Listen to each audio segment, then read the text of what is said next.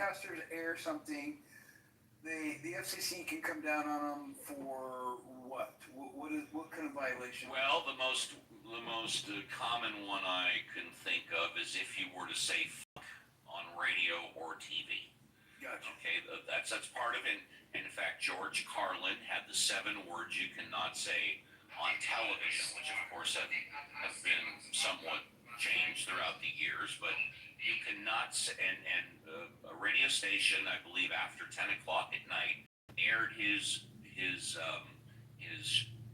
segment, 7 words you cannot say on TV, and then they were threatened, and it was taken to court, and eventually the United States Supreme Court for saying, amongst other things, fuck on the radio, and the decision came out in favor of George Carlin and the station that after 10 p.m. they were allowed to air that clip. Now, it didn't mean they can air anybody saying fuck anytime they want, but they were allowed, based on the United States Supreme Court, to air that clip. The public airwaves, again, TV and radio, the airwaves are owned by us U.S. citizens, and the public trust is governed by the FCC, the Federal Communications Commission. And, yeah, so there you go. They're the policemen of the public airwaves. Gotcha. Yeah. And if anybody wants to come up, fine. If not, speaking of George Carlin, this is not the 7 words you can say on TV, but this may be loosely relevant to what we're currently talking about. Now, there's one thing you might have noticed I don't complain about. Politicians. Everybody complains about politicians. Everybody says they suck. Yeah! Well, where do people think these politicians come from? They don't fall out of the sky. They don't pass through a membrane from another reality. They come from American parents and American families, American homes, American schools, American churches, American businesses, and American universities, and they're elected by American citizens. This is the best we can do, folks. This is what we have to offer. It's what our system produces. Garbage in, garbage out. If you have selfish, ignorant citizens, you're going to get selfish, ignorant leaders. The term limits ain't going to be any good. You're just going to wind up with a brand new bunch of selfish, ignorant Americans. So maybe it's not the politicians who suck. Maybe something else sucks around here. Like the public. Yeah, the public sucks. There's a nice campaign slogan for somebody. The public sucks. Fuck hope. Fuck hope. Because if it's really just the fault of these politicians, then where are all the other bright people of conscience? Where are all the bright, honest, intelligent Americans ready to step in and save the nation and lead the way?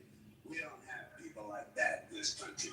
Everybody's at the mall, scratching his ass, picking his nose, taking his credit card out of his fanny pack and buying a pair of sneakers with lights in them. So I have solved this little political dilemma for myself in a very simple way. On election day, I stay home. I don't vote. Fuck them. Fuck them. I don't vote. Two reasons I don't vote. First of all, it's meaningless. This country was bought and sold and paid for a long time ago. The shit they shuffle around every 4 years doesn't mean a fucking thing. And secondly, I don't vote because I believe if you vote, you have no right to complain. People like to twist that around. I know what they say. They say, well, if you don't vote, you have no right to complain. Where's the logic in that? If you vote and you elect dishonest, incompetent people, and they get into office and screw everything up, well, you are responsible for what they have done. You caused the problem. You voted them in. You have no right to complain. I, on the other hand, who did not vote, who, in fact, did not even leave the house on election day. And I know we're responsible for what these people have done and have every right to complain as loud as they want about the mess you created that I had nothing to do with. So I know that a little later on this year, you're going to have another one of those really swell presidential elections that you like so much. You'll enjoy yourselves. It'll be a lot of fun. I'm sure as soon as the election is over, your country will improve immediately. As for me, I'll be home on that day. masturbating. I'm gonna have a little something to show for it, folks. Good old George Carlin always brings up He's the goat. He's the goat. outside the box point of view. If anybody wants to come up and talk, that'd be great. If not, we'll probably do like 20 minutes more clips and end it. That'll be fine. Got no problem with that. So, before we move on, JCC plans for the weekend? Oh, just winging it, man. Just do whatever happens. Just winging it. Oh, good. Someone wants to come up. Someone's going to save us. Thank you. Love to hear other points of view, other people. Just no point of view. Just reminded me that when I lived in LA when I was young, I worked at because of George Carlin, you were talking about him. I worked at a place called Music Odyssey on Wilshire Boulevard. We sold records. I used to have an office right next door to Music Odyssey. It was right there by the McDonald's. Wilshire Boulevard by Bundy. Yes, I know exactly where you're talking about. Well, I lived at the Barrington Plaza, which was that big, on the corner of Barrington and Wilshire, that big, huge apartment building. Anyway, so I worked at Music Odyssey after working in Westwood at another record store. And I sold rolling papers to George Carlin. It's one of the highlights of my life. And in about 1970. How about that? I didn't know he lived in L.A. And then again, I didn't know where he lived. He lived in Brentwood, across the street from some friends of mine, actually. Over by Pally High, you know where that is. That's great. That's great. Anyway, just because you had brought up George Carlin, I thought I'd give you that little... I really appreciate that. Thanks for that little tidbit. Feel free to stay on stage, mute up. Maybe something else will key your memory. If you're in the audience and want to come up, please do. George Carlin was always my favorite. When I was in my teenage years, I used to memorize his routines. I just loved them so much. Something else that I loved, of course, was HBO, the newsroom. So what is talking about news and talking about the public interest. This is from HBO, the newsroom. It's entitled The Realist versus the Idealist. Check it out. There's nothing that's more important in a democracy than a well-informed electorate. I just want to make sure you know you're still on this side of the door. When there's no information, or much worse, wrong information, it can lead to calamitous decisions and clobber any attempts at vigorous debate. That's why I produce the news. We're all grateful to you. You're spinning out of control. No, I'm not. You're terrified you're going to lose your audience, and you do anything to get them back. You're one pitch meeting away from doing the news in 3D. This isn't non-profit theater. It's advertiser-supported television. You know that, right? I'd rather do a good show for 100 people than a bad one for 1 million, if that's what you're saying. What is it you're talking to me about right now? I've come here to produce a news broadcast that more closely resembles the one we did before you got popular by not bothering anyone. Leno. I think Jay and I would rather be employed if it's all the same to you. It's not all the same to me, you punk. I've come here to take your IQ and your talent and put it to some patriotic fucking use. And where does it say the news show can't be popular? Nielsen ratings. We're going to do a good news show and make it popular at the same time. That is impossible. Between your brains, charm, looks and affability, and my Refusal to live in reality. It's impossible, man. Social scientists have concluded that the country is more polarized than at any time since the Civil War. The Civil Yes, War. people choose the news they want now, but we People have choose overcome the that. facts. Not now. So what you just described is impossible. Only if you think an overwhelming majority of Americans are preternaturally stupid. I do. I don't. And if you let me, I can prove it. You know what you left out in your sermon? That America is the only country on the planet that since its birth has said over and over and over that we can do better. It's part of our DNA. People will want the news if you give it to them with integrity. Not everybody, not even a lot of people. 5%. And 5% more of anything is what makes the difference in this country. So we can do better. And yeah, that's absolutely true. Most elections are won by the 5%. Normally 90 to 95% vote. It's split, and it's the 5%, the swing vote, most of the time, that decides most elections. And if you want to come on up, please that's ready to go, and that's all the clips that I have. And if nobody wants to talk, we can go ahead and play it. Okay. We mentioned George Carlin, 7 words you can never say on television, and how he won his Supreme Court case. Memory serves correct. It was regarding a radio station that played the bit after 10 o'clock at night and said the word fuck on the airwaves. And here's George Carlin on The Tonight Show. Here's George Carlin on The Tonight Show. Carlin.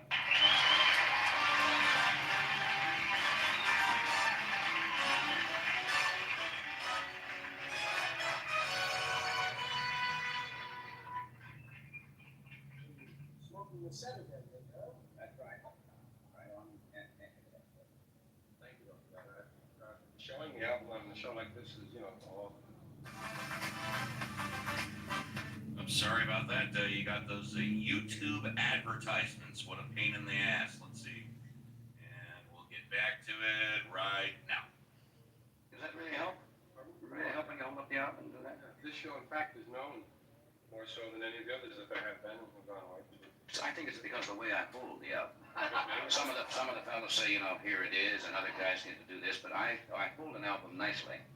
I think that probably has more to do with anything else than the way I hold it. These buttons shine directly on it is often good too, so that at home they're like that. That's right. You want to get the key light, so they. Well, Now, George, you must promise me something. You won't get me in any trouble on the show tonight, because I've been reading about your problems in Milwaukee, and they busted you there, or tried to bust you, or there's a court case pending. Right. Because, and I don't want to jeopardize the case, so I have to be careful the words I use, I guess. Right. You allegedly, let me put it that way, used some words in your act which brought about a bust, saying that you were, what was the technical language in the... Well, it was disorderly conduct - profanity, as opposed, I guess, to disorderly conduct drunk, disorderly conduct something else. The state didn't want to have anything to do with it. Mhm. They didn't want to prosecute it because you're covered by the First Amendment and freedom of speech. The city did, however, follow. There was one policeman at the Summer Fest. There were about anywhere from 35,000 to 55,000 people present. It's a piece of material, quote unquote, that I've done everywhere. No, I know. At good places, at bad places, at colleges, at religious colleges. And it's about 7 words you can't say on television. Which list I have amended since then. Folks have been reminding me of others. Their own little words that they have. It's up to about 11 now, but the point is it's a satiric look at language taboo. Right. And I use the words, of course. Basically, the words are having to do with various terms, euphemistic terms for sexual intercourse or certain objects or parts of the body, etc. Right. Basically, which everybody uses more or less. I shouldn't say everybody. I'll probably get letters saying we never use that Well, language. We're endorsing it. I told the policeman that night, our fighting men have used these words for years and years. All right, we got another speaker. Hey, how you doing? Sheik, I believe it's called. Sheik. Hey, how's it going? I see Hi, you guys. Sheik. Have we spoken before? I think we have. It's a pleasure to talk to you again. Yeah, I'm glad you're here. Can you show me proof that communism exists?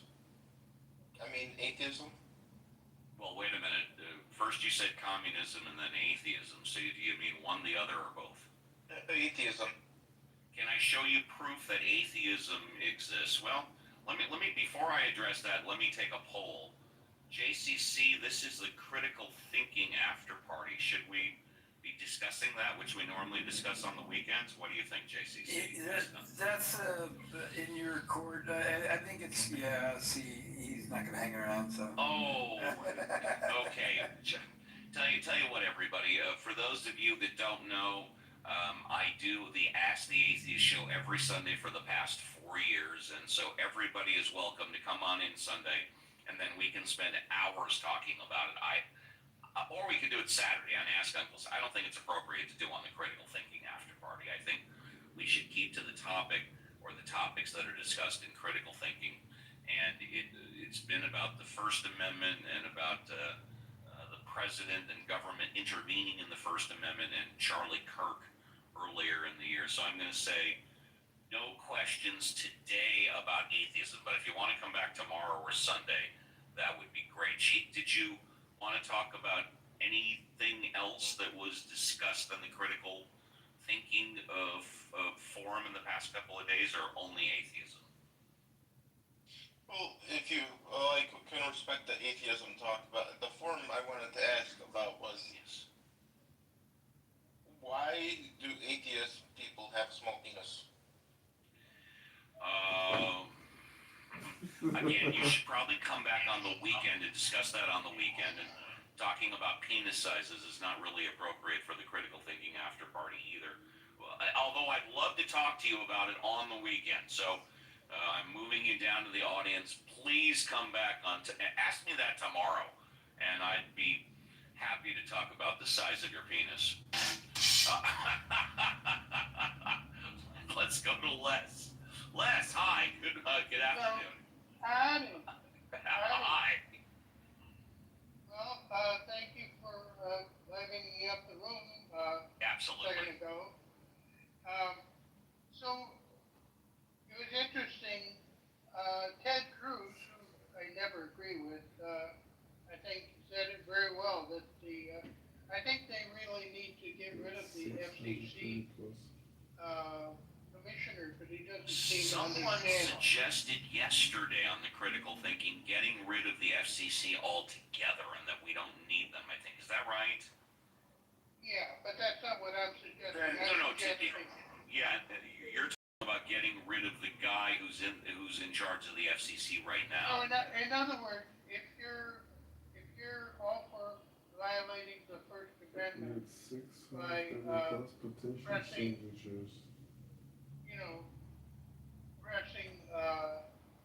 using government to suppress viewpoints.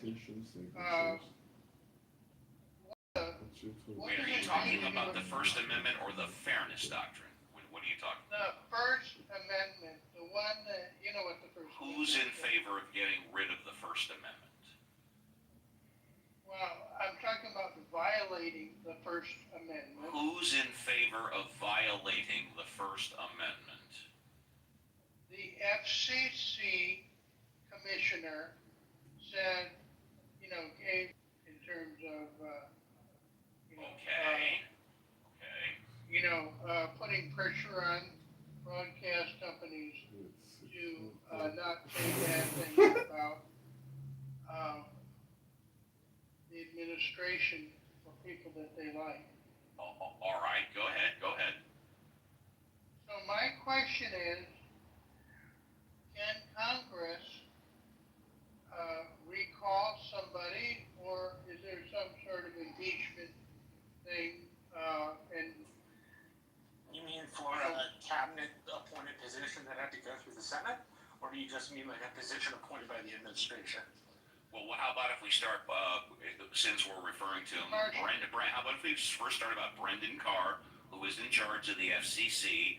He was appointed by Trump. And go ahead, Marshall. What would it take to remove him as FCC chairman? Well, I just wanted to know if Brandon Carr's appointment had to go through the Senate or not. Absolutely. Then the Senate has the right to intervene. The Senate can tell the FCC to knock it off.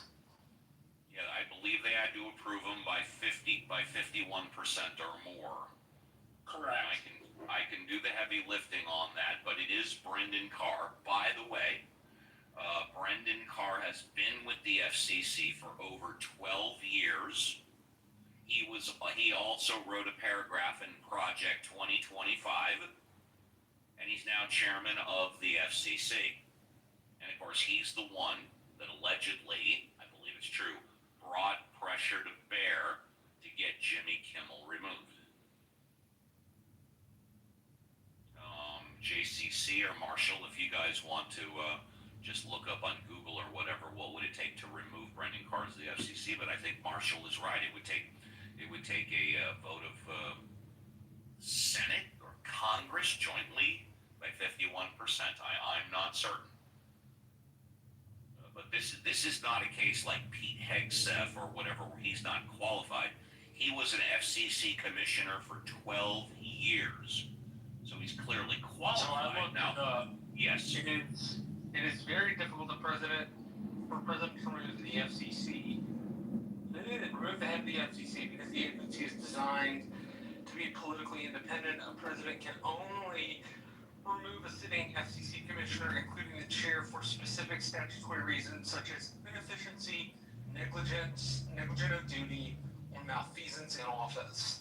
So it has to be those three things for the FCC head to be removed. And if he indeed did, and I'm not saying he did, violated the Constitution by bringing pressure to bear to get Kimmel removed, that clearly would be a justifiable reason if indeed that was the case. Under my interpretation of that, yes. Yeah. If bringing that pressure to bear that he brought was a constitutional amendment, a constitutional violation, I don't know if it was.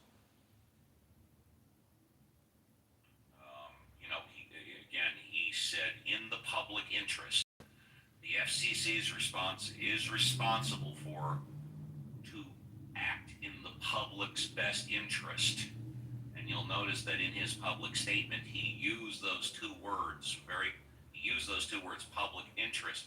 Was it against the public interest for Jimmy Kimmel to say what he did? I've been saying all along that this was just an excuse. That ABC's been looking to get rid of Jimmy Kimmel, and because late night programming is slowly but surely been going downhill as far as ratings and revenue, etc.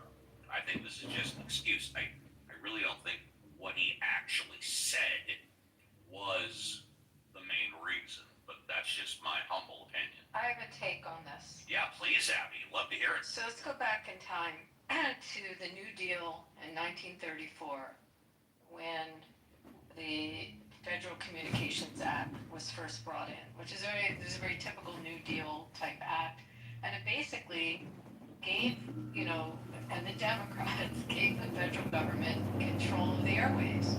I mean, it was a very specific way of approaching it. It was a monopoly for 40 years.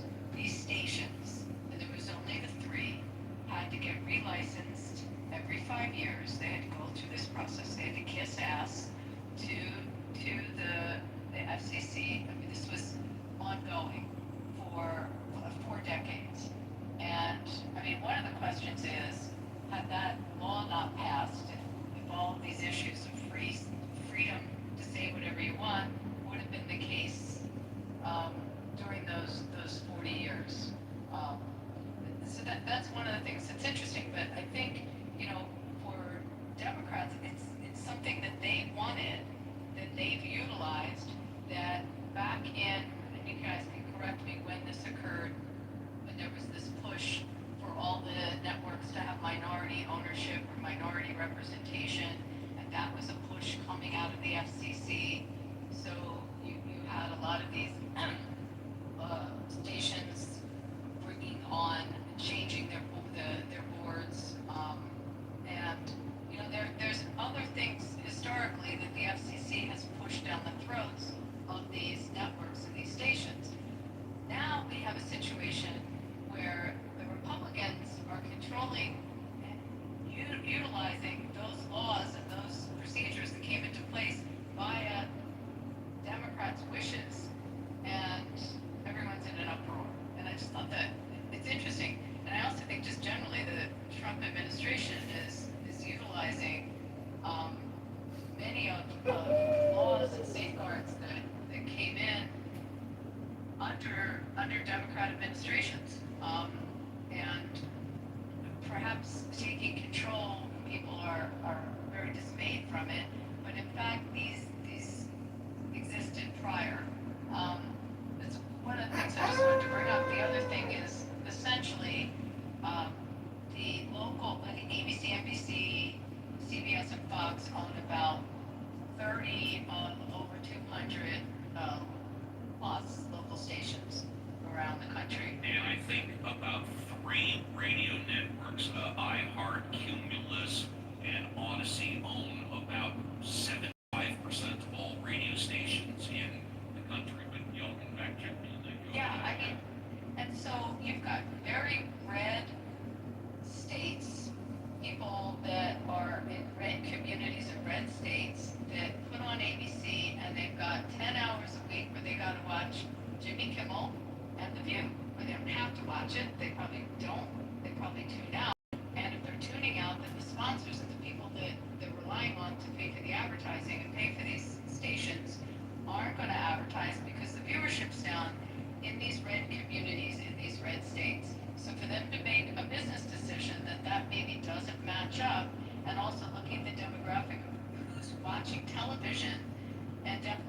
watching, I said this yesterday, I think, to you, that it's the 11 o'clock news people that lead into it's Tonight Show. Absolutely. And the demographic is older, more conservative, and it's killing the ratings of these shows. And Johnny Carson, king of late night. Then again, there were no other late night shows on for the minimum 20 of his 30-year career. There was no YouTube. There was no social media.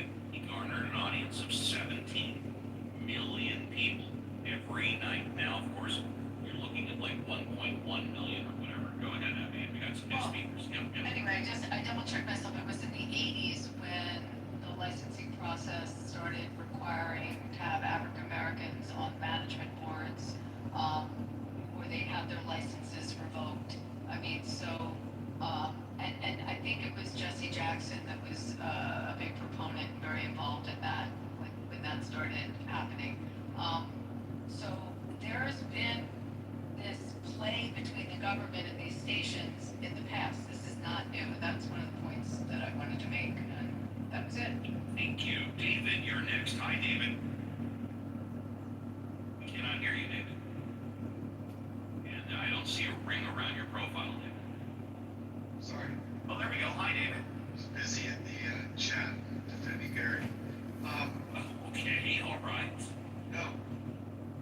Good room. Thank you. Sorry if people were complaining that Gary's room was uninteresting today. Nobody did.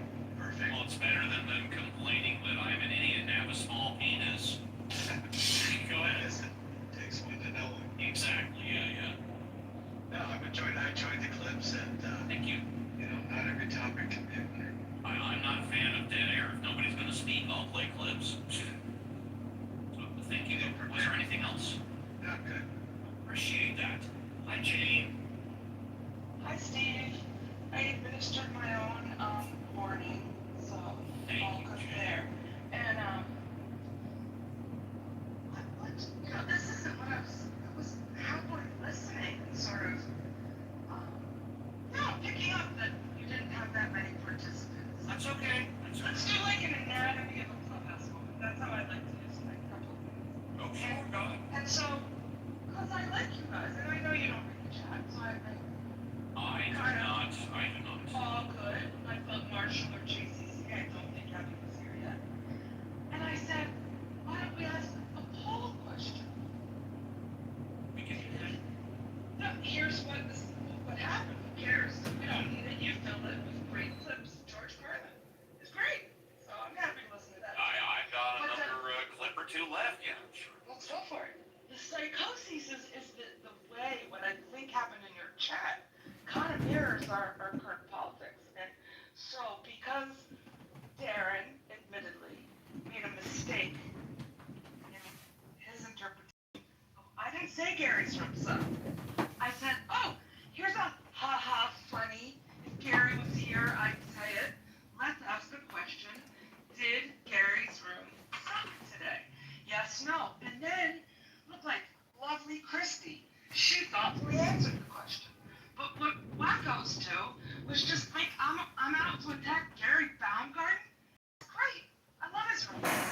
People apparently don't. I'm not a wacko, and you're being derogatory to yourself, and you're doing a great job here. And Jane, Yeah, hold on, David. Okay, everybody go on mute. Hold on. Everybody go on mute. Housekeeping, everybody go on mute. Everybody go on mute. Can you hear me? Can you all hear me? Everybody go on mute. Hello. Everybody go on mute for a moment, please. Do my best to be respectful. Firstly, and maybe obviously, we're not going to have a poll on whether or not Gary's room sucked. Agreed. If you guys want to run it in the chat, I would prefer you talk about the issues, okay? If you didn't like Gary's room, try and keep the chat to what was it. No, Just let me finish. We can do a popcorn style here, but not if two people are going to insult each other. If two people want to talk about specific issues, knock yourself out. That's my housekeeping issue. Go ahead, Jane. I'll finish up. Please, no interruptions. As And long that's as why you're I talking called about you a the psycho, issues, David. as long as Because you're talking your about the energy- issues, yeah. Okay, the issue was unfortunate for it's today. only been today. David, go on mute. David, go on mute, please. David, you can respond next. Go ahead. You're gonna get your own fresh life, I have a feeling. That's all we got. but thank you. statute satisfied. Pardon me. I appreciate No, it. talk about fresh vibes and the Mod Squad and all. I love that. Yeah, but yeah, go ahead. Anyway, the point is, and I think I could, if I felt like it, tie this right back to the topic of Gary's room, which I unfortunately just missed. I didn't, so like I truly was being neutral and just, JCC, I think you understood, hey, let's use the poll and generate some energy. But how it read, and I take the feedback, I take it, that it was like, oh, Jane, bad liberal. She must be shitting on Gary, so let me not even think about it, but just come after her as if I've done some sort of a crime. And I mean, it's just unnecessary, and I think it's a little over the top, David. But I forgive you if you care. I'll atone for my I do care. Hold on, David. Hold on. Oh, okay. Thanks for Now, listening. you're welcome. Okay, now, David, feel free to respond, but do me a huge favor. Yes. Just try not to mention Jane's name, but talk about the issues if you want that she brought up. I think that's going to help us. I guess I was triggered for a couple reasons, because Jane sometimes has an issue with impulse control in Gary's room and directs and interrupts when it's not her turn. And sometimes that triggers me, and I apologize if I have trouble handling that trigger. Try and keep it to the issues, no problem. All right, the issues were that she wasn't in the room. He cut himself badly yesterday where he required medical care, and I think that she wasn't aware of that. I probably should have started with that, and probably didn't have all the time to focus on what his topic would be today. But I just, I see people getting angry with Gary, and it pisses me off because I think he runs one of the best, most fair rooms on this app. And that's far and few between, considering the last 2 weeks we've had here. I think everyone would agree. So those are my comments. I have no issue with Jane, and I am no Republican, Jane. So I never, for once, in anything I commented today, thought it was a problem because you're okay. All right, okay. Would I have a request? Thanks, Please, but if you're going to be playing Carlin. Let me can I just finish. put in my No. Abby's a mod. I want to say thank you to them. Okay. Thank you. Go. Abby, I think I played 2 Carlins. I'm probably not Do going to the play anymore. stuff. The stuff has been my favorite. We'll see. Right. We'll see. That's a longer one, but I did not do the stuff. No. Because Steve, I just want to make an announcement. I got an email this morning Yes. from a media company. The president of Charlie Kirk's board wanted to come on my podcast. Get out of town. Really? Yeah, I'm not kidding. So I had him on today. It was That's great. Yeah, it was very interesting. We had a very interesting conversation. Congratulations. Yeah, it was pretty wild. He's a good friend of Charlie Kirk, so it's very. I know how they found but they had researchers discovered my podcast somehow, and they were like, That's amazing. yeah. So I'll post the link in the chat. It was very interesting. Thank you. I would love to hear that. Yeah. Okay, so let's see. Would anybody on stage like to? If you're in the audience, please come on up. Would anybody on stage like to contribute at this time? We're at 600. Okay, what I have, I brought up a clip, not George Carlin, and I didn't get the. Oh, El Norma wants to come up. Let's see if he wants to speak or wait till after the clip. Hi, El Norma. Yo, good Shabbos. No, I didn't want to speak. I'm just hanging out. You got it. Okay. So I got a clip up from the movie Lenny, and if any of you have never seen it, it's a drama starring Dustin Hoffman about Lenny Bruce, who was like the George Carlin of the 1950s, and he was arrested for obscene behavior, using dirty words in a nightclub. And so this is the scene where he comes back to the nightclub the night after he was arrested for obscene behavior. Check it out. I don't know how many of you know it, but I was arrested, busted, right here on this stage 2 nights ago for saying no. I'm not going to say it. Let's see. It's an 11-letter word. It starts with a C and ends with a G. For those of you who can't guess, the word is cocksucker. And it was used in the context of defending a certain homosexual practice. Actually, though, I don't relate it only to homosexuals. I relate it to any contemporary woman I know. Oh, yeah. Would know or love or marry, and I'm sure you do too. too, if you're honest, right? Okay, I'd like to ask you all a question. Okay? You're all under a wall, even standing room only. How many people in this club here tonight have ever used that word? Blah, blah, blah. Don't be shy. You can raise your hands.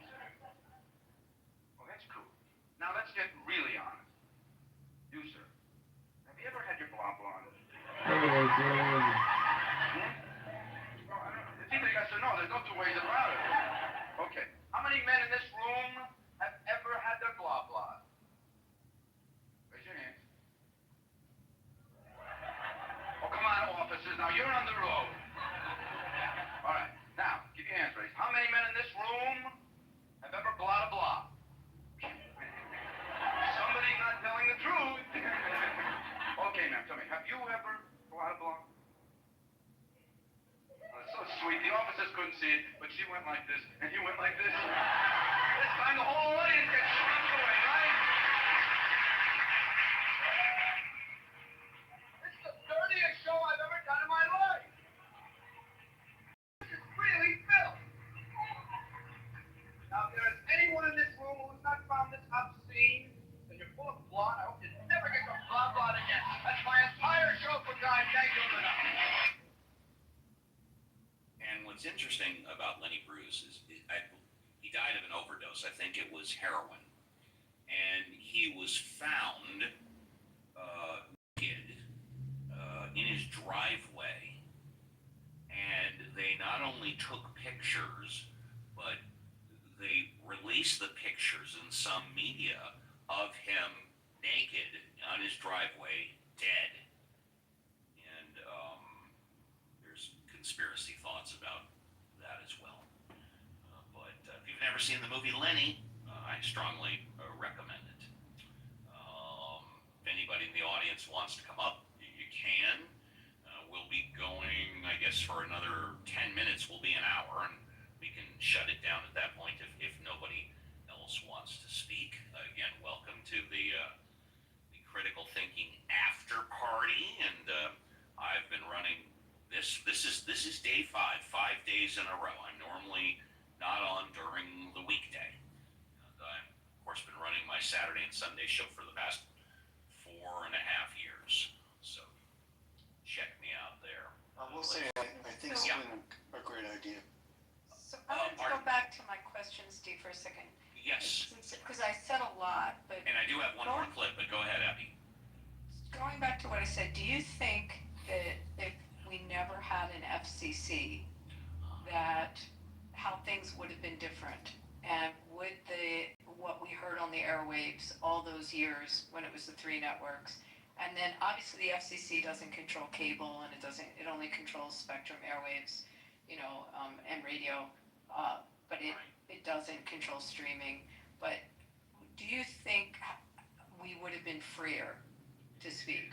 Do you think it was a negative to have that government control when it came in? You know what? That is an amazing question. And my last clip, Abby, is somewhat on topic to that. So let's play the clip, and then we'll talk about Abby's question. Is it Howard Stern? No, it's not. And by the way, I have not previewed this clip. It's supposed to be an unbiased history of the FCC. Let's see if it's true. In the beginning of the 19th century, the dawning of a new era of communication technology was upon the world. The Federal Communications Commission was born in 1934 with the purpose of regulating interstate and international communications by radio, television, wire, satellite, and cable. During the 1930s, the FCC established regulations on the ownership of radio stations and the use of the radio spectrum. This period saw the introduction of television broadcasting, which the FCC regulated by requiring television stations to provide educational programming, as well as regulating the content of programs. The 1940s saw the expansion of the FCC's role in communications, with the Commission regulating telephone services. This period also saw the introduction of long-distance telephone services, which the FCC regulated in order to ensure fair competition. In the 1950s, the FCC established regulations for the new medium of television, including the Fairness Doctrine, which required broadcasters to present balanced coverage of controversial topics. The FCC also established rules for the use of the radio spectrum and for the licensing of radio and television stations. In the 1960s, the FCC addressed the question of the fairness of television programming, and the Commission also established new rules to regulate the ownership of television and radio stations. In addition, the FCC issued the first licenses for cellular telephones, which began to be used in the United States in the 1970s. The 1980s saw the introduction of satellite communications and the deregulation of the telephone industry. The FCC also established rules for the licensing of satellite services and the use of the radio spectrum. The 1990s saw the rapid growth of the Internet, and the FCC established rules to regulate the Internet. The FCC also adopted rules to ensure that consumers have access to affordable telephone services, and the Commission also began to address issues such as privacy and data security. The 2000s saw the introduction of digital television, and the FCC adopted rules to ensure that consumers had access to digital television services. The FCC also adopted rules to ensure that consumers had access to broadband internet services, and the Commission established rules to... After court, usually, remember I said that was a small city. I'm in LA, so most of my cases are in LA. Most of them get dismissed. Go there, if you're there and you dispute it, they'll come in and they'll be like, Most of my tickets is crazy. Most of my tickets, yeah, 99% of my tickets don't happen. They'll come in and they'll be like, Waters, Rock, Phillips, and more than one ticket. If I didn't just call your name, everybody else leave. So if you're smart enough to dispute the ticket, 90% of the courtroom walks, like 99% of the courtroom walks every time in LA. I swear to God, like if you get a ticket in LA and you request the officer to come, he's not coming. He is not coming. How many tickets have you got? Yeah. Your adult life. You see that my Tory and my PTR? They fuck with me on that one a lot because I don't like wearing my helmet and I don't have to when I know the law. So they Wait, you don't have to wear a helmet? No, it's under an exemption and I carry it and I have it in my glove department. I give it to them when I give them my license insurance. I give it to them. Like I do not have to wear this and I only wear my helmet on the highway. Like you have it with you, why aren't you wearing it? Because I only wear it on the highway. I don't want to fucking wear it on the surface streets. But they'll give me a ticket for that and then they won't show up because they know I know the law. They just fuck with me. So I get all kinds of tickets, but I don't have any points on my record because they don't show up. That's how it is in Maryland. But in Pennsylvania, the Commonwealth of Pennsylvania, they give these motherfuckers off to go to court. And then when you get to the courthouse, the police officers, it happened to me twice, they pull you outside of the courtroom and they try to make a deal with you on the side. Then they come in and then they present the shit to the judge. And then I find out that these magisterial judges in Pennsylvania don't have to go to law school. They can be a police officer for like 5 years, I think, and then they take like 30 credits, pass a test, and then they become a magisterial district judge. I found out all of that through only us and the judge in the courtroom. And I was like, how like they were explaining the law and everything. They were like, well, you feel bad, so we're gonna reduce your ticket. So they reduced it from $200 for going 80 and a 70 to $180 for going 75 and a 70, because if you go 5 miles over the speed limit in Pennsylvania, it's a $180 ticket. Damn. Y'all just be speeding. Like, do you ever do the Do you drive, First Lady? 5 miles? I'm driving right now. What's going on? Why are you on your phone while you're driving? That's illegal. Well, Big Sam, if you're on your phone, In the act of no, what's illegal is to text on your phone. You cannot have. I'm not handling it, sir. I don't turn you in for this incident. I don't. Please do. Please. Go ahead. Go ahead. Hands free. If you don't arrest her, I will. Oh no! Wait a minute. Now, nobody said nothing about arresting. What's happening? He said he reported. No, you don't want to arrest him. No, I'm arrested. That's a crime. No, I don't want to be. I do the speed limit. No, I'm talking to them about it because they know me. And ridiculous. So.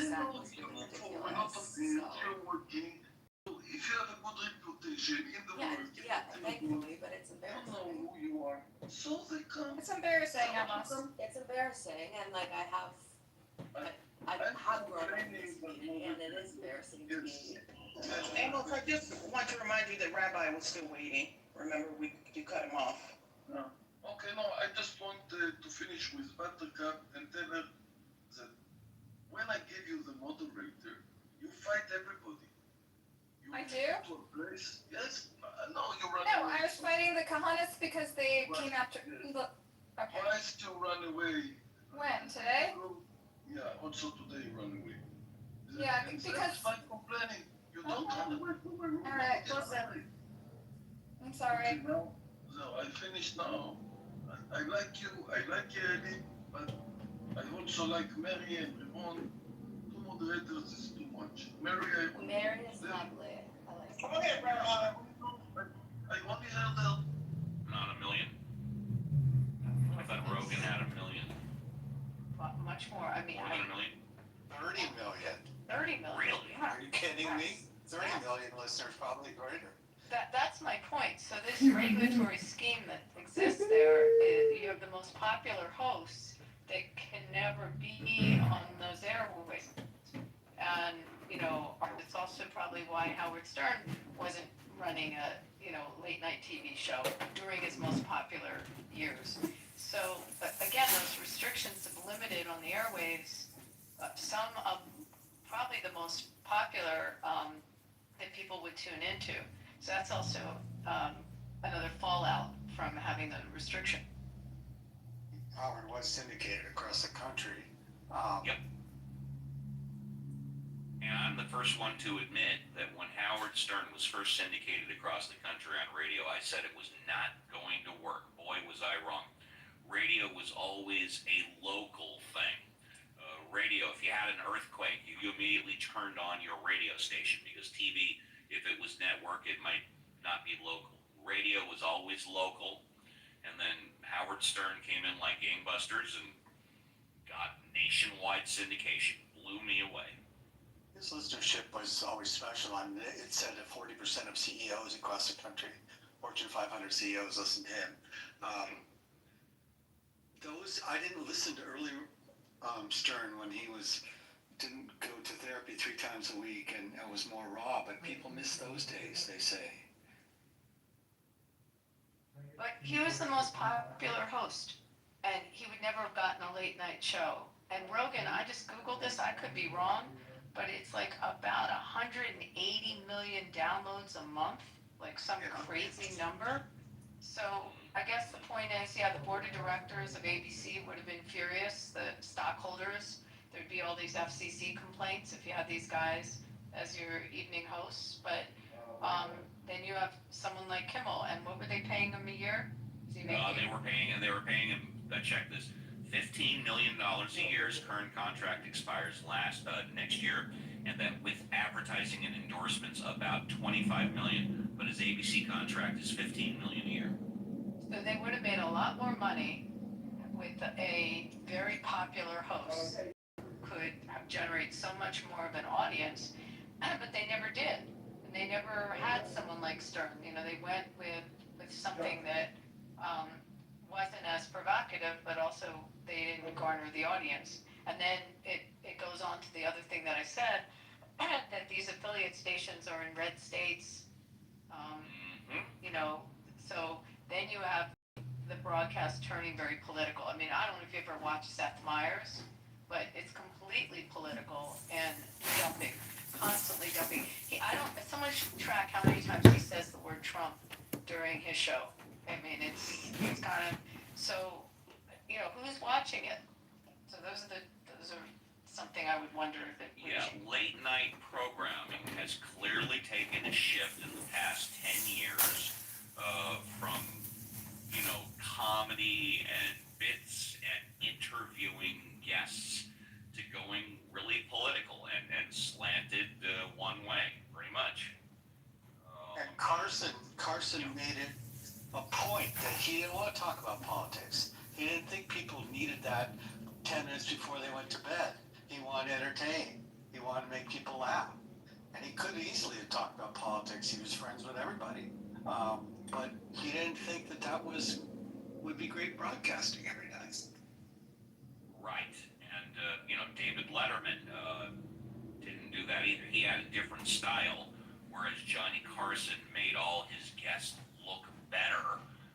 David Letterman made fun of his guests, but still, they didn't spend anywhere near the time they do now thrashing the government and also thrashing one side of the political aisle. No question about it. And just not to belabor Joe Rogan, but obviously when you're podcasting, people are downloading when they have time to listen, so it makes it more flexible to actually listen whenever. Absolutely, no question about it. Here comes Christian, and if we're staying where we currently are, we'll probably close down by the bottom of the hour. But let's say hello to Christian. Hey, Christian, how are you? I'm good. How about you, Steve? Oh, 5 days in a row. I'm tired. You're tired. Well, good thing we got the weekend. Good thing we got the weekend, though. Oh, absolutely. The weekend I've been doing for 4.5 years. That's different. Yeah, absolutely. Well, there was one thing that I wanted to bring to your attention. Yes, sir. And maybe you could talk about it a little. Sure. I don't have time for that. Hey, but Gemini, what you just said about bringing second instead of parking during rush hour, you know, like somebody that actually park when the line comes cars and shooting and shit. People will have walking range and kick your car because you have blocked the sidewalk shit. Like in LA, they road rage and shit like that is totally different. But they also know that they also know that ain't shit gonna happen to them. That's why they do all that extra shit.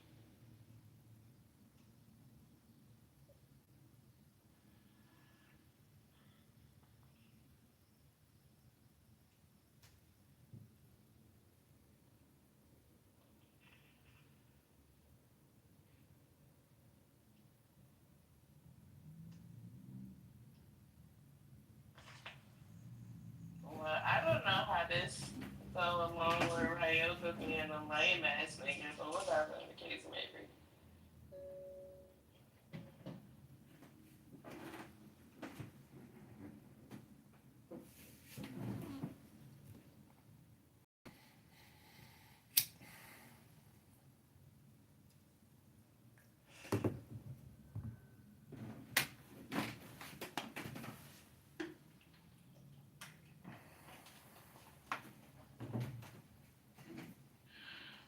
Mike, would you like to come upstairs and be insufferable, or did you just want to stay in the chat? The lights no check fucking shit. Patty, you there?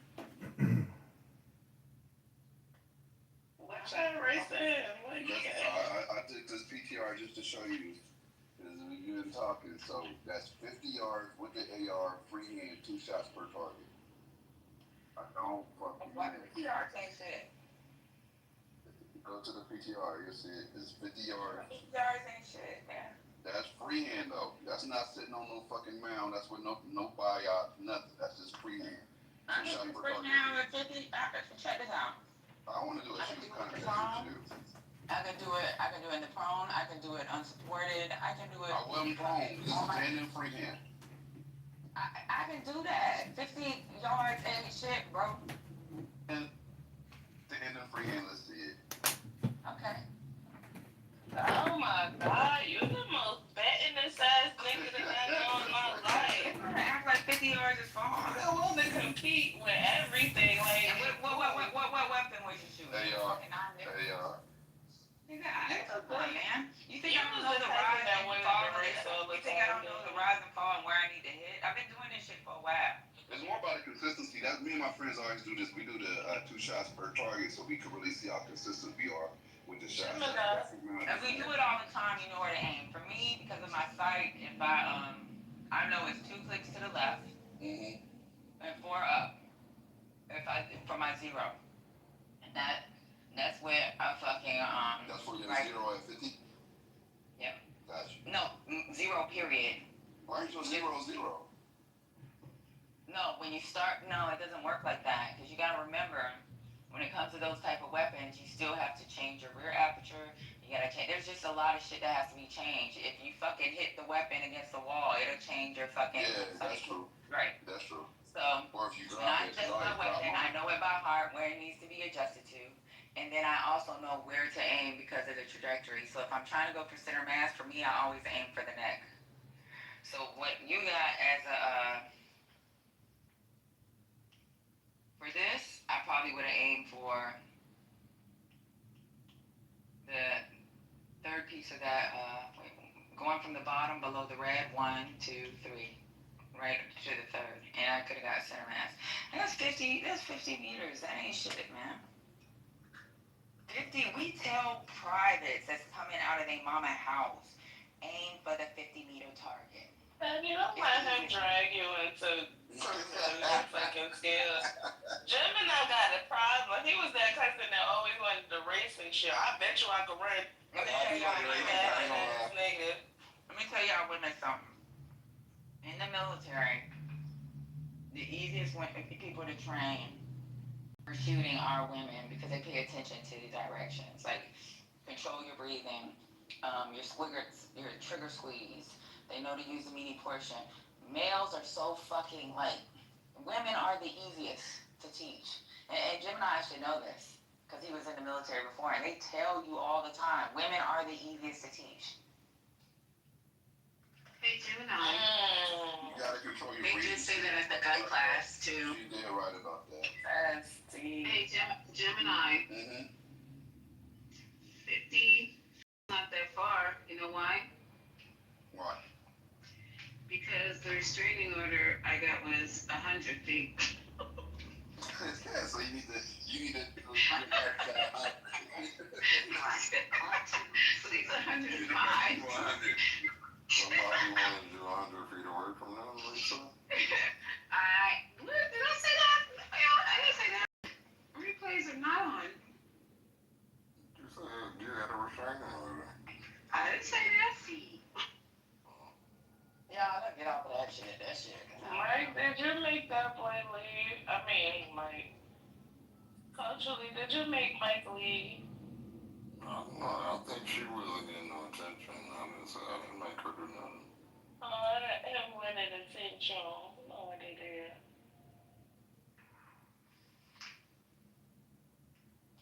Maybe I still want to know if she had restraining order put on her or if she took one out. That's what I want to know. That was just a hypothetical, and y'all took it. See how you guys are on Clubhouse? What else do you want to know? What else do you want to know? That's all for now. I'll let you know if I have further questions. All right, let me know, girl. Just come into my back channel. Did you serve the Oh my. No, did you get it? Did you get it enough? Hey guys, I wasn't here for the TikTok. You know it is my birthday tomorrow, so if you want to send me one, you 105 to I remember. my little sister, I got it for you though. I left. Just open the door. Congratulations. Yeah, you can Make sure you make it to tomorrow with your old ass. I am gonna make it. I'm gonna try. Yeah, we gonna keep doing our prayers all night. Cause we gotta make you gotta get to that 105. Listen to me. Are you still in Southern California? I am. I'm still in LA. Are you over there still by the lake? Still by MacArthur Park. Yeah. Oh, okay. So I'm serious. Watch out. No. If you're there, are you there? If you're there, seriously, I'm in Northern right now. If you're there, I don't, just back there. This back there. The recordings are on, so you know. The recordings are not on. The recordings are not on. Yeah. Seriously, happy birthday, Elef. Thank you so much. No, it's nothing to talk about. Happy birthday, Elef.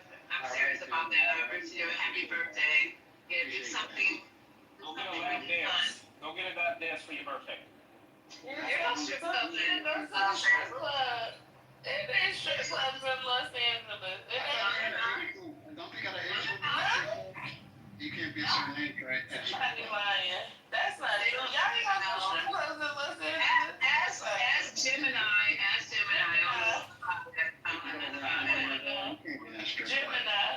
Gemini.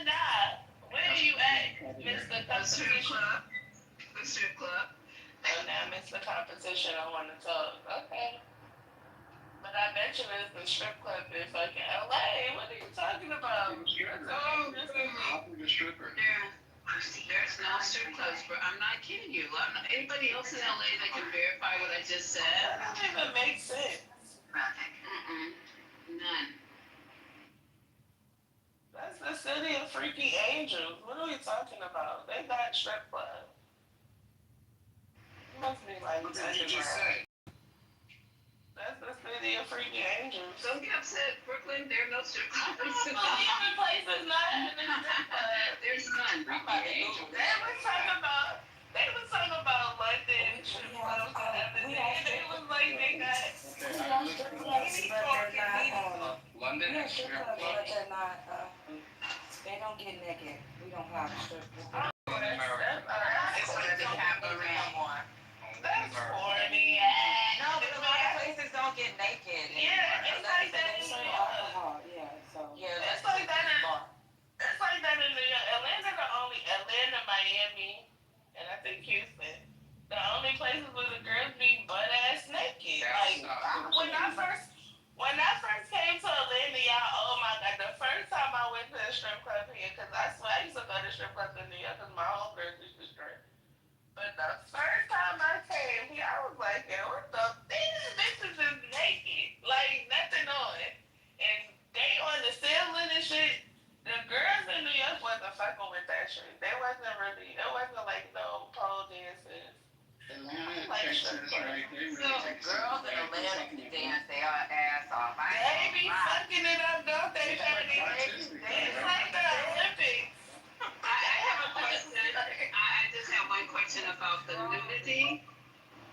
Are they complete? When you say nude, are they completely Butt ass naked? Wow. Never thought that.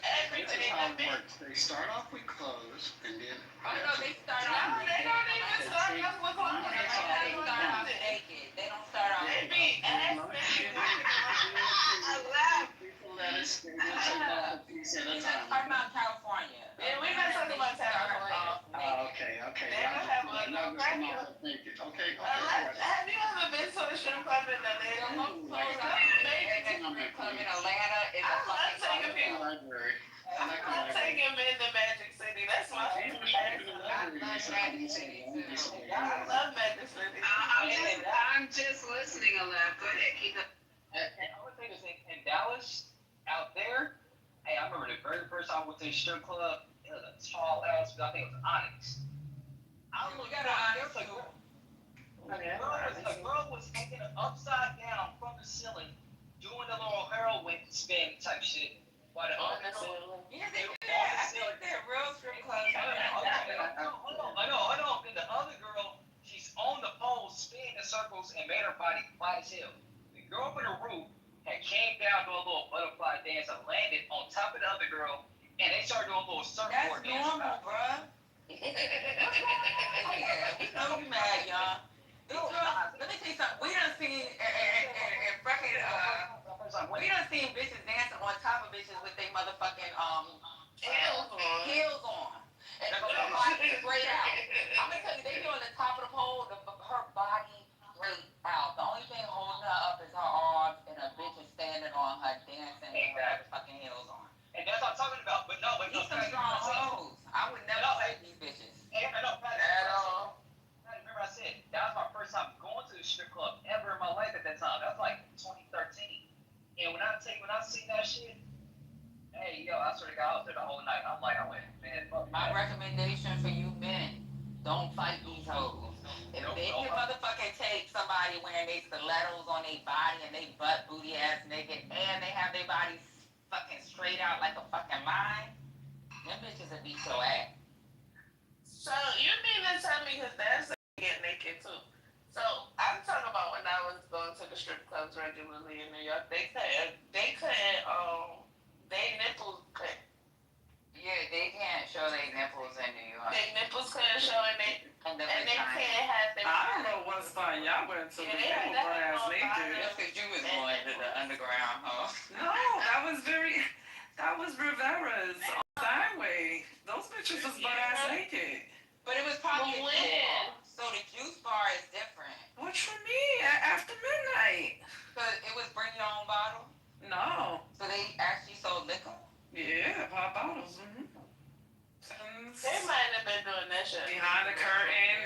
lap dance place. Remember, a lot of them clubs in New York.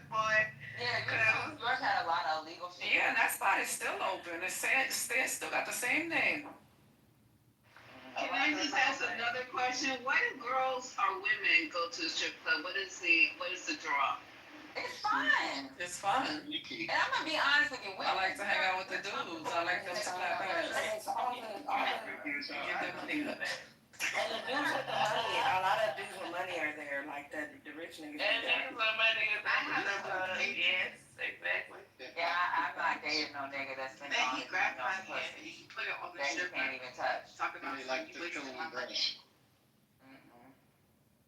That nigga I mean, here in Georgia, like when I was coming up, I thought like that too, right? You don't want to trick nigga, right? Aaron, you not goddamn it. You hear me goddamn talking. That's a lot. The fuck wrong with y'all niggas? Y'all gonna pull yourselves together. But here, it's like a part of the culture so much so that like niggas have business meetings at the strip club. They do business in the strip club. Yes, it's true. They do business in the strip club. Like it's like kind of business but at the strip club. They do all kinds of business. I can't concentrate. What am I doing here? I'm like, You know what? My dad gave me golf lessons when I was in my 20s. Because he said that's where the drug deals go down for me. You know? They go down there too. Hey, hold on. Be honest though, what Patty said a second ago. Me personally, I can never go to the strip club and throw like 3,000, 4,000. I could probably throw 1,000. But hey, look, when I get married, you dumb. Nigga, you talking about You dumb. 1,000. Let me tell you what Why would you do 1,000? Y'all like having that strip club. Because he dumb. This dude that can buy KKK. Let me tell These y'all. niggas in Atlanta spend money. They don't even have it. I guess a lot of dudes. It is. You throw $1,000. Bitches be walking outside with garbage bags. Oh, I know they do. I ain't telling them. I'm not blocking. They are. I'm not blocking their money. I ain't blocking their money. This is the thing, after they get their money, they go call a nigga that they actually really like, right? I'm gonna tell you right now, they laugh at the niggas that's in there tricking off their money because they got a little dance. They come home and hit up the dude that they really fuck with after the club. He always picks her up at the end of the night. What are we talking about? Exactly. He probably he's gonna fly by late. Oh my God! Please let Brooklyn. Please let Brooklyn talk, please. California strip club culture is different, but if y'all really want to know what the fuck it is, it's on Stars. It's Magic City got a documentary. It's very good too.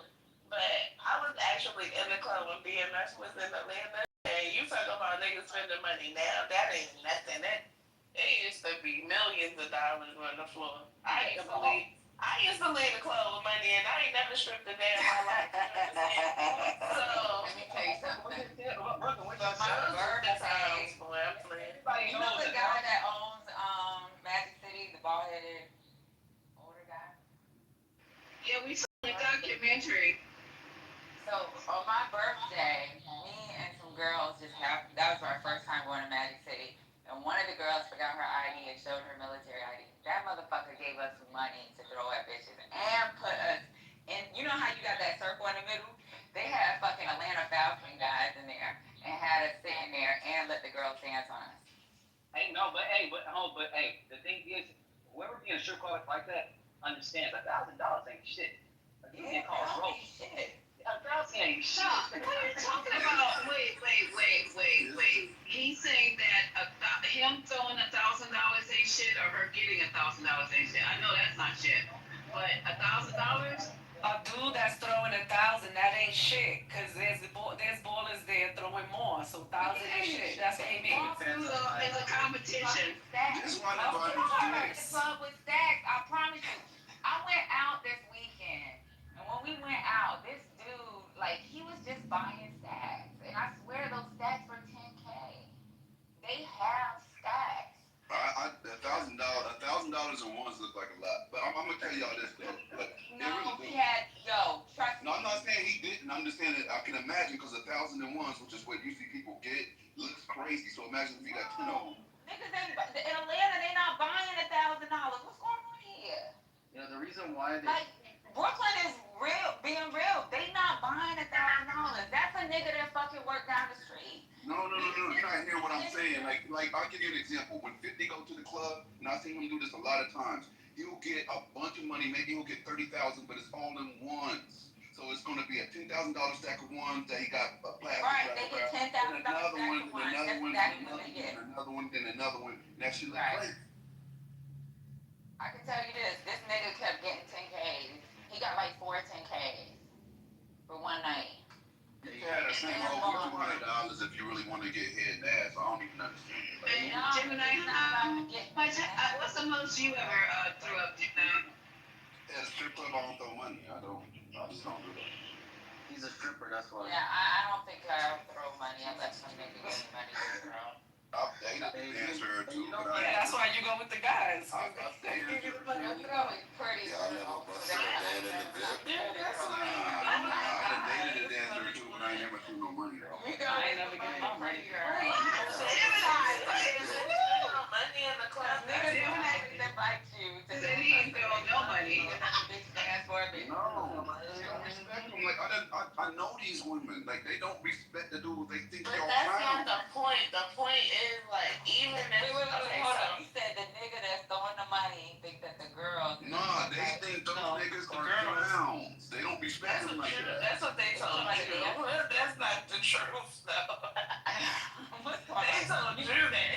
I'm telling you right now. You don't even know how many girls I know that's been saved in the club. They literally. Oh, they gonna use them for the bread, but they. No, they're not about using them. Yo, they need at least got saved for the strip club. What you talking about? Let me ask you this, Brooklyn. I don't even like had this conversation, but I'm gonna ask you this, Brooklyn. How many strippers you done hit? None, but I was. That's what I'm saying. You don't know what the fuck you talking about. You don't know, but see, that's the thing. No, you don't. In California, That's not the the thing. same. You don't gotta throw no fucking bread if you ain't Time out, hold on, because you're wrong. You think because I'm not hitting them up. The thing is, we lie to you niggas all the time. So whatever she was telling you, she was telling that shit to you to make you feel better about the fact that she was a stripper. She was definitely a lame asshole. Every stripper that I know, if they fuck with a nigga with bread, that nigga gotta come to the club and spend some fucking money because they get them more money. Like, it's a part of the fucking culture. Well, that's What you talking I ain't about? gonna say it ain't true, but they ain't doing Yes, it. it is true. Not That's in how that Vegas. shit Not goes. in Vegas. That's how they It's do it. competition. Especially She got a man throwing money where the other dude is allowed to be at. Yo, she getting all this bread. Let me throw more money out.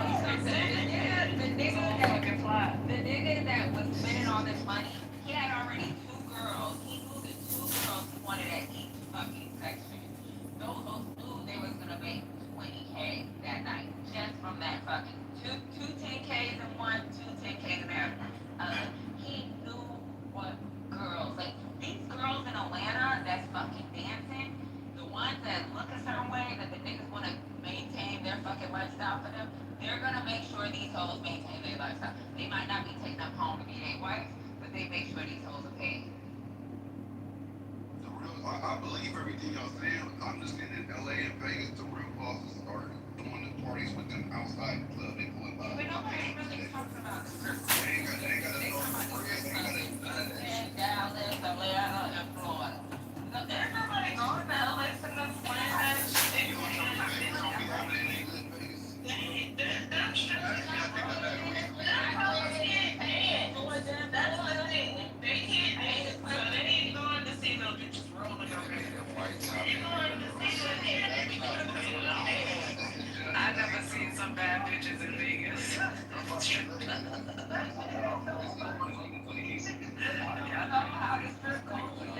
me go look at a Vegas strip club.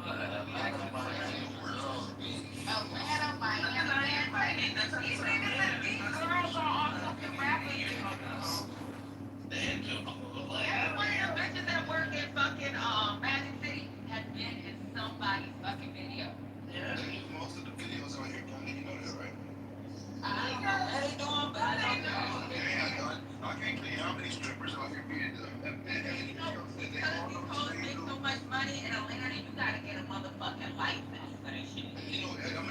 crazy, Patty. A lot of people don't know this. These girls be in the videos out here with all the big rappers, and they don't get paid. Only one girl get paid. I don't know about that. The rest are all free. The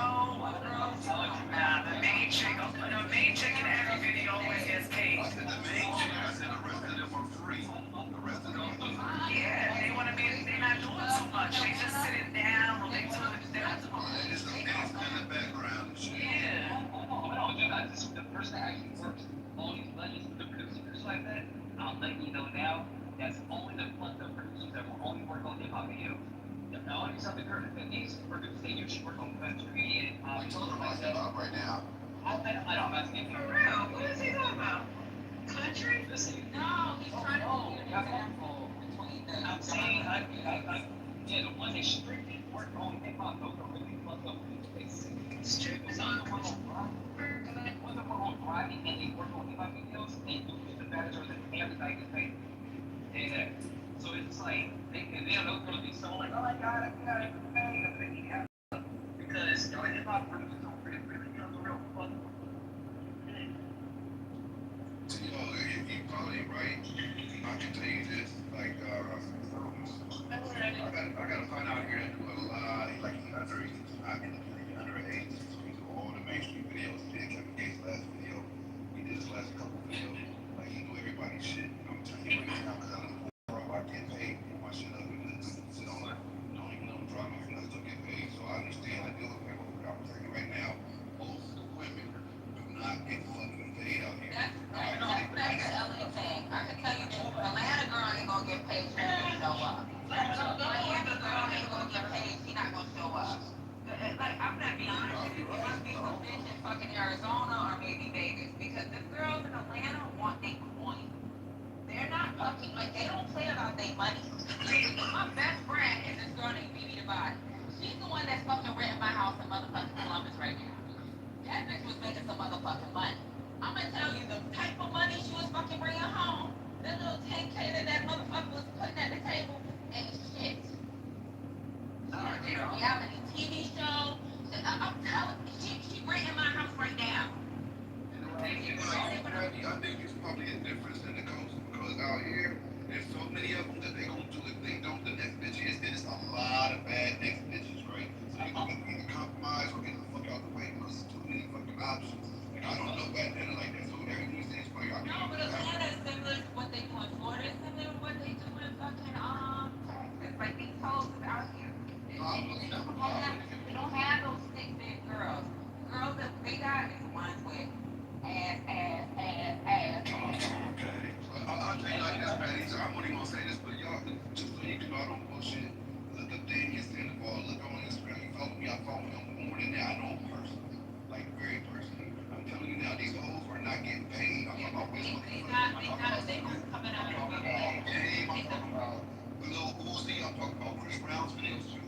They don't get fucking paid. But if a girl does that, it may be for exposure. Maybe she's trying to move out of her area. But I promise you, these hoes make so much fucking money. If they not getting paid, they really not worried about that. They're just using it as a piece of advertising. Hold on, sir. Hold on. Hold on, sir. I just want to ask questions. I got the right people on the stage right now. Patty, Gemini, Brooklyn, and whoever else.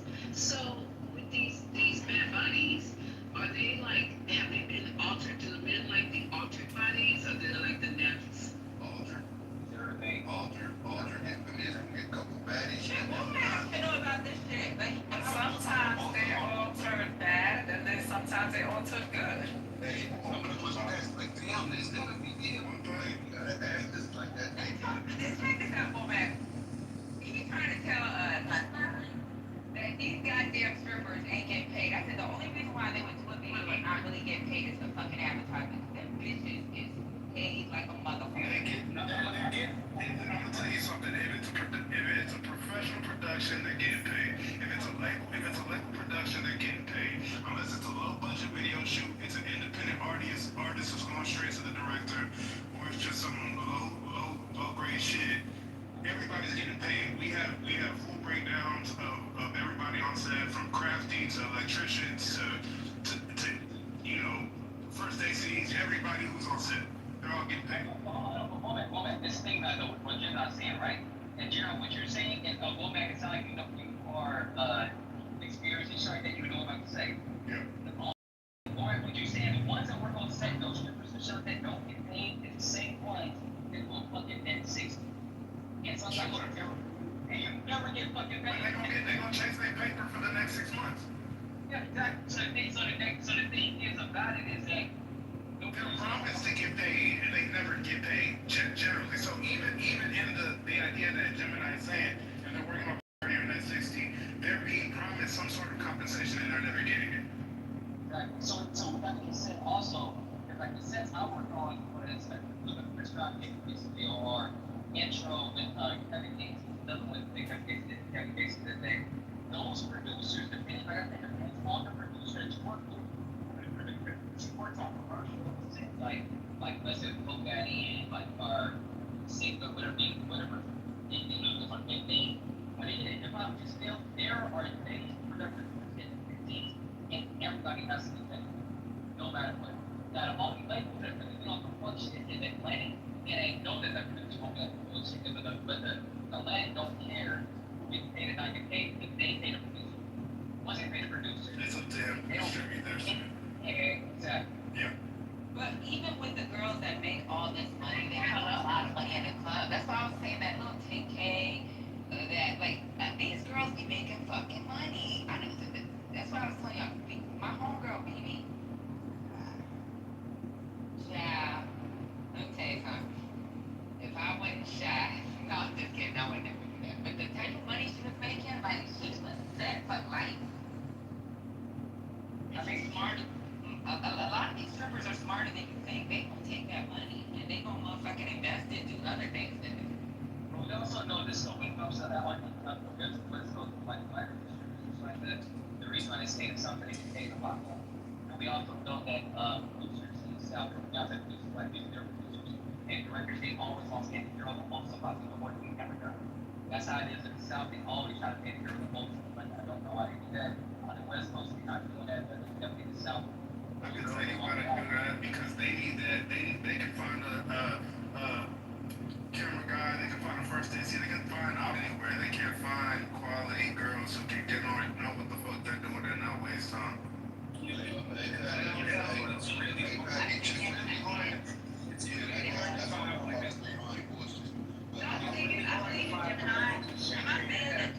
That's a very difficult skill But to I'm find out here. saying, even if somebody did something, let's say one of these strippers that's out of Atlantic City did something for free.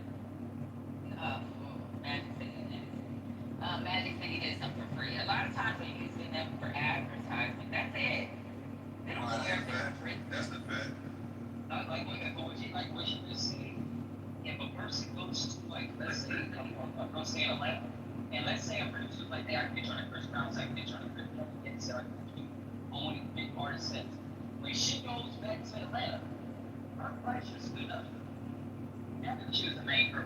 Exactly. Because yesterday's price is not today's price. Now, I'm gonna tell you something real crazy. Most of the most popular strippers in LA and Vegas are also escorts. 90% of them. Yeah, but see, this is the thing that's crazy. So, like, one thing I will say, so I didn't know Texas scene was like the way it was because I only knew about Miami and Atlanta. When I first moved to Texas, I started to see like these motherfuckers like getting like Atlanta girls, like the bitches had injections in their ass, like, and then their performances, you can see their performances is like they're doing the performances that these girls were doing in Miami and Atlanta, like they dropping from the ceiling, like they doing crazy shit. And they're making their coin. Yeah, I believe you. Tell y'all this. I don't know why they divided it. They have a nigga with a book bag on and he walks around with the fucking. I was like, yo, like, this is crazy. Hey, check this out. So what they do out here, the most popular strippers, they just come to, everybody know the conventions that come to Vegas. So the girls when they turn on, they go to the clubs from LA to Vegas, they bounce back and forth. It's only 3 hours apart, like one ticket cash. So what they do is before they go, they set up they advertisements. Oh, I'm gonna be coming to Vegas to do X, Y, and Z. You can catch me out, blah, blah, blah. But what they're really doing is lining up all their trips out there also. So they're gonna go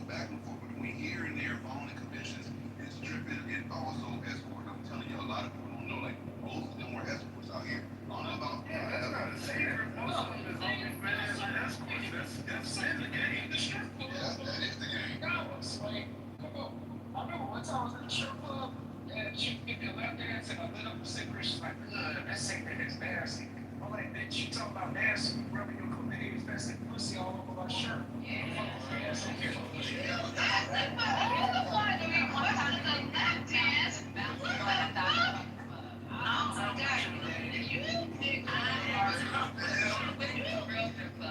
Oh my God, that was so disgusting. You disrespect the goddamn strippers at the legit. He told me that you got sit loud. That's what you would have got. Ass the fuck out. Talking about you know they don't play. You will get fucked up when you can't be disrespectful like that out here. No, I said it's in the South. You do that shit, you get a rob. Yeah, they gonna rob me over there quick. I don't even understand what just happened. You're getting a lap dance that you requested. Did she force it on you, or what was going on? Right. I was there. What's going on? What's going on? Lap dance. How much was your lap dance? 2 songs. How much was your lap dance? $20, $80. Did you do it straight? That was crazy. Wait, I just want to know, was the shirt tested? Stop, guys. Let me tell you what's so fucked up in Georgia. Let's say you paying $80 for a fucking private dance for a dance. If you don't buy the case, they'll put you on a waiting list and your ass will never get it. They don't buy the what? The what? If you don't buy the cash. So like when you go to a strip club in Atlanta, they sell cash. Like they sell cash like you buying a drink. Yeah, they said they got to for you to get funds back. You got $20 out there. $100. Yeah, you gotta buy cash. If you don't buy no cash, the niggas ain't. But they put you on a waiting list for the girls. But your ass might not get a dance. We're not cash here. We're gonna take your money if you bought it from the bank or if you bought it from them. I never understood. It's not like y'all got a bigger strip club culture than we do. Atlanta is the king of is the Miami. strip club capital. Is Atlanta, Miami, and I done heard about Miami. I done heard about Magic City, so I'm on a black. I know they do. I said, but they'll take your regular cash, so they ain't gonna put you no way. Magic City got some white ass food. They got this situation where you the motherfucking wings. So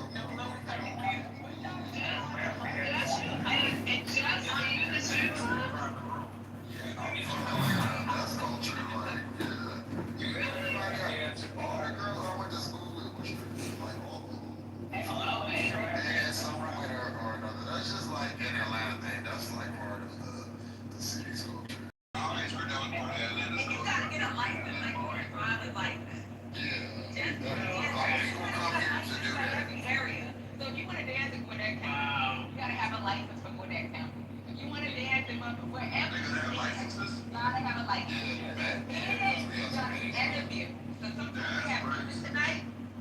They have Ammon tonight. They might be on a Tuesday. Ammon tonight. They'll decide whether or not after the interview you do Ammon tonight. You may win some money, and depending on who wins, you might be able to dance. Even if you win, the ass dancing. When you got the face, you got these stretch marks. Them ladies is not fucking hired.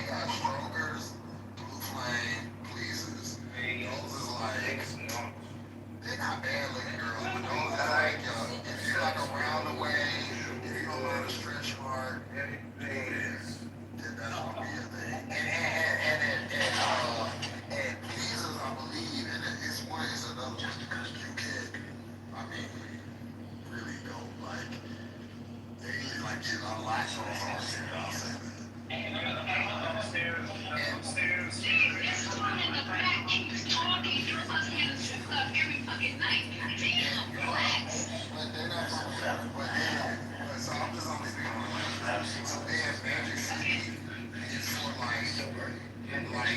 your bad girls, but the bad black girls or whatever. Like that's where all. If you make it to Magic City, you make a lot of money, and you really probably you could probably retire. So Magic City is $100 a park. So if you're in Magic City, If you're parking up front, go ahead and give them your friend. and then if you are like maybe exotic or you could go to Cheetahs. Cheetahs you will also make a lot of money. You won't have to do anything else. Probably It's ready to talk. Cheetahs is a national thing. Atlanta's on but it's still getting No need to ask why. Just open your mouth and close your eyes. It's a Why were Amazon Carly episode? supposed to be KOD, right? KOD is supposed to be the main spot in Florida, right? So it was, but KOD ain't better was. So KOD Megan's constant. I knew a girl that worked at KOD. A lot of people have left KOD. His cardiac son. It's closed down. Because of owners were selling dope out of the fucking club. But I don't think KOD shut down. There was a lot of shit that went down. Anything else intelligent? Because I am trying to gather intelligence. One thing about Blue Flame, Say anything else intelligent. Has that been one strip club you've never been to, sir? Megan's constant and sharp. Oh, you going to take pictures? You get it and take pictures.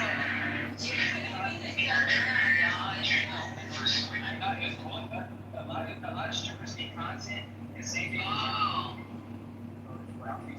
But the thing is, one club that was big for 3-5 years was Meatloaf. But you have to listen to it. Also, about Onyx. Onyx is a good one too. V-Live tried to be a smaller version of Onyx, and it just never worked out. That was the issue with V-Live. They didn't turn up like Onyx turned up. When Onyx became Onyx, it was really they didn't do enough. But it was cool for when it lasted. I forgot about V-Live. Y'all know that Snoop Dogg and his wife just opened up a strip club downtown LA. So the girls in Houston are more like Blue Flame, just yeah, more like Blue Flame girls. I can get a breakdown of like the You know how no. So that's their A-level strip club, but their A-level strip clubs are the Blue Flame girls. The freaking girls that at Magic City, they got a pretty face. They actually have a really pretty face, and their body doesn't have to be as thick. They just have to have ass and a little bit of titties. 'Cause I've actually seen girls with tits about my size, but they are like really bad. They know what they're doing, and they're fucking strong as fuck. Now the girls that I've seen in Houston in the clubs that they be talking about, they been a motherfucker. And they may have a stretch mark here and there, but them motherfuckers strong too. They all look like the girls that Drake fucked. Every girl in the Houston strip club all look the same. So those girls that girl that was on Drake's album, that's the type of chicks that he's talking about that being goddamn. It's the thicker girls that have a stretch mark here and there. I mean, but Shout out to the stretch marks. Shout out. Hey, but like a lot of people, y'all missed out Dallas. Dallas, Onyx, that club, they got the Houston. And so, Dallas, SEC too. SEC is just big as No, fuck. that's why I said Texas as a whole. I think people keep talking about Houston because of church. Yeah, Dallas has some nice strip clubs too. Ecstasy is like a fucking mall. That bitch is huge. I just want to let you know. Very informative. Thanks, guys. When I go to a female strip club, I like to see their bodies, and if they are worked on, they have to look natural.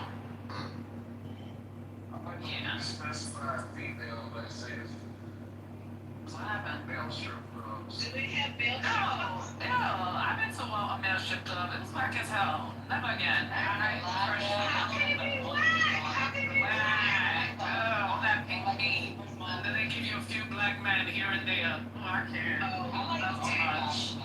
I like the super small waist, their tip ain't hanging. Yeah, I don't like big titties either.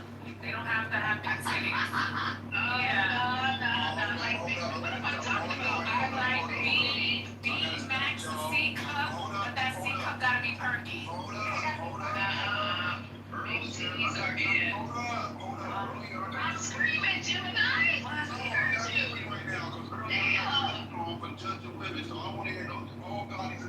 We women, we can talk about women. We can talk about women. Y'all can talk about women. Jumping in our conversation, big Yeah, so, and then in regards to the butt, obviously, a big ass, but not that the shit's hanging down your legs because you put injections and the shit is hanging down your legs. like the long, right at the very bottom, and it looks too big. Gemini, these are the women talking right now. Thank you. I don't know why you guys like small titties. I think I like large titties for real. We don't want stuff coming down and snapping, like, you know. Perky, they actually look better. When they're not perky, They gotta be perky, of course. That's a yeah, that's what I mean. It's big, it's hard. Okay. And it's hard for them to stand on a pole when their titties is really, really, really big. And you can have a D. Yeah, I know, but you can have a D and it still would be perky. Nah, give me the squirty time before that shit. Nobody's talking to you. I'm not talking to you. You're literally like, don't care, don't share. Yeah, booty's not really huge because I think that just looks abnormal. I haven't seen anybody look. No, you're not super tiny. I think it looks really pretty. I've seen some nice asses at the strip club. They're like really cute. I can't even tell that they're fake. Oh, okay. Well, if I can't tell they're fake, but the fake ones, they're really No, because they got the right doctor. Yeah, not everybody has the right it'll doctor. look fat and it'll look nice, and it's like the perky titty. Yeah, I like the small waist. You know what do you guys consider that? The fat stomach, small waist. Fat stomach, yeah. And they come in here for like 19. How strong she is, that really fucking is Oh yeah, the way they swing on that pole. Yeah. Yeah. I'm like, yo. I mean, I can say I've never The been pole on just with any their legs. so I do my check for a motherfucker strong like that. Them motherfuckers work. Yeah. wow. I would like to go. I think I'm gonna go. I've never been to a strip club, but I think now I'd like to go. We did a 19-inch waist. I've never seen one done before, but never. I would love to go though. I like to go. Child. You gotta go to strip club, girl. You gotta go to Don't Don't go to the one with the bitches with bullet holes in the side, you know? Shit.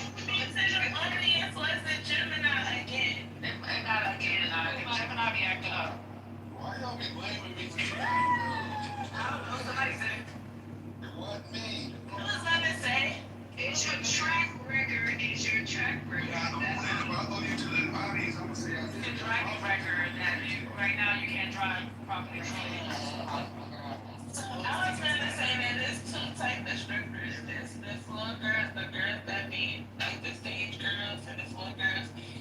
They more like thicker. They got like the big booties and big titties or whatever. But the girls that be on the pole, they the more athletic, built ones. Cause they can climb it, so they got all that muscle and stuff. Correct. I like the ones that are on the pole. The bottom of the bartenders, they are nice, but they gotta stay on the floor.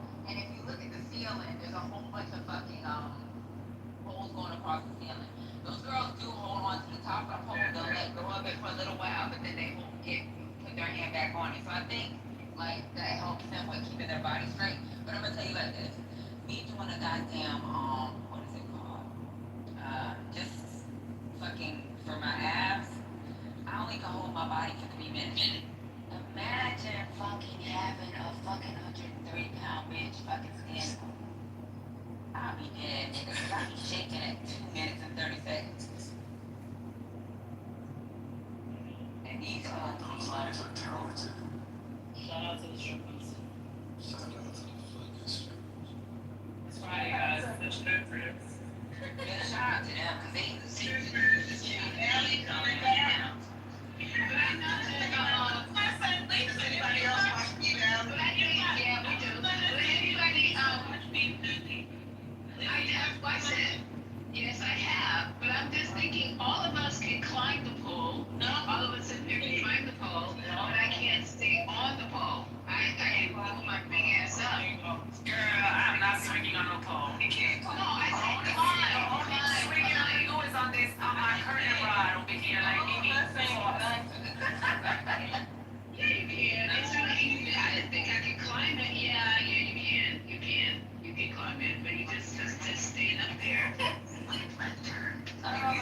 Hold at the class for a month. I promise you that let's say the first time I ever took one of those classes, this is for exercise, y'all, nothing else, I swear to God. All exercise. So, when I was stationed in Fort Bragg, they have a pole studio dance class. Me and my homegirls took that class. I promise you, there was a girl that was in there that was really big. She was like tripping about how she can't pull herself up. She didn't have the upper body strength. Within fucking like 2 months, she was able to pull herself up. She was able to like try to do a kick with her legs, where you stick your legs out. She couldn't keep it out that long, but she kept it out. She was able to fucking work that fucking pole. And this was, so when you take these pole classes, they teach you how to do all this shit. You gotta wear high heels.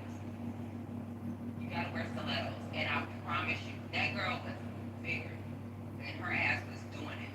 So, I'm telling you, anybody can do it. You just gotta practice and wanting to fucking, like, do this exercise. Is Gemini still on the stage? Gemini? Hello? Gemini. Oh, I guess it's not. Oh, okay. There's a gym. There, he's right next to you. Oh, hi, Gemini. Have you been to that gym? And I think it's Maria Del Rey called Spectra. Obviously, it's like. Needs to go take a pole class and just do it. That's what I was telling. I was going to tell Gemini. There's this gym called, I believe it's called Spectra. It's not too far from the ocean, maybe like a block or so, I think. In Marina Del Rey, and they have that pole dancing situation there as part of their classwork. And I'm telling you, I went there because the boys had a trainer there, Victor Purnell was there. And I went to that. Oh no, he would love, they would love me to say his name. He is all over everywhere. What? Oh yeah, clubhouse. But anyway, they have this pole in there, and each one we have to eventually be able to climb the pole. No, I couldn't climb the pole. I couldn't climb the pole. You can't. Now I could after I was working on my, I don't know about now, and after working on my arms, and cause she was, I don't know what actually she was a firefighter, the lady who was teaching the class. She was a black female firefighter, and she was hard. She was hard. But after I'm not gonna lie, I think like 3 or 4 weeks, I was able to get myself, haul my ass halfway up that pole. And it wasn't as hard as I thought it was. It was just kind of like staying up there. So I think everybody can climb the pole. It's actually staying up there that was just hard. What the hell? Yo, that ain't. It's the muscles that you don't normally use. And once you start firing those muscles, then it's amazing the things that you can do. They say Candy and Todd separated. What? I don't know this true. What did y'all think about That was coming. about camera? There's a way to climb a pole without strength. Like, it's a way you like hold it with your hands, and there's a way that you use your legs. You understand? Like, you gotta use the inside part of your thigh, and you gotta use, it's the way you hold your hand. You don't have to be strong, I'm telling y'all.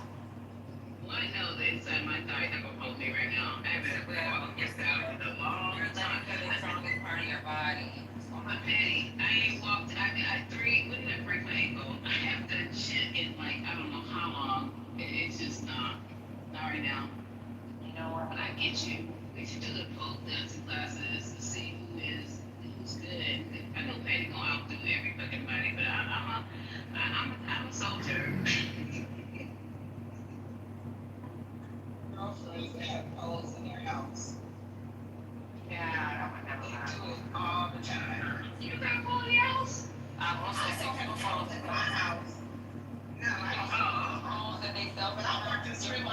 Over 1,000 years in the house, your ass is gonna fucking fall in there. You know what? And you know, I've seen girls, and these are even my own friends, that have poles installed in their house and they fucking pole collapse. Like in their room. Not for their man, just for fucking exercise. I've seen that too. It's for exercise. By the way, I won't even tell you. I'm just gonna keep it to myself. Go ahead. No, I don't want to start nothing. Hey, Joey. Hey, baby. I gotta focus.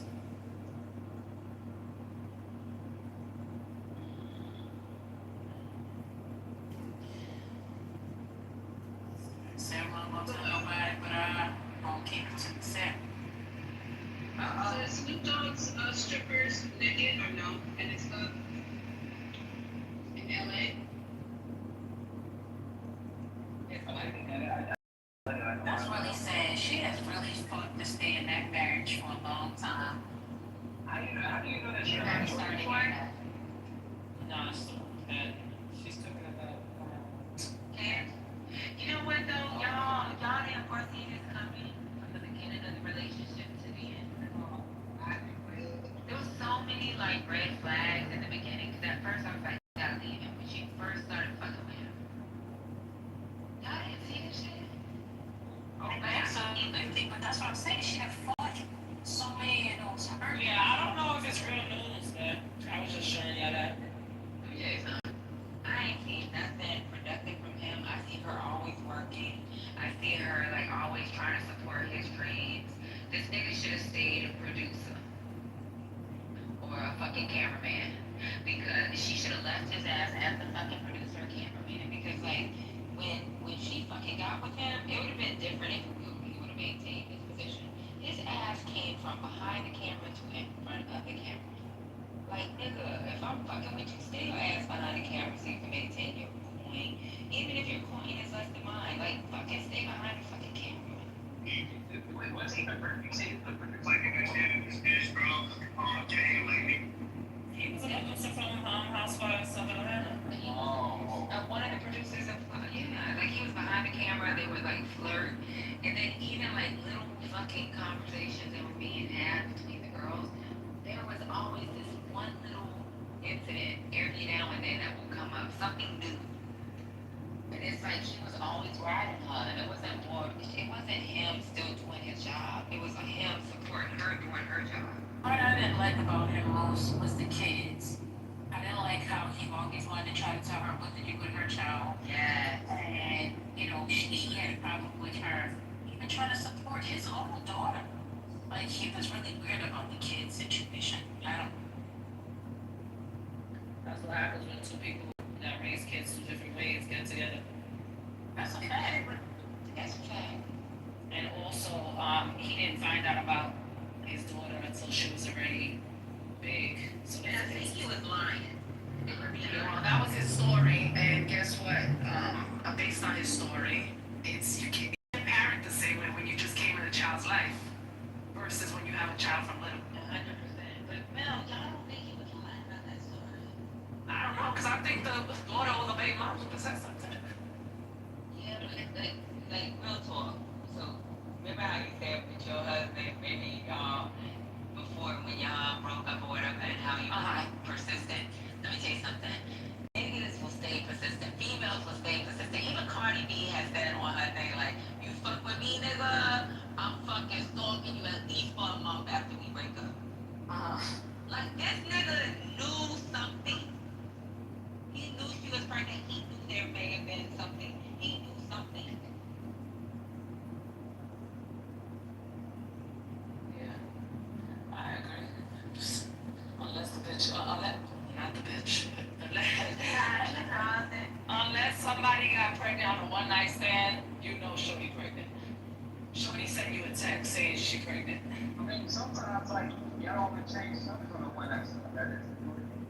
That's what I'm saying. So unless it was a one night stand, then you knew Shorty was pregnant.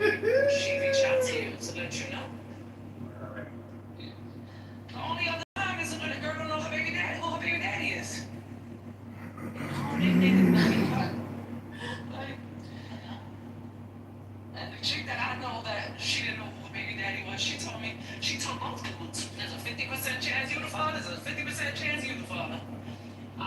vote for y'all the same week. So, but then there's chicks that not gonna say nothing. Then what they No, we got social media. no, we don't. Yeah, social media back in the days. You did. People had my favorite. Yeah, my things. It was way, you know. I would say it was harder back in the days. It was easier, I'm sorry, for people to do their dirt and not get caught. I'm gonna be honest with you. Because I don't feel like MySpace was popping like these other social media. Yeah, it didn't have that many members. Yeah, it did. How much you think?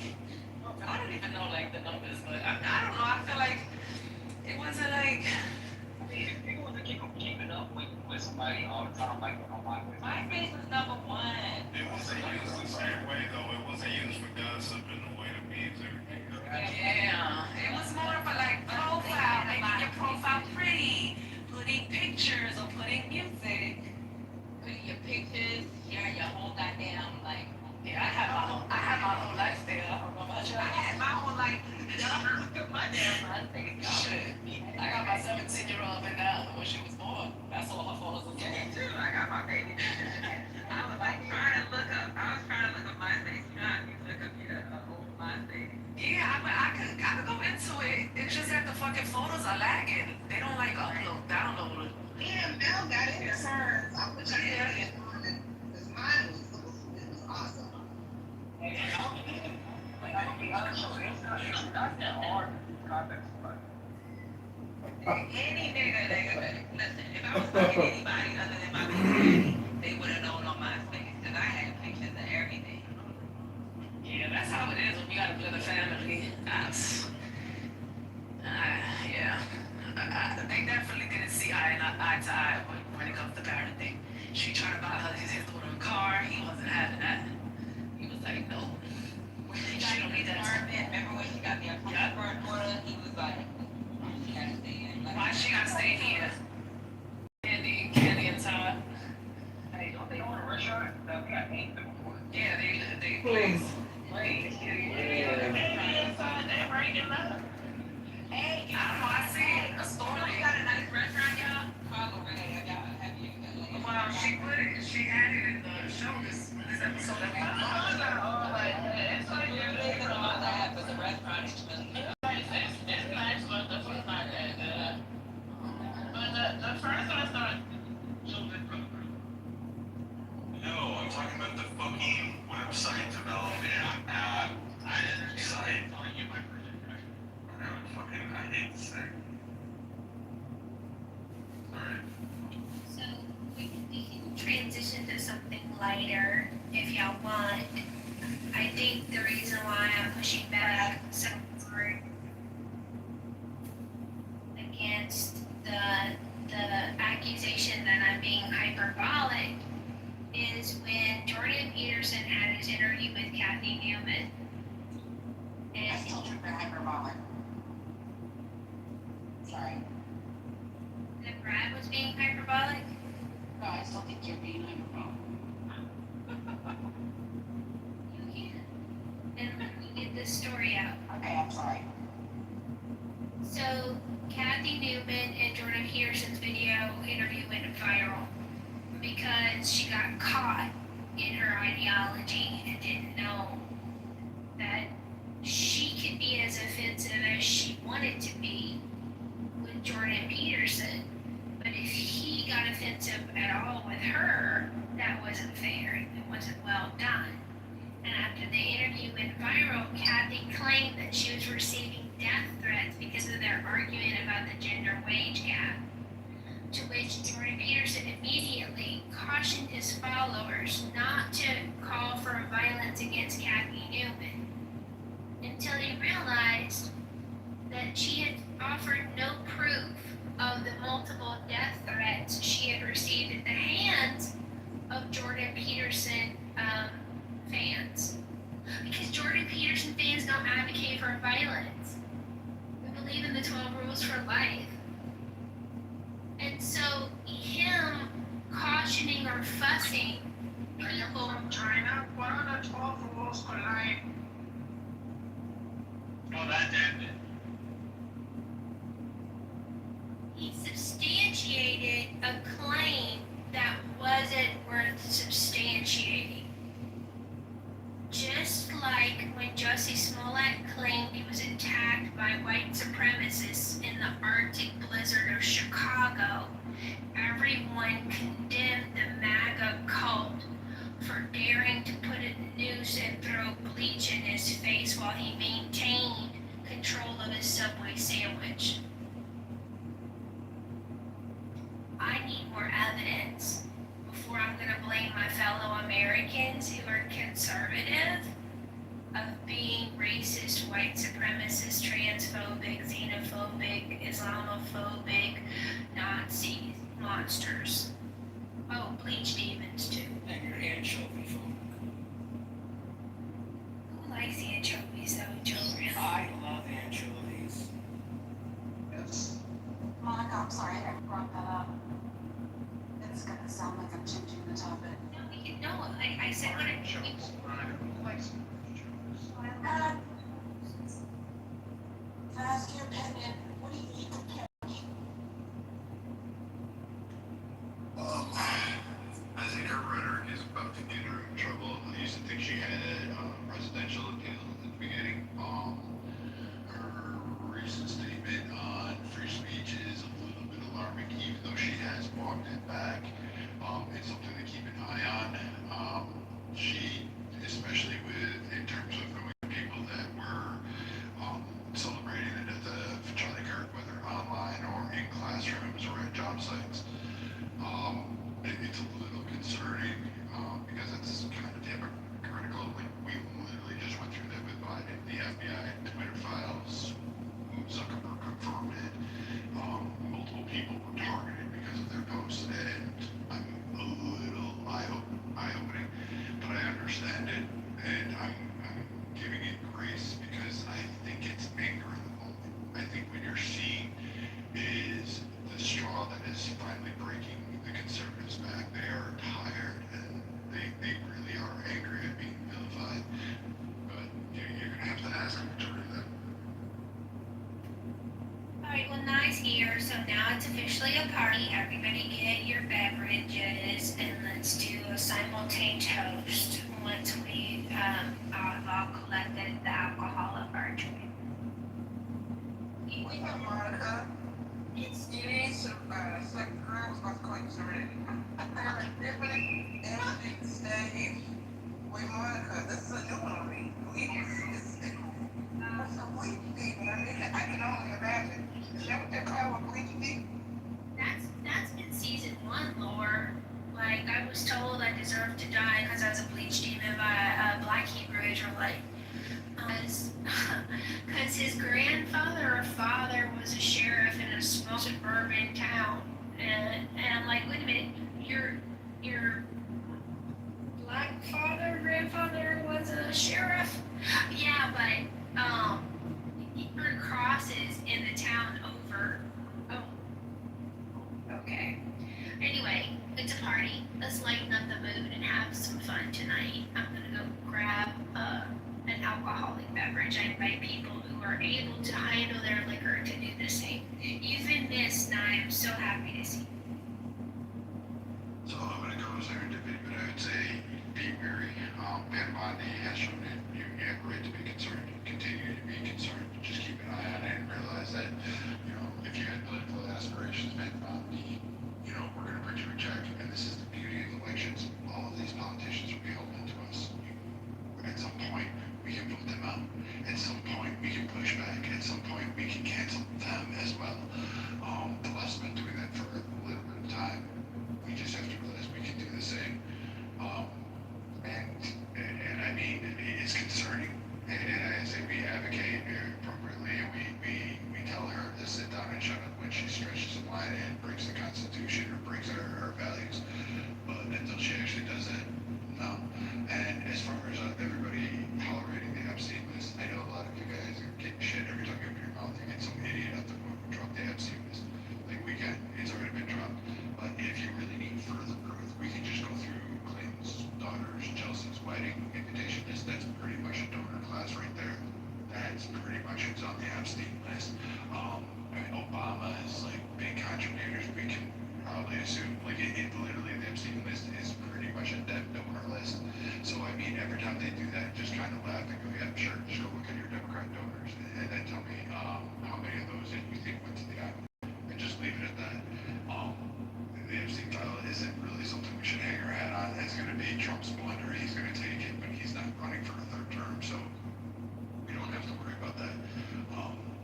We'll figure something else out, but if that's all the left's got is Trump is authoritarian and Epstein, like, yeah, Epstein was a Democrat fucking donor, like a benign donor, like that's your ass hat.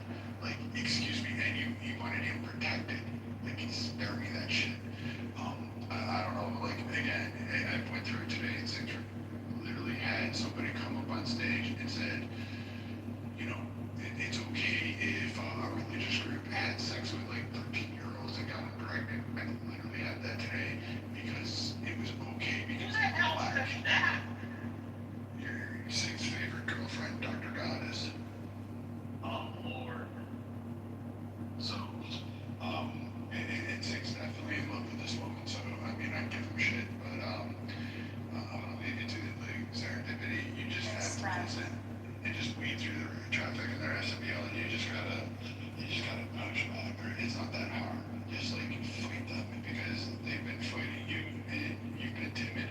Slap them, punch them, slap them, not verbally, of course. You'll get yourself in trouble, but who cares when no one's looking? Just rip a spine out and beat them. And don't say like that.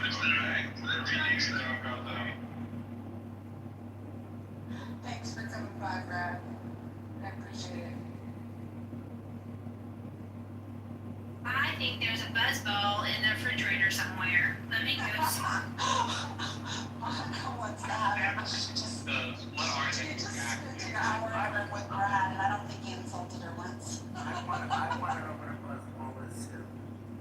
Yeah, what's a buzzball? You guys haven't seen them? They're like, Buzzballs? alcoholic drinks that are like in like little bowl cans. Basically, women love drinking them because it makes them feel like they're holding a pair of testicles. Is that true, Monica? You feel good about all? You'll never get my good answer. Eat your buzzballs with Red Bull, baby. I think I only have one though, not two, so. Well, then maybe your buzzball had a vasectomy and lost one ball.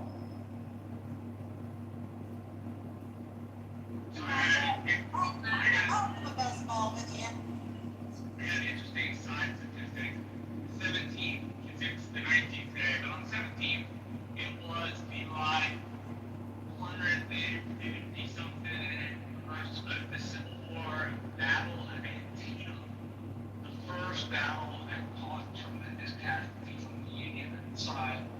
Losses were about 20,000, 22,000 apiece.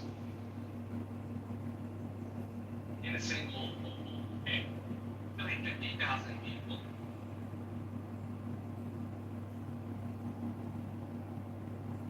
Hey, Marshall, have you ever done the Gettysburg tour with a guide? Never had the option to go to Gettysburg. Been to DC, then went to New York once. Traveled a bunch in Texas. That's about it. I gotta tell you, when I did want to go, it was a little more of a retreat thing. It's like, oh, I'm gonna do a guide tour, like one of high school. It was freaking amazing. These guides, they're like freaking storytellers. They go into such detail, and they keep it going fast, which is a lot to see.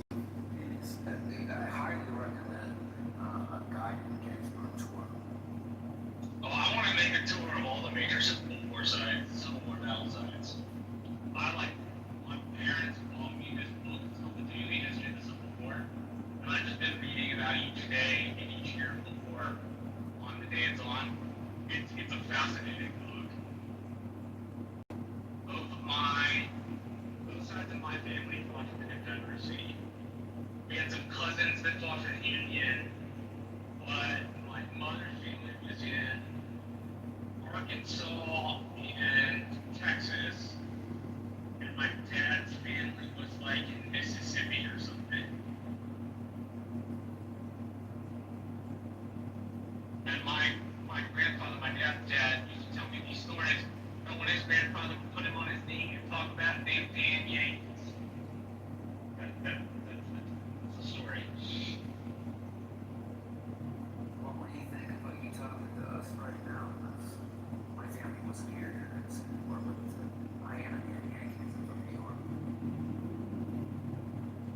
like Yankees, they're nice. But as somebody who is not directly mixed with the Deep South, I still would call people from the North Yankees if they act like assholes. It still indexes in the rest of the South use the rights of way. So I don't use them much. Bless your heart. That's a Texas woman thing. That's her way that you comes up yourself. Really? I did not know that. You probably had somebody tell you that before. I knew that. People have told me that before. It's like, bless your heart. They're saying you're a fucking idiot. Carl, you're still my favorite Canadian.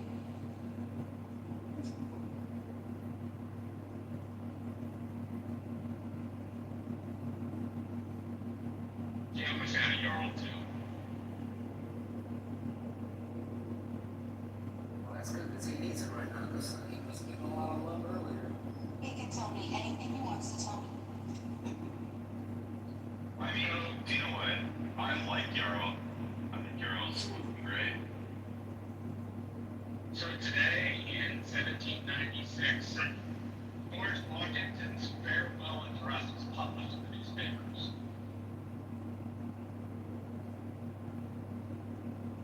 George Washington's? Yeah. His farewell address to the nation was published. Those newspapers had a lot of reach. They were sort of like the internet.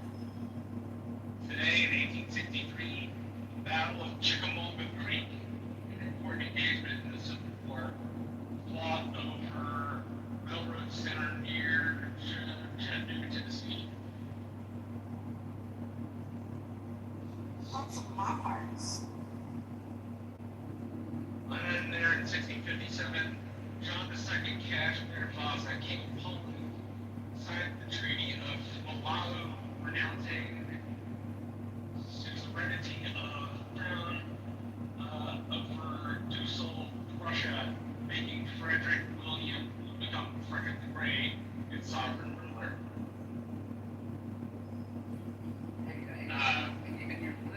It used to be a small part of Germany, basically. Well, let me ask you, in your book, does it say when Talk Like a Pirate Day is coming up again? No, it did not. I was looking at Encyclopedia Britannica this day in history. Yeah, I don't think it's there.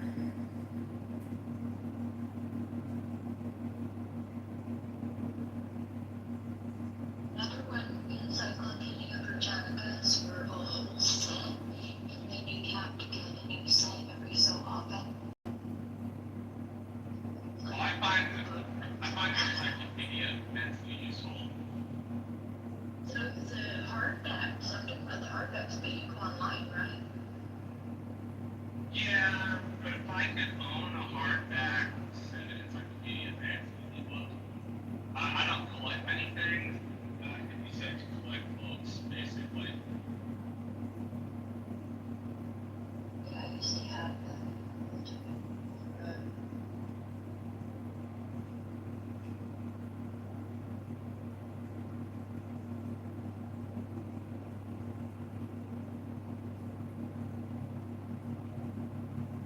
When my stepmom sold them at a yard sale, like, what do you do? I sell it. So it's not actual. So my encyclopedia. Dr. Adams, where have you been? Sure. Trying to move $14,000 a month condos. I haven't seen you for ages. I'm here. Well, 6-7 days counts ages on that. Oh my goodness. Hey, Adams. What's up? What's up? Not much. How are you? I'm good. I'm just busy. You know, people do have lives off of this app. Yep. Yes, this little is $14,000 a month. Oh, honey. I know. A 1-bedroom. Can you believe that? Oh my God. Yeah, are you doing? Is it working out for you? Oh no, Yeah, no, it's working out for me. Like, absolutely. Like, oh my God, I'm so happy. Are you kidding me? And what's crazy, because initially when the last person who was renting it, they were renting it for about $8,500. And then we did a renovation. I staged a model, pitched it to our corporate office, and they raised rent. So, I already have a contract signed for somebody to move in. So my evil plan has worked. Well, congrats, bro. Thank you. I spent a lot of time at Home Goods and all these fancy little furniture stores getting shit together, which I have absolutely no experience in doing, by the way. I just watched my mom and my aunts, design their homes, and when I had my first house, my mom definitely helped me design mine. But aside from that, I have no interest in Martha Stewart living, interior design, none of those things. Where did you put the pink flamingos? Where did they fit? Oh, no, pink flamingo, no.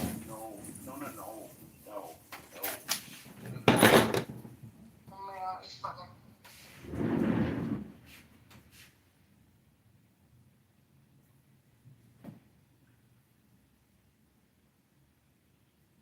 Well, yeah, so, life is it going. How are you, MG? Serendipity, Edie, NY, some of my favorites up in here. Auntie Lopez. Always good to see you, Slippers. I've been thinking about you the past couple days. So I'm glad you're joining us here in this space this Friday night. I'm Gucci. I did see a little bit of protesting going on at the bottom of my hill this week. I heard Jimmy Kimmel got canceled. And, I guess they're turning his studio into a Spirit Halloween.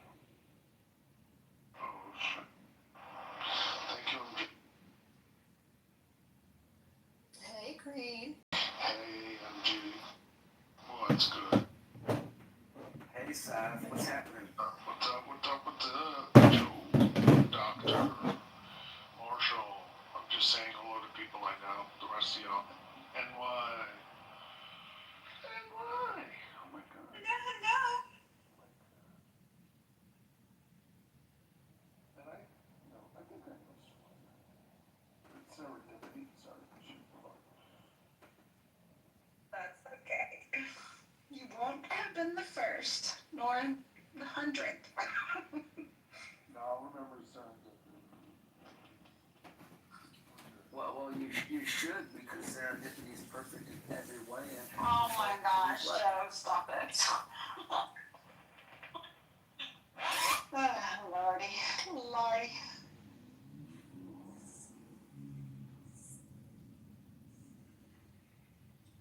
Devin's in chat. I disagree with everyone. Except me, because I said this truth.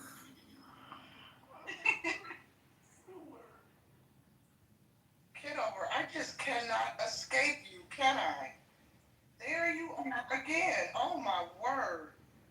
Then I click on your link and it says add back, as if you're tempting me to add you back, as if I attempted to block you everywhere. So Kitover is in here. Hey y'all, Kitover is in here with 2 plus accounts. Not one, but 2. One Chinese. Yep. Or at least it looks Chinese. Yeah, let me screenshot that's this. the Chinese. That's him. Let me screenshot it. Who is Alfred? Hey, Slippers, I heard you. I was just cleaning away from my mic, but hey. Hello. Not one, but 2. Did it say hi to me? Because they don't know me. I'm not going to say hi to you. I said hi to you, Edie. I did. No, you did. But somebody just came and said, I'm only saying hi to people I know. You're not saying hi to you. Oh my gosh. Oh, you would love him. No, Yes. I'll take the higher road and say hi to Dr. Slippers, even though he's a big nerd. Moose, I have no smoke with you, okay? You're like the Rocky to my Bullwinkle, okay? Especially lately. Okay, we've been actually vibing. We've been getting along. Like, I have no smoke with you, buddy. Just messing with you, just having some Friday fun, all good. We like the Friday fun. You guys are keeping me entertained. I'm driving to Houston. Alright. flavor of my buzzball that I found in the fridge that I forgot that I had is Cran Blaster cocktail for when you're on Clubhouse on a Friday night with your friends. Premium vodka, cranberry juice, and natural cranberry flavor. I can't do sweet drinks. Like I can do a salty dog or a Paloma. That's about as I get with drinks. Yo, I'm gonna have some processing time. That's the longest Brad and I have been in a room together for about a year and a The only one that noticed that. Okay. It was nice to have the town group. It was a good feeling. So now I know what to do. Monica, did you feel like you had to have a bowel movement after that bullshit? Brad actually said out loud that he agreed with Monica on something. Yeah, that wasn't any shade towards Monica, by the way. That was no shade towards Monica. Yeah, I wonder if it made him ill to say that out loud. He said that twice this week. Yes, he did. He said it twice in this room. What did he say? 3 times. That he agreed with Monica. He was so calm and chill and soft spoken.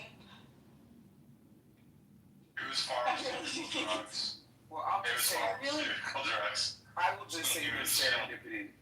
When you're thirsty, right, and your throat is dry, okay, and you only have a cup to drink out of that requires a straw, and there are no more straws left, you know, it finds people in their thirstiest moments grabbing for the nearest straw. So don't be fooled. That's all I'm going to say. Be cautiously optimistic. I really do think. Go ahead, MG. No, you go ahead. I was trying to invite Roya up. Oh, yeah. I really do think Brad and I have never had words with each other, and I do think he handles me a little bit with kid gloves. He knows I'm sensitive. Yeah, because he knows you were cussing the fuck out. Well, serendipity, you know why. I'm not gonna say it, but you know why. No.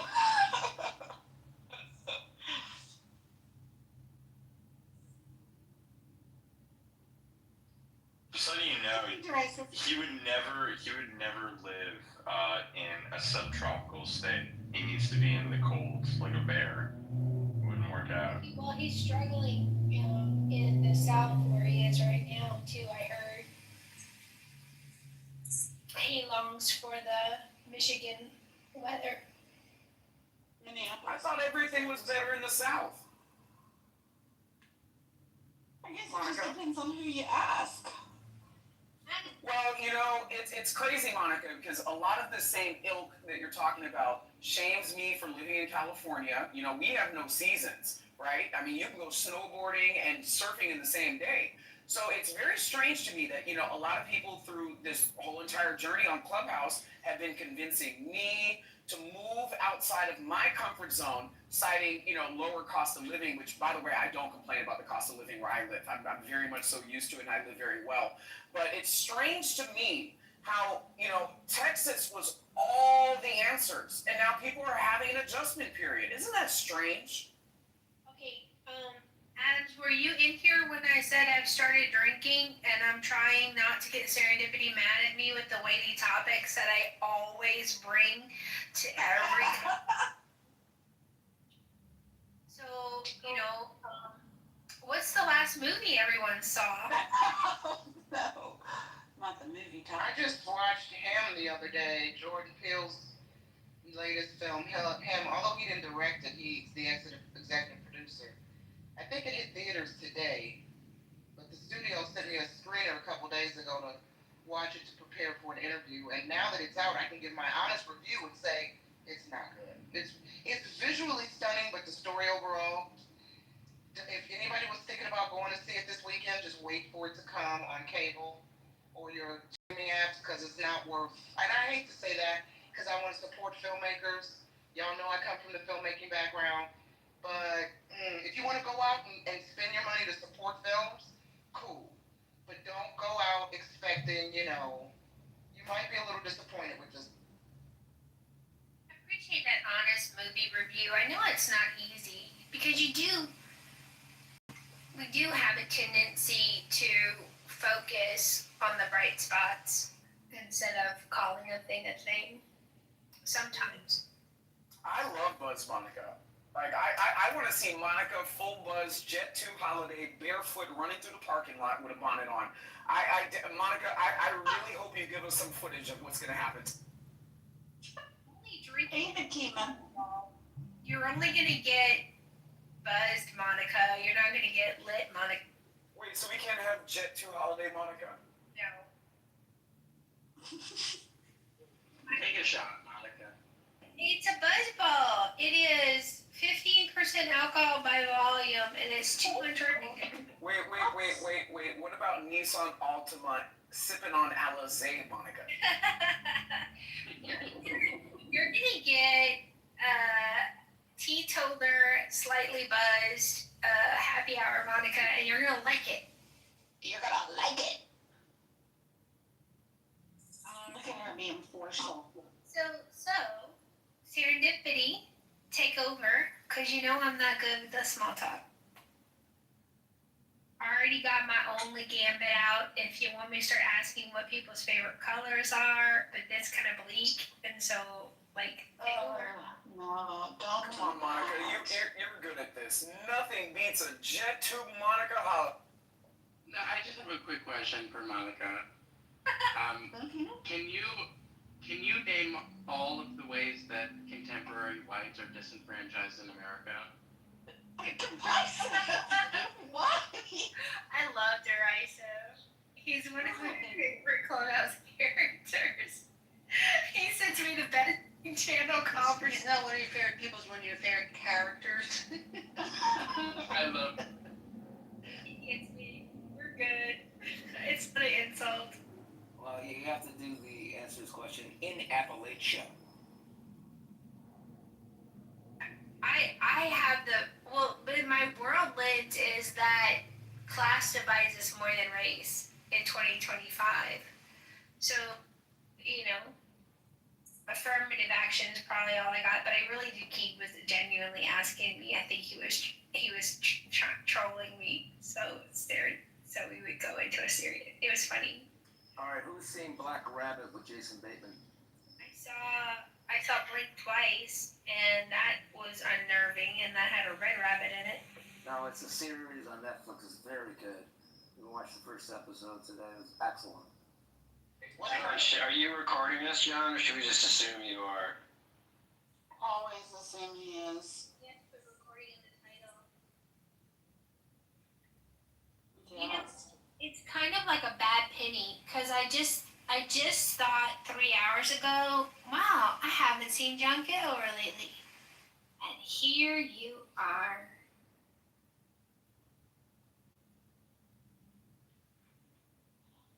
There. Does everybody have their beverage of choice so we can do a simultaneous slip, Yes, queen. I am ready. I'm not gonna lie, I've already had 2 shots. Oh no, don't drink in 2 dips? Oh no. I'm sitting in traffic. Give me another 4 minutes. I'm ready for the last one, then. Okay, everybody, raise your glass, your flask, your flagon, whatever you got that has something liquidy in it that you're ready to sip. And on the count of 3, simultaneous sip. 1, 2, 3, chug.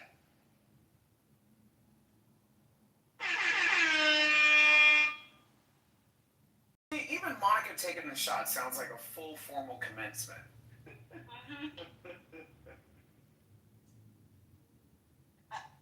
Okay, I'm done. All rise for the Honorable Monica Bartender.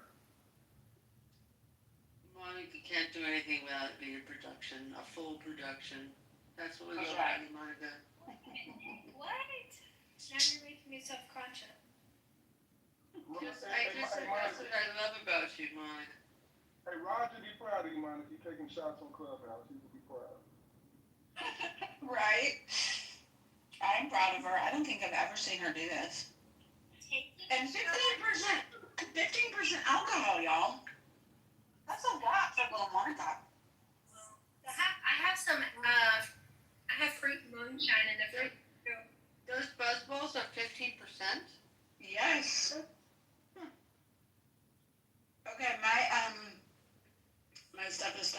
35. What are you drinking? Crown. Oh, okay. No, I don't like replays for social rooms, Wallace. I don't need that kind of evidence out there. Me either, but I mean, Kitover's here. What are you gonna do? Where were you when I needed you, Kitover? Masculinity Mansion had a room that was worthy of a replay. Letting me down. That was worthy of a replay? Yes, it is. I agree with that, Michael. Maybe with different reasons, but it definitely was worthy of a replay. I mean, I don't know, Micah. Like, I feel like it was a replay that would be riddled with hypocrisy, in my personal opinion. What did we miss, Adams? Is Shaniqua in the room? No, she ain't in here. Shaniqua just sent me a message in my, like that little requested. I was just gonna ask her. She said, I felt a connection to you when I came across your page. That's why I reached out. If you don't mind, I'd love to tell you what I sensed about you. You know what I got? Hey, sweetie, how you doing? Can I cash app you or Zelle some money for a blessing? Oh boy, what's wrong with these people? Oh my goodness. So, MG, let me just tell you, from my standpoint of listening to that room, I come from a place of sportsmanship. I do realize that pathways to winning or changing certain opinions are, advantageous, given certain right time and, a right moment. But in the act of sportsmanship and in adherence to our Constitution, I want to win the right way.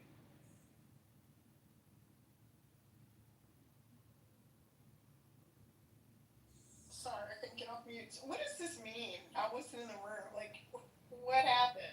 I just don't see the usual suspects that are complaining about recent events and the behavior that they're experiencing in face of the recent events. Not you. I in my personal opinion, I find it very troubling. Some of the usual suspects just having so much to say about certain, recent event issues when they engage in the same type of bad behavior. Gotcha.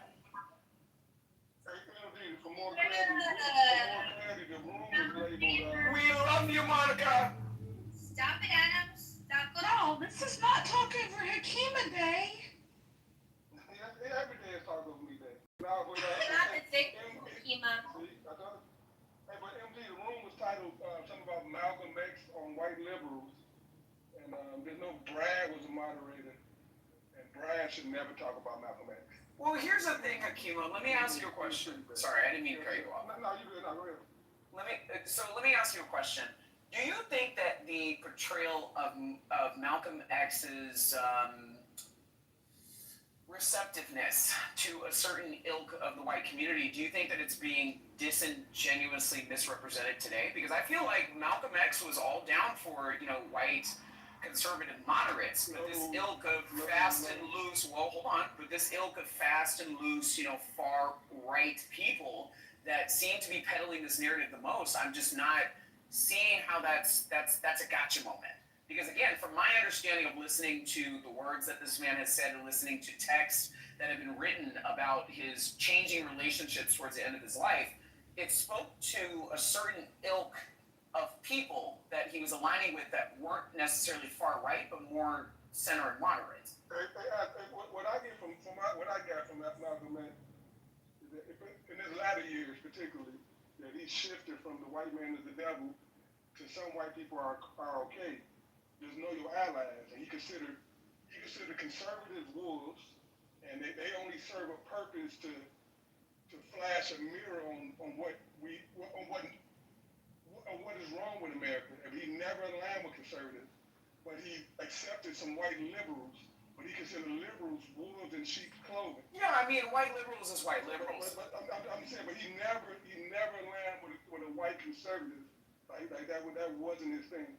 Well, but there's an ever-changing face of what's now white conservative. The point that I was getting at is I feel like MLK, in rejecting a certain ideology in the white liberal, ilk. I feel like at the same time, he was adopting more of a sentiment towards being receptive towards people like Marshall, as opposed to people that identify with Nick Fuentes. That was a point that I was making. And I feel like a lot of people on the side of Nick Fuentes, in the same chirping, bitching and moaning, going through their wish lists of things that are wrong with America, I feel like those people would be left behind in developing a sense of camaraderie with the likes of, Malcolm X as opposed to people like Marshall.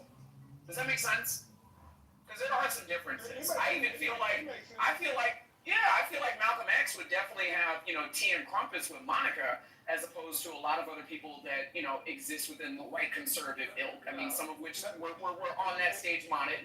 You must know a different Monica. No disrespect to Monica, but I don't think she would want to sit with him in a genuine conversation. I don't think he would want to sit with her in a genuine conversation. Well, ideology aside, I think that Monica can sit down and break bread with anybody. Because again, it's not even just an intelligence, it's an acumen towards polite society.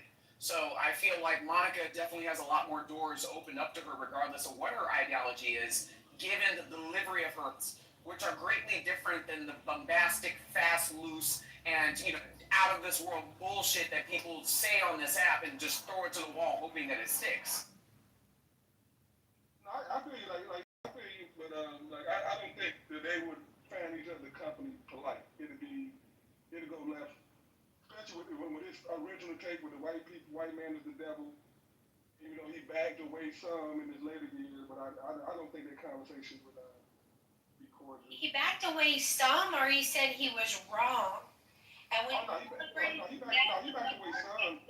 When the plane crashed in Arkansas, you said good. Like, he completely regretted that.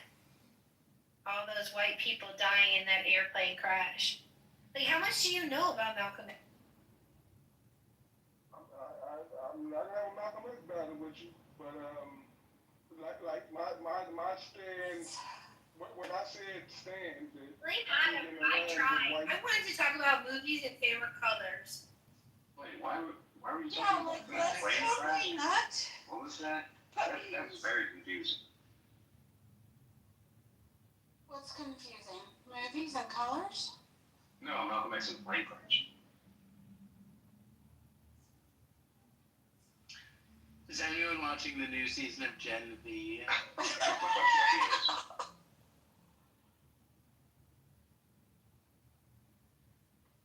It's Friday, y'all. What are you doing for fun on Friday night? Visiting with my friends on Clubhouse. What are you doing?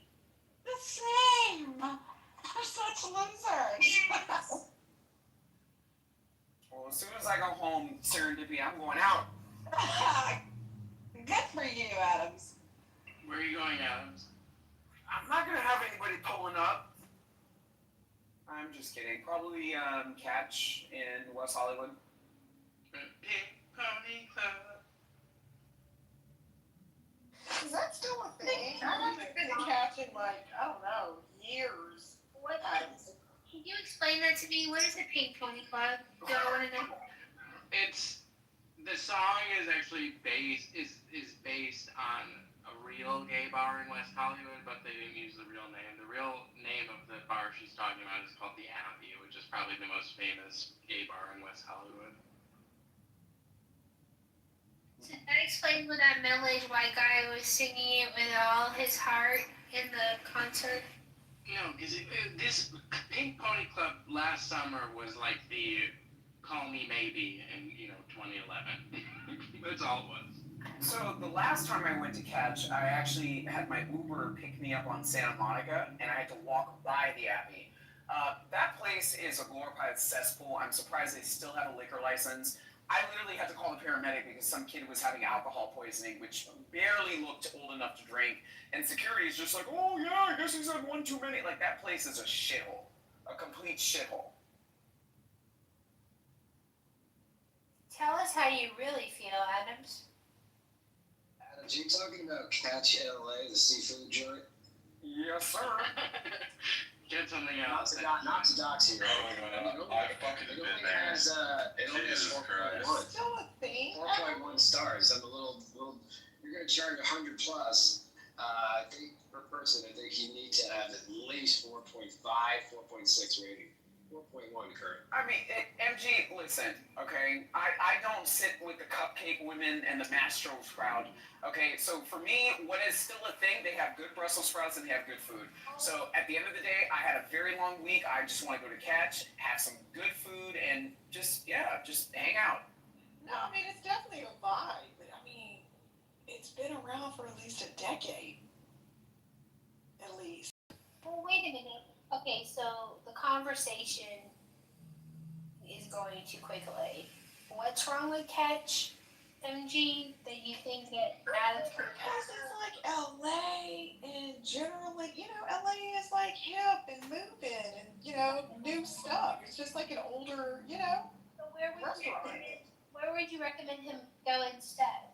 I don't know. He's in LA. I'm trying to get tips from him. That's why I'm like, people still go to Catch. I mean, It's like when I hear, Adams, it's like when I hear when people in Miami go to Fontainebleau, I'm like, what?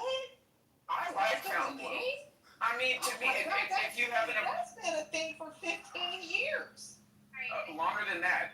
Like, the Fontainebleau has been a thing since, what, like 1970, 1960 something? No, when they renovated. But did all the renovations, that's at least 15 years. But there's always going to be a nostalgic connection to the Fontainebleau. Like, I mean, that's just what it is. I mean, Catch, for example, for me personally, I don't care if I'm eating at the hottest restaurant in Hollywood. I don't care about that. What I care about is, am I going to get service and I'm going to get in and out of a timely manner. Right, and MG, to me, if you're a restaurant in a hyper-competitive market and you've been around, it means you're doing something right. It means you know how to take care of people. But by LA standards, right? I'm just saying. What LA standards? LA standards, you guys get new restaurants, I feel like every quarter. Like something new, popping and hot. And quite a few of them burn down in January. So, I mean, like, what am I missing here? Like, at least we still have great fine dining options. No, for sure. I mean, my favorite was Nobu and Malibu. So. I'm jumping in right now. I want everybody to open their browsers and go and do a search for restaurants in LA. Oh my God, Monica. Feasible options aside from the one that MG finds marginal. Perch has a 4.4 rating. It's French. It's open historic core. Library Bar is 4.3. I love the name. You probably should go straight there. That sounds like it's downtown, Monica. The drinks were top tier and the service was excellent. Can you maybe tell me the address of that location? There's also Tipsy Bayou Tavern, which makes me want you to just say yes and go. But the Library Bar is 630 West 6th Street. Downtown, like I said, you're trying to take me to the ghetto, Monica. Way during your pursuit of excellent fine dining and a sociable drink. So what about the Tipsy Bar Tavern? That's on 10,195 East Main Street. Downtown again. So again, you're taking me to where all of those La Raza Mexican freaking protests are. Okay, down the street from Skid Row, because mind you, Skid Row is on 6th Street, okay, and Los Angeles Boulevard, walking distance from where you're sending me. I'm going to a nice place on the border of Beverly Hills and West Hollywood. So, I mean, MG, when you ask these questions and you hear the hype behind so many of these fabulous restaurants, I don't want to get mugged, robbed, or kidnapped in the process of getting out of my Uber to go and have a steak. You wouldn't get mugged in Malibu. Like, Nobu was nice. In Malibu, MG, do you know how long it takes to get to Malibu? Okay, so I live in Hollywood Hills. Do you know how long it takes to get to Malibu, let alone to Uber there? They literally close PCH down to one lane, and it's 20 miles an hour. Okay, I'm just saying, Laguna Beach was player. Laguna Beach. I have to work tomorrow. I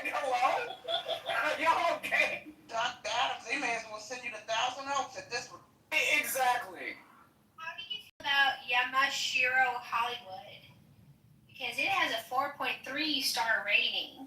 Yeah, for all the Chinese people that come on vacation. Adams, I'm drawing a blank. What's the area? Not Laguna Beach, the other one. So, Newport.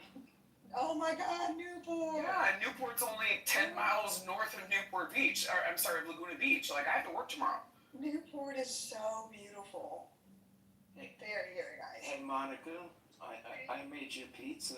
You want a slice? Probably need a. No, I had pizza earlier this week. Barry's. Have you guys ever heard Barry's Pizza? Oh my God, it's so good.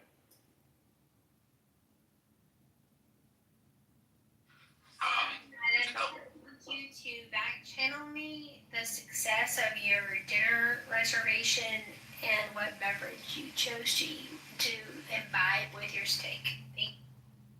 I was going to remain down low in your snatch, but since you brought up Yamashiro, for those of you that don't know, Yamashiro is the restaurant that is walking distance from the Magic Castle. It's in the Hollywood Hills. It's been there forever. And if you go to the Magic Castle for an evening of entertainment and you want to have some other place to eat within walking distance, the only option is Yamashiro. But again, it's, ladies, I love being in your snatch. Wait a minute, hold on. Is it that big pagoda thing that's like up in, that you can see like up above Magic Castle? Yeah. You know, I can literally see that from my roof. I was always wondering what the hell that was. There you go. Reservations are required, so you might have to put that off for another time. See, Adams, we are giving you your flowers. California is beautiful, the mountains, the beach. Okay? It's just the property taxes and no one can afford a home. That's all. Why do you guys keep saying that? Well, let me say for the record, property taxes in California are 1.75%. I don't. Okay, well, that's a fact. Well, the more. That's what I'm saying, and I believe that they're actually higher. Well, with all due respect, sir, your belief is wrong. The property taxes in California are 1.75%.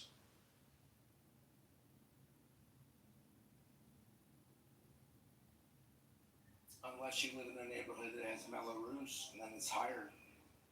I have no idea what you're talking about. Would you like to elaborate and educate me, since obviously I don't know? Melrose was a law that was passed, 25, 30 years ago, and it allowed developers to do the infrastructure, plumbing, and all the cities used to do, and then they would charge the homeowner basically an additional tax that you could not deduct off your taxes, and it's called Melrose. So it raises it much higher than, I mean, it's not technically a tax, but people treat it like a tax. Yeah.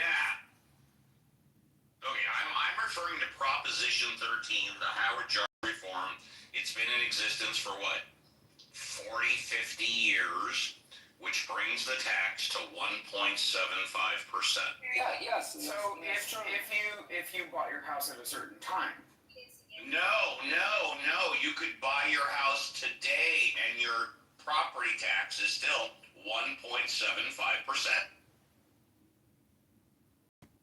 We're doing a social right now, so.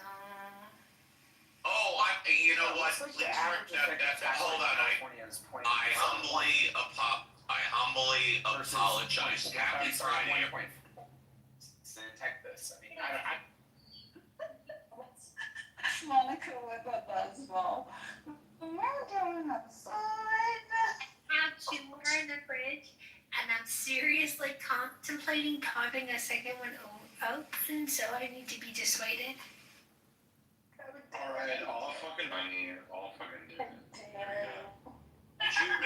Did you mention a cold refrigerator in the snatch? Was that, or did I not hear correctly? Because it's the snacks doesn't mean you have to make a sexual reference every other time, Uncle Steve. I am not making a sexual reference. I simply asked if you were referring to a cold refrigerator. That's all. Let's see if Uncle Steve was making a sexual reference. what? I'm tired of making sexual references. Let me just say I'm glad I live in Southern California. I'm glad I'm in the snatch where it's warm. I'm tired of you making sexual references, Steve. Well, maybe it's time for you to go to bed, young man. I mean, oh no. I'm going to bed now? Fuck, I don't even know what to answer. You said you were tired. Maybe you should go to bed. What do I say to that? Wait, what's the best response to that? I don't even know. Go to bed. You go to bed. I'm definitely not going. No, I'm working on this fucking Wix website. Can't go to bed. The proper answer to that is, Steve, you're not my daddy. Steve, you are not my daddy. No fucking shit. I'm your clubhouse uncle, baby. That's weird.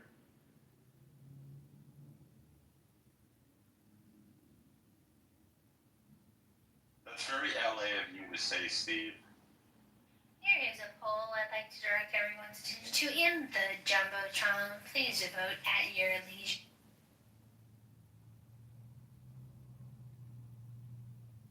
This is candidate Congressman. I love that poll. Thank you, ladies. I love that poll. Thank you. 630 signatures on the campaign. 630.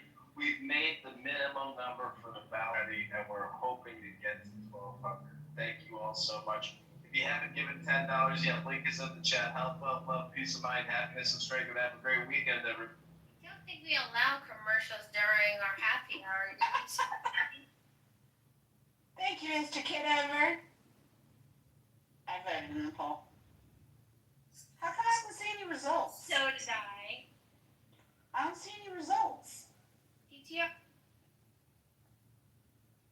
Oh, there they are. Everybody's.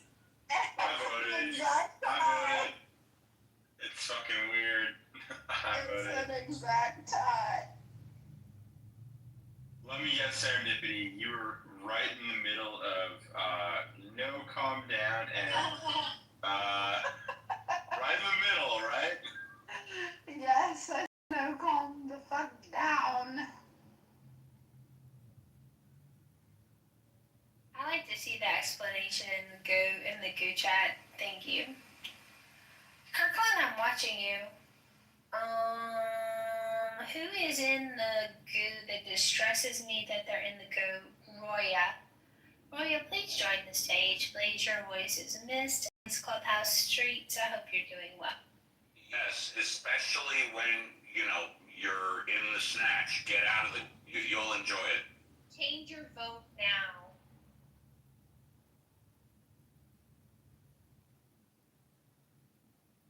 Serendipity, I love you, and it actually does distress me sometimes when we fight a bit. It was uncomfortable earlier. Didn't like that. Love you too. I mean, we're good for each other. We push back on each other. We're like the odd couple. We really are. It's okay. One of us is Felix. For anyone just joining the room, the two of them are drunk, so expect some ridiculous machinist. We're just feeling no pain. That's right. We're making up, Edie. God, give us a break. And for anybody that has any doubt, Uncle Steve absolutely unquestionably wants Monica to be comfortable when I'm in the snatch. See, there he goes again. Oh no. Steve, don't make me change my mind. I didn't say her snatch. I said in the snatch.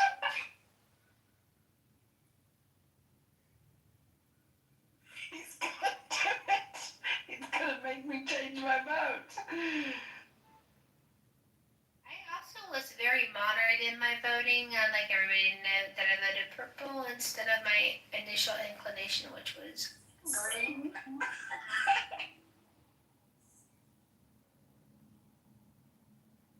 There's all these comments in the chats. Are the comments actually in the chat? Yeah, by the way, it looks like my vote was eliminated. I thought I put comment in the chat, and now it's 0. Yeah, it's glitching. Buddy Bar Dips. 6 votes. Wait. Roya is fire. Monica, your speech is slowing. Buddy bar dips. Buddy bar dips. Steve needs to be slathered in oil. Yes, Never and mind. by the way, if Never anybody mind. wants to know, and you might not, while I'm in the snatch, I literally am eating a tuna sandwich right now. I'm eating a tuna. I seen your boat downstairs, and then you've got to. Okay, I'm taking it.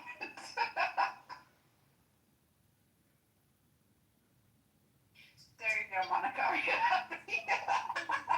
And this doesn't happen very often. He said tuna. Yeah, and the good thing about In the same sentence. yeah, and the good thing about tuna sandwich is it doesn't smell like fish, and you never want to smell like fish when you're in the snatch. Just for like 2 minutes. Wait, what was that? What did you say, Mom?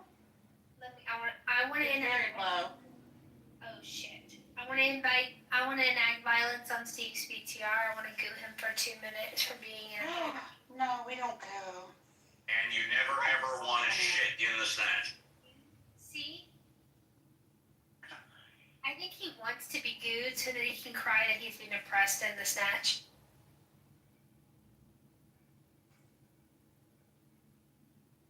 You know what? You can oppress me in the snatch all you want, as long as I continue to be in the snatch. You know that scene from Beauty and the Beast where Bella is mad and she has blamed the Beast for dinner and she's being outside the door and being really obstinate, yes. He points to the door because she's being ugly and unreasonable to the candelabra guy. Uh-huh. This is what I'm doing to you right now. I'm pointing to Steve behind the door and telling you to fix him. Steve, fix yourself. I had to change my vote.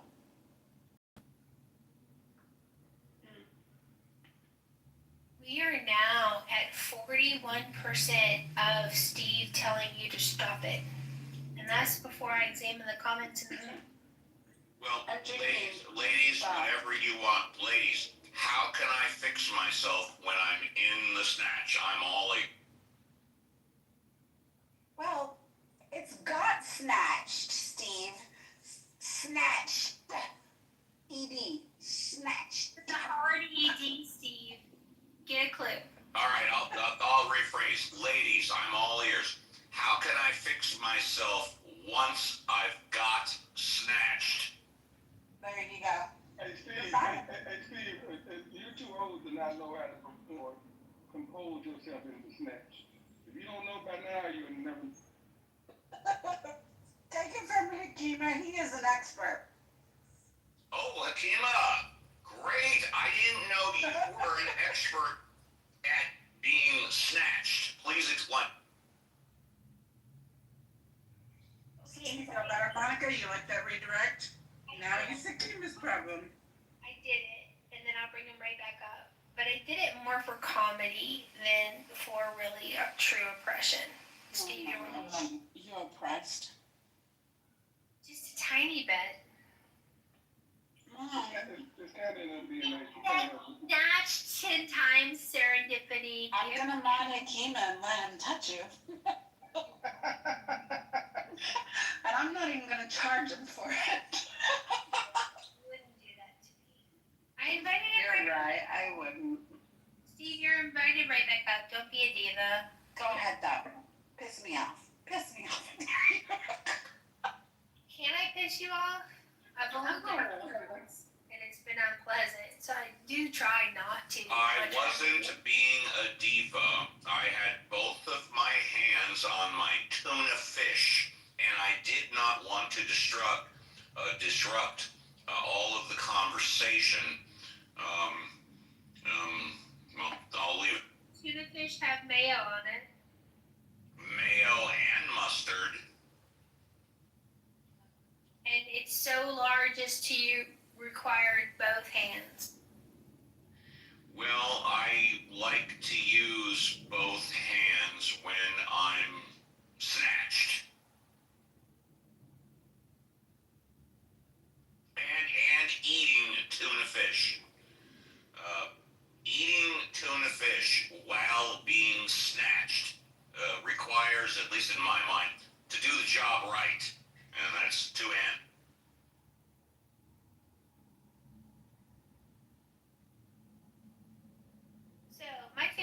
color is green.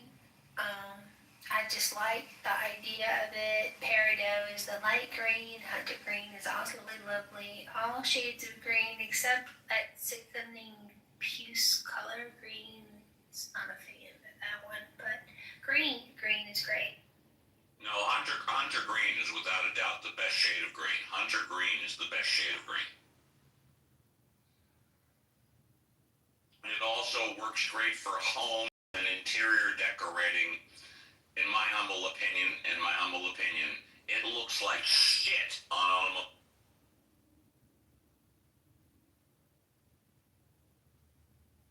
Nye, what's your favorite color? I asked you this already. Did you say purple? Wait, you said me? Say nine? She did! Oh, my favorite color, believe it or not, is actually, it's two, either pink or TARDIS blue, you know, after the TARDIS, Doctor Who. Nice. I'll try not to forget. Would you like to know my answer to that question, Monica? No, I'm mad at you, because you're making me tolerate the infidels. I'd like to go back to TARDIS. What the hell is TARDIS blue? I've never heard that before. No, it's just the color of the TARDIS, the spaceship that Doctor Who flies in on Doctor Who, the series, Steve. I'm not familiar with it. I'm so sorry. Oh, wow, yeah. Doctor Who has a spaceship. It's called the TARDIS. That stands for time and relative dimension and space. It is disguised, it's masked as a police call box, but it's bigger on the inside. So it looks like a police call box, like a telephone booth, an old school telephone booth. But it's bigger on the inside. It's a massive multi-level spaceship. And it's, I call it TARDIS blue. That's amazing. I've never heard that before. You're well, Monica. Would you like to know my favorite color? Well, I was playing coy, but since you insist, I would love to know your favorite color. I would never choose one. There's way too many beautiful colors out there to pick just one. That's on brand. Right?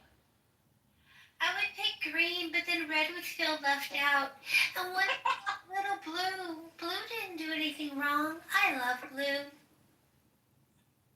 I mean, at least I didn't say it would definitely be black or white. By the way, do all you ladies agree that Hunter green and forest green are exactly the same color? Yes, sir. They absolutely are not. No, they're not. Forest green has more blue in it than hunter green. All right, okay. Jean, what's your favorite color, ma'am? See, I'm bonding with the lefties. Good for you, Monica. Not bonding with the lefties. We love our lefties, Monica. Mom likes yellow, I can tell by her gift. Or is it gold? Gold's a solid color choice, I'm not gonna lie. People don't always go to the metals, but gold, platinum, and silver, hard to do wrong with those.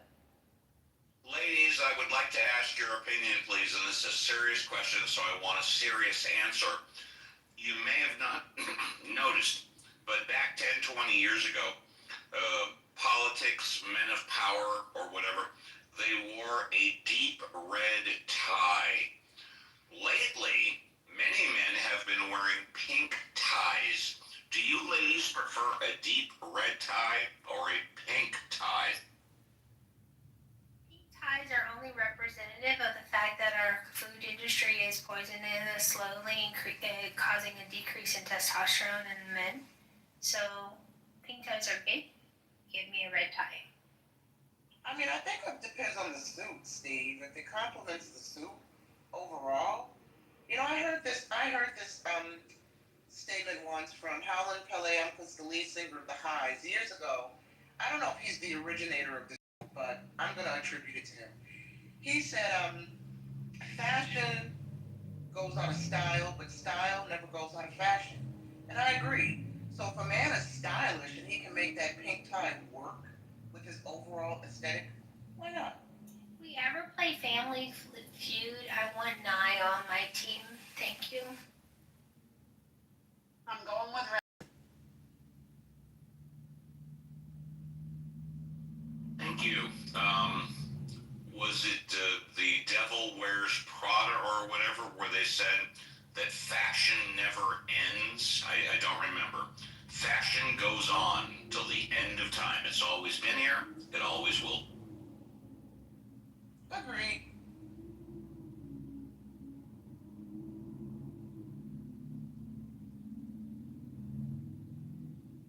I mean, every decade seems to bring about new fashion. You know, we had 60s, 70s fashion, 80s is very distinct, 90s, early 2000s fashion is different than late 2000s, and the 2000 the era that we're living now. So yeah. Yeah, a suit, call it charcoal blue, even black suit, white tie, with a white shirt with a dark red tie was power Republican conservative, and the same dark charcoal black blue suit with a white shirt and a blue tie was of the people and Democrat. Now it's not so defined.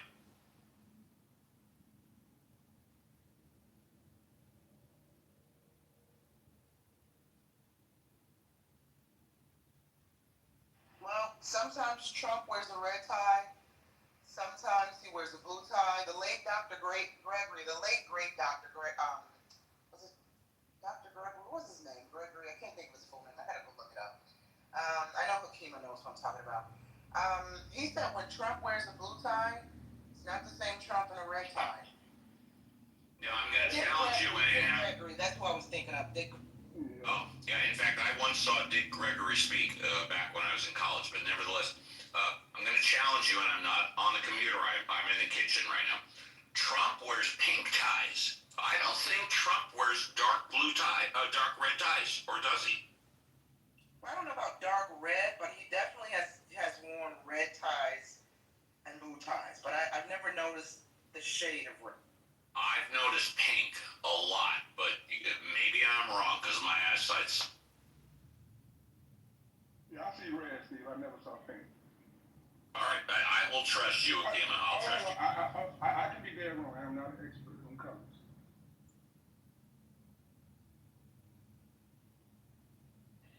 Akima, look at your back channel. I sent you something from Twitter.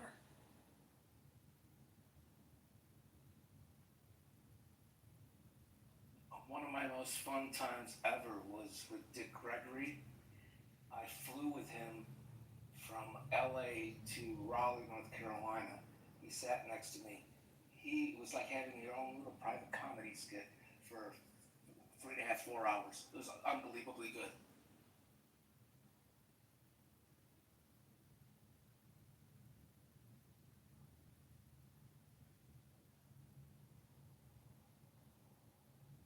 Oh yeah, they motherfuckers. That shit when it never. I'm gonna send it to Monica too. Where did Monica go? That cheating heifer.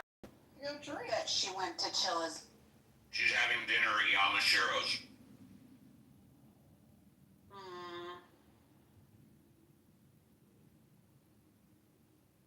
I'll rip her chakra in a minute. She's in her room talking about race. She just couldn't contain herself, you know. She has a little buzzball or whatever, and yeah. Just gotta go, Monica. Yeah, she lost her mind trying to challenge me on Malcolm X. Like, oh shit, Marty, she done had too many shots. Stop her from drinking. She had enough of Uncle Steve and his sexual innuendos and decided to leave. It makes her very uncomfortable, Uncle Steve. Don't make her uncomfortable. The last thing in the world I want to do is make Monica uncomfortable. Hey, Steve, you can't say creepy shit at me, Uncle Steve. You gotta be Steve and say creepy shit about Uncle Steve. Believe me, it wasn't the Uncle Steve part that was uncomfortable. It was talking about the snatch, and I'm sorry. It is what it is. Snatched. I'm sorry. It's talking about the snatched. That doesn't sit right with me from a linguistic point of view. Snatched. No, I know that.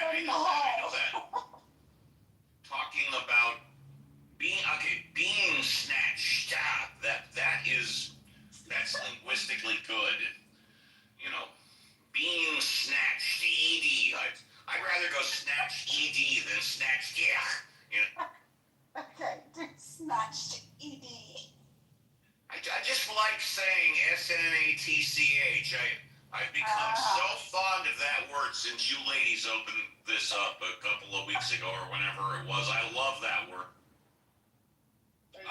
I've said the word snatch, ED, more in the past couple of weeks than I have my entire fucking life. I hope ED don't stand for erectile dysfunction, Steve. Hey, I'm not the one that put the ED on the end of it. Blame Serenity for that, okay? Oh my gosh. He called me Serenity. Serendipity, serenity, blah, blah, blah, blah, blah. Blah, blah. As long as I'm getting snatched ED, that's all I care. I'm gonna change my name to Dips. Serendipity, do you own the yoga studio? I wrote in the studio, yoga studio says Serendipity Yoga. I'm like, I took a picture of that motherfucker too. I'm like, I'm about to show her. That's right. Yoga studios. I love that. There's a bakery in New York City called Serendipity. I was gonna say, it sounds more like an ice cream. At least I think it's a bakery. Somebody sent me a picture of, I'm pretty sure it's either a bakery or a cafe. What's there?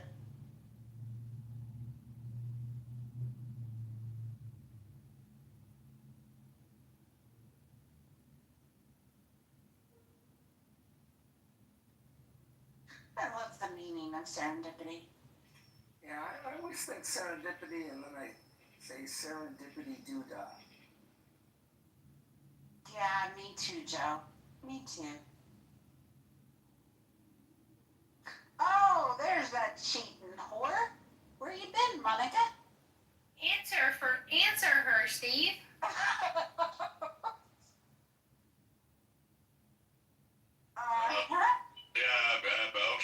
Okay, Monica, where have you been? What's your color serendipity again? I forgot. There's too many to choose from. I would never pick one.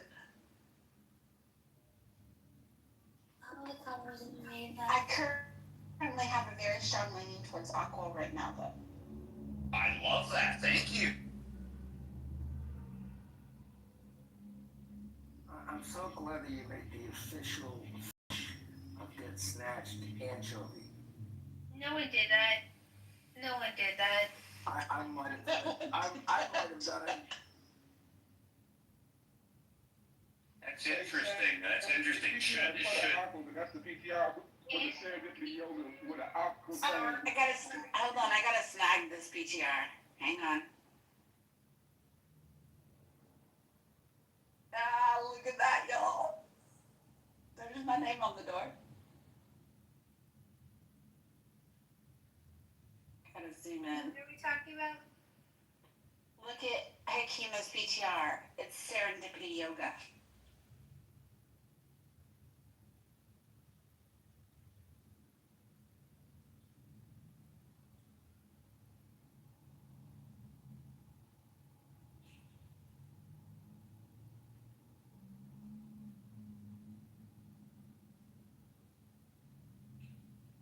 It's too quiet in here. He likes you. Aww. What's up, Love Monica? it. Yeah. What is that? Hi, Jack. Hey, what's up, Serendipity? Long time no see. Yeah, very long time. Do I know you? Yeah, you do, but I had like 10 names since the last time we talked, probably. Ah, okay. Who were you before? That's the problem. I have no idea which one you'd recognize me with. You're one of those. Yeah. Okay. Exactly. That's Gotcha. right. Gotcha. Just too quiet in here. I had to come stir something up. What kind of problems can I start here? Was Uncle Steve making sexual references? You can ask Monica why she was cheating on me. Why she's been cheating on me for the last 3 days. I just don't understand. Ma and Nika, why were you cheating on her? That's probably gonna go badly. Perhaps we should take the poll down. Let me screenshot the results and I'll remove it. I really don't like polls with people's names in it, but Steve pushed me. So. Come on, Steve. Don't do that, Steve. You don't gotta do all that, Steve Appel. Did you do another poll? Yes, for sure. I'm editing the serendipity photo right now. I'm gonna stick it in my PTR.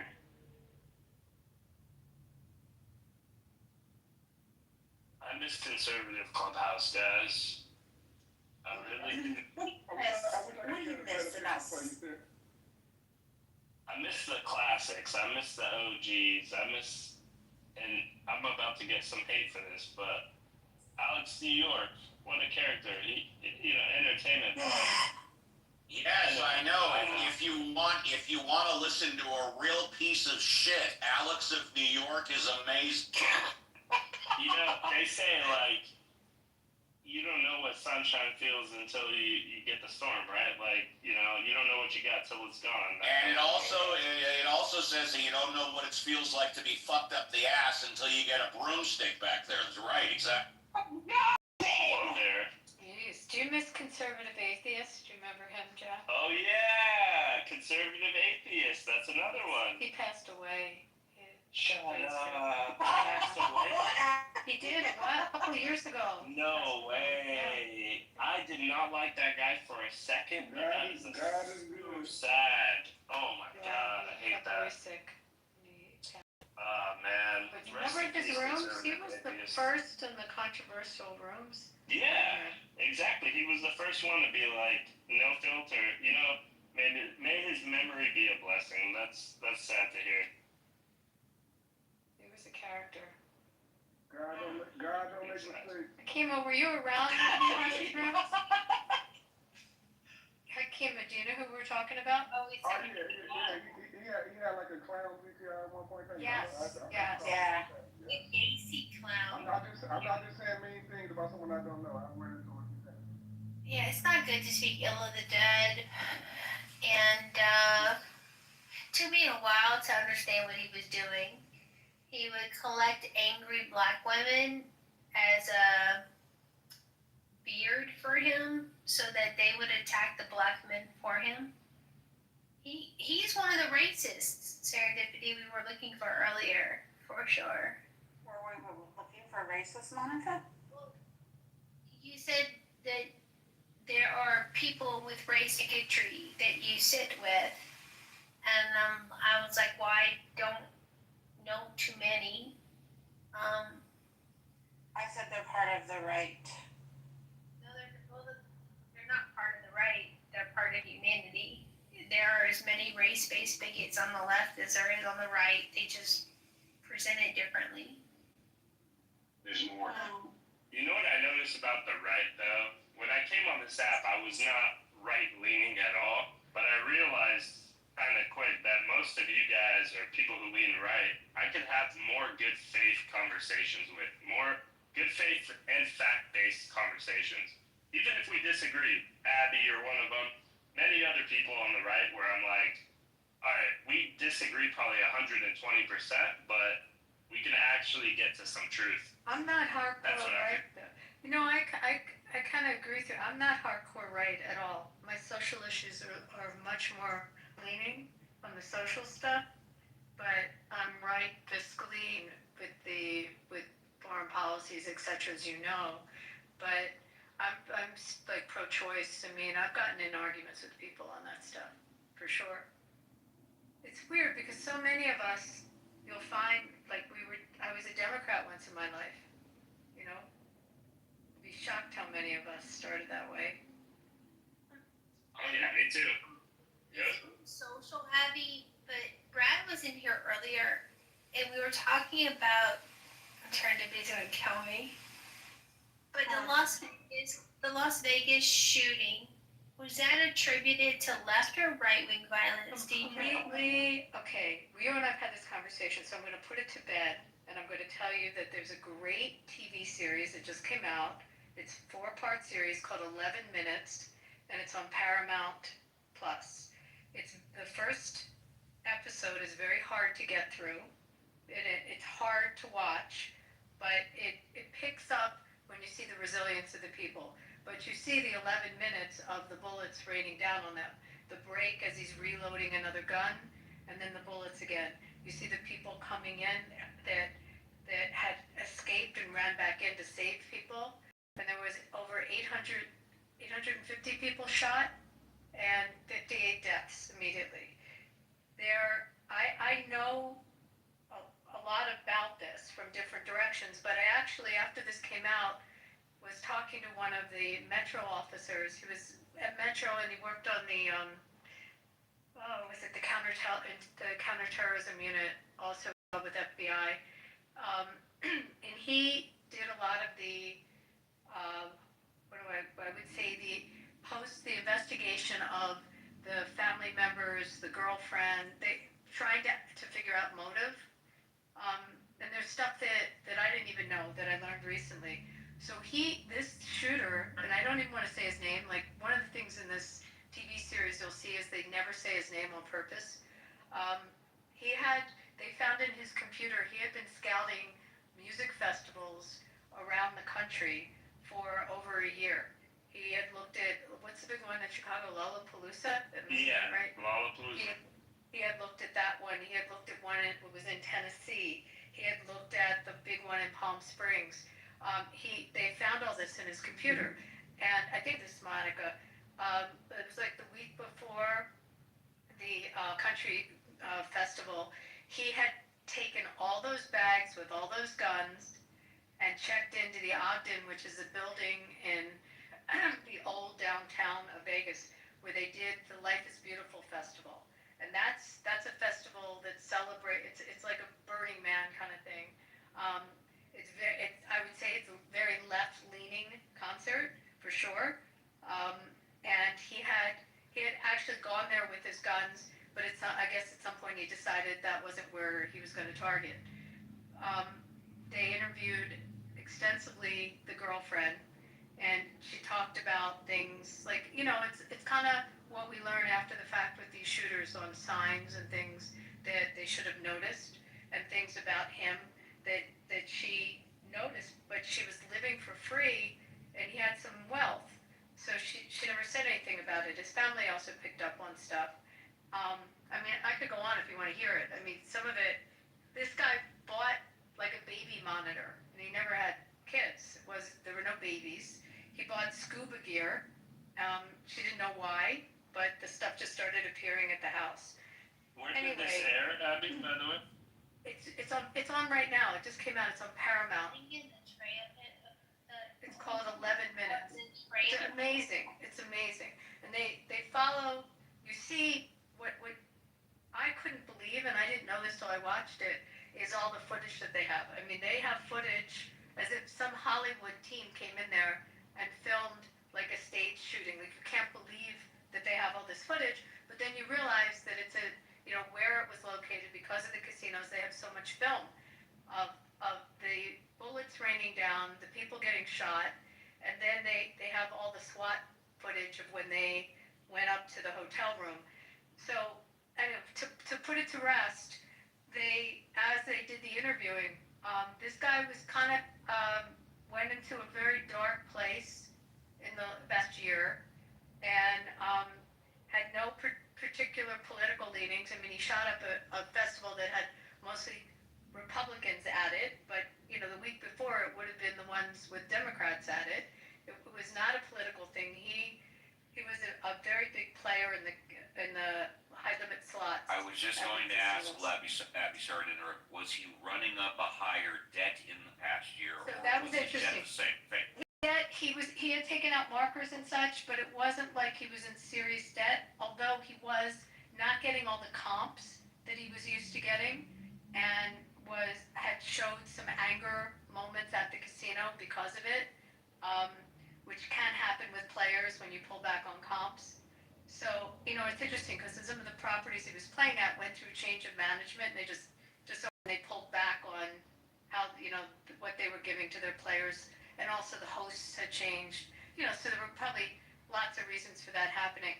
One of my best friend's father actually got shot at that event, and thankfully he survived, but they didn't know till the next day. It was like the worst 12 hours trying to figure it out. That's what you're going to see when you watch this. You see the pandemonium of, I mean, literally Uber drivers pulling up, grabbing bodies of people and throwing them into Ubers and throwing them into taxis, grabbing people's cars and just taking off trying to get to the hospitals with all these people shot. I mean, 800 plus people shot.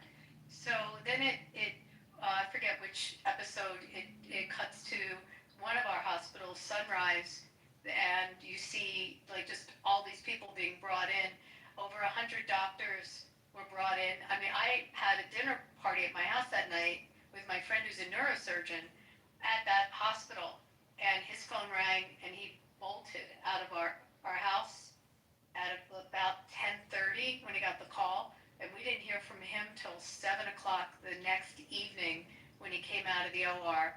Took a night to go to sleep and went back in the OR like for 3 days. I mean, it was crazy. All the doctors, just I mean, from everywhere got brought in, and that was nuts, especially on the bigger hospitals. But anyway, I'm sorry to go on and on. There's so much to talk about with this.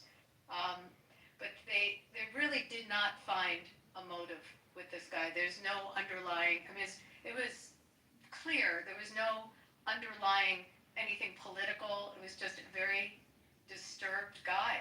And then they interviewed the family members. They had episodes with him where he was very controlling. That's the things they would say about him. But I will tell you one other thing I learned that you'll see on this show when the SWAT team, they finally all come up to the floor of Mandalay and hit the room where he is. You see the cart, like a butler's cart, room service cart, which had the baby monitor on it. That's how he was able to figure out if anyone was coming to the door, because he was able to see, he bought like a closed circuit monitor. What happened was, this is the crazy part of the story, and you see this. There's a lot of footage with Jason Aldean and the musicians, and one of the people performing, his nanny and his infant were on that floor. This shooter had taken over most of the rooms, but there was one room on that floor, and it was a floor with nicer rooms on it, like a high floor. The nanny had left the door open where the stairwell is, had propped it open. As a result of that, security had come up to the floor because that triggers security. So a security guard comes up to the floor, and this shooter hadn't started shooting yet, sees with the baby monitor the security guard and shoots him. And as a result, shoots him in the leg. Security guard calls it in. The security was evidently on another floor because there was like a hooker that shot, or something had happened with a incident on another floor. So the security at MGM did not respond in time to come to where this guy had gotten shot, which is one of the reasons they paid out $800 million to these families. At that point, the SWAT team started to see how the SWAT team figures out where the shot is coming from, and you see they go up. He had the scuba gear because he knew that SWAT would use like a tear gas kind of thing. So he had that. But this was the point that I did not know. Had that security guard not come to the door because the nanny left the stairwell door open, they believe he might not have started shooting. They feel that once he shot the security guard, he knew there was no way out at this point, and he executed his plan. But when they went in there and they found, you'll see this in the footage, all the guns, I mean, tons of guns in this hotel room. They also found like incendiary devices that they think, there could have been another way that he might have attacked this festival. They don't know. But they think that the shooting of the guard triggered him to start the shooting. Anyway, I'm talking a long time, but there's a lot to it. It's a pretty wild story. And you'll see if you watch the show, they get to talk about it from the perspective of some of the people that were shot and the people that saved others' lives. What was the show called? 11 minutes. On Paramount, right? On Paramount. It so sad. I can't believe like the fact that you kind of get closure a little bit when you have a motive. Instances like this, it almost feels like pure evil. I mean, it is. It's just terrible. horrible. Where was when your friends?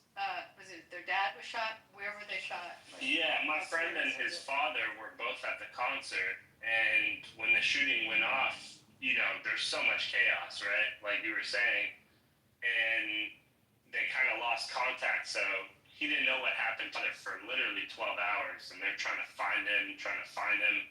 Then eventually he found out his dad was at a hospital, and he got a gunshot wound, and it was just kind of like traumatic for my friend. Like he didn't want to go out for so long, not to any concerts, just didn't want to go out at all, leave the house, because you don't expect that kind of thing, especially in Las Vegas at a concert like that. Like it was like just pure trauma.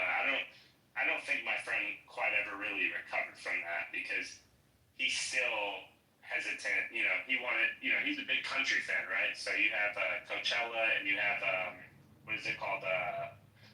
What's the other one after Coachella? It's the country music festival. Austin, this big one. No, it's in India at the same location as Coachella. It's not. I was gonna say Peruvian, but I don't think that's country. But it makes you shell-shocked. Yeah, exactly. So I can't that's what imagine. happened. It took a really long time for people to be comfortable going out again, or for us to have an outdoor festival. What's it called? It's called Stagecoach. Like he was usually going to that, but he stopped going to any festivals, any concerts. Like it was just terrible. But I was so happy when he found his father, and he ended up surviving, and it all worked out. But it was just terrible. In this show, they showed two twins that were both shot, and they're trying to find each other. And then you see like there's triage set up, like a whole bunch of people just started running into the lobby of the Tropicana Hotel or into the Excalibur, and like in the lobby of the hotels they set up triage, and they interview this one girl who was like an EMT from another city that happened to be there, and she just broke into like triage mode. And then these people meet up with the people that saved them, and that's all in this series. It's pretty incredible. This one black guy had some dude say to him, like he's wearing a cowboy hat, you see him at the concert, and someone says to him like made him feel bad, like what are you doing here, kind of thing, like some asshole said it to him. So he was kind of having a moment from that, and then all of a sudden the shooting happened, and this guy escaped and went back in to save people and to carry bodies out, and then got shot, and then it got shot in the neck, and then it's just all about his healing and the people that he saved finding him. And I mean the resilience of people is a really big message from this. Just seeing ordinary people, just saving others and rising to the occasion it's pretty remarkable. There was some off-duty cops that were there. I mean, you won't believe the footage. But anyway, Monica, it's a long way of answering that they found no motive. Right. And he had lots of targets from all different political persuasions. Right. We had the discussion about the studies that are showing right and left wing violence, and I'm like, well, wait a minute, did they count that as right wing? Because that would be wrong. Yeah. And so I was glad that you added that. No, they didn't count him as left or right wing because he did not have a clear motive or ideology in his nihilistic rage and destruction on, which is good. I really hate how divided we are. Like, it always comes down to left and right. It's just not. What did the cop said to me when I was talking to him about it? He said it's a cafeteria of reasons, and it's just not like one item, and it can be lots of different reasons. And you have to, when you're investigating this stuff, you have to consider all of them to figure it out. But that one, I mean, it's the rest of the story goes on. 2 weeks later, our hockey team premiered for the first time, its first game, and everyone went and bawled their eyes out. People were very afraid to go out in public, but that's what healed the city. As crazy as that sounds, and then they went on to go into the Stanley Cup Finals that year. This brand new team, but it was, it was very hard for people to go out. I know I went to a parade back east, the Super Bowl parade, and it was on a street with all high-rise buildings all around it, and I wouldn't walk out to the street with the crowd. I was totally panicked, thinking, who knows who's in those buildings? There's no vetting on who's going in the buildings. And I still get uncomfortable in those settings. But our laws changed, so you can't check into the hotel with all that stuff. And if you do have a lot of stuff, they're going to go through it. And, just in terms of how security operates, and the other problem, and you'll see this in the footage, people couldn't escape. They fenced everyone in at that concert because they didn't want people sneaking in. And as a result, there was no egress. People couldn't leave. Pretty nuts. So, what's your favorite alcoholic beverage, and what's your favorite color? Happy. Me? Favorite color is yellow. An alcoholic beverage. Really good Napa Cabernet. Need to know what kind, what vineyard. Serendipity, do we need to know what kind?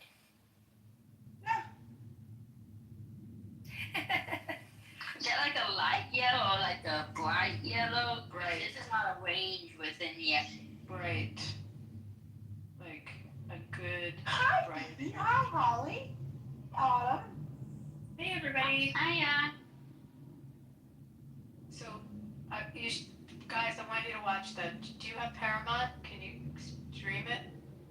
Put the link of the trailer in the chat about 20 minutes ago.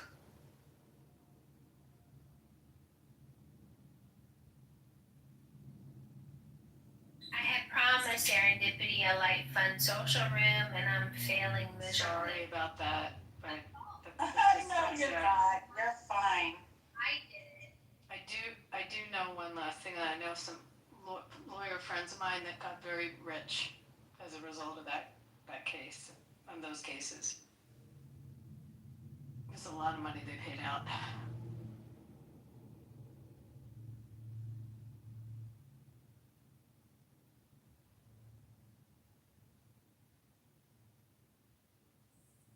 Was that Jason Aldean or Eric Church? It was Jason Aldean. Oh my God, wait till you see how they interview him.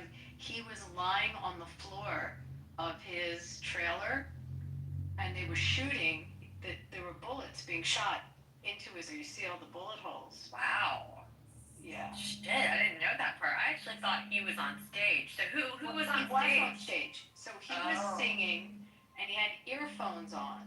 And he talks about how he starts hearing the rat-tat-tat, and he thought that his speaker was screwed up, or something was screwed up with the sound system.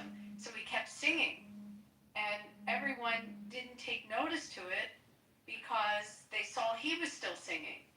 And then the bass player, then they start trying to tell him something's wrong. The bass player had a bullet through his bass, right into the guitar. Shit. Yeah. And then the security came running up on stage and grabbed Jason Aldean and got him off stage and took him to his trailer. And then the shooting came to his trailer, so he went flat on the floor during that time.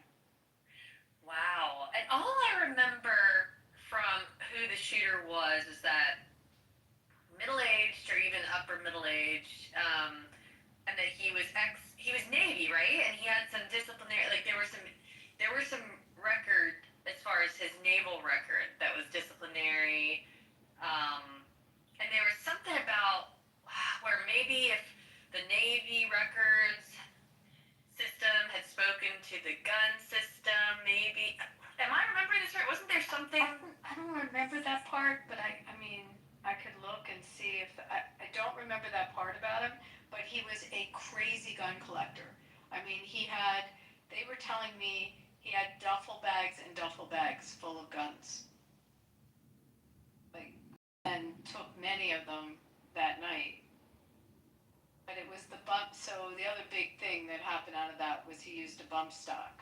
And so that got outlawed, but there was a big lawsuit in our state to sue the manufacturers. And we have just like federal law, we have a manufacturer's immunity statute, gun manufacturer's immunity. So they couldn't award the victims. Yeah, those dumb. How do you feel about Pam Bondi? Me? Yes. I like her. Am I going to get rained down now with verbal bullets from everyone on that? I like her. Well, I asked Grok, and he gave her a grade of C-, but I think that's overly harsh. But I appreciate your answer. She's got a lot on her, she's got a lot of litigation happening in the first couple months. She was in court. I mean, this is not a typical, a typical job for an AG. I mean, there's just so much major litigation and arguments in front of SCOTUS, that they were preparing. I mean, there's just a lot. And I think she's putting out a lot of fires. Trump keeps her busy for sure. Keeps her busy. I think she's very bright. Do you see a changing sentiment from MAGA and Trump supporters regarding her competence? I mean, I think people that are big supporters bitch constantly about different people they feel might have stepped out of line of what they want. But I look at it as a Republican, not as a MAGA person. I'm just what's good. So, and I look at the policies. I don't know. I mean, I think that you just have a big array of different opinions on supporters. It's a big tent. It's a huge tent, and it's good that it's a huge tent, but it does make infighting just like standard. The white actually has diversity of thought and opinion. I'm sorry, I misspoke. I must be confusing Stephen Paddock with a different shooter. Yeah. This guy, he did not serve in the military. I think so. But he had wealth. I mean, he was a real estate guy, it looks like. Yeah. Probably a bad. He lived in Mesquite. Wait, can I tell you a weird thing? Coincidence? He lived in Mesquite, which is right over the border from St. George, Utah, which is where the recent shooter of Charlie Kirk lived. Well, that's a little strange. Yeah, very close to each other. What's in the water over there? The Virgin River, that's the water. Conspiracy sauce. Maybe there's a recruiting station there. Yeah, well, there is a CIA, isn't there something CIA related there? No, but there's something else that's right there too. It's also where the Bundy, the whole Bundy standoff with on the federal land, Edmund Bundy. Do you remember that story? Yeah. That was right there also. Gee whiz. Bunch Yeah, of loonies there. Whole Looney Tunes town. Thing about this. The water's the Virgin River. I can't see. Hey, I got with the politics and meth heads over I guess. All right, go. Let's hear it. If it's I will rage at you. Where are you? I was only right. I'm in North Georgia. I'm exaggerating a little, but there are. I do see meth. Maybe I'm not exaggerating. I do see meth almost every day walking up and down the road randomly on this country high road near me. But they don't really bother anybody. I mean, you would occasionally hear about like some, farm equipment like goes missing. That's like that's the biggest thing. But MRI serendipity, the meth heads, they don't usually. I mean, they might be domestic abuse, but Yeah. conference.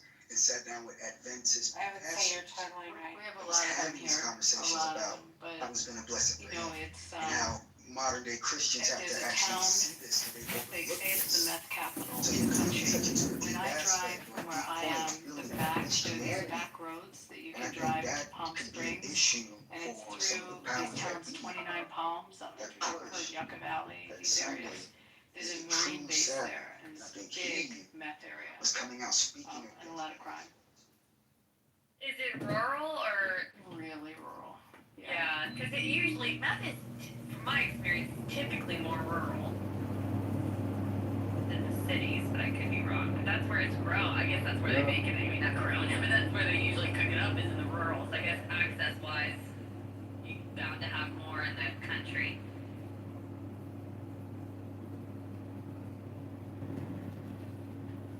You see them often at slot machines here. You know, it's just very nervous energy banging away on the machines.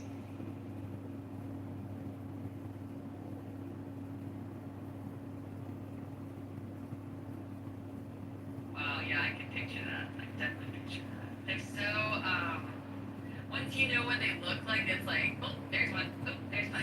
You can spot them a mile out the way they move their bodies.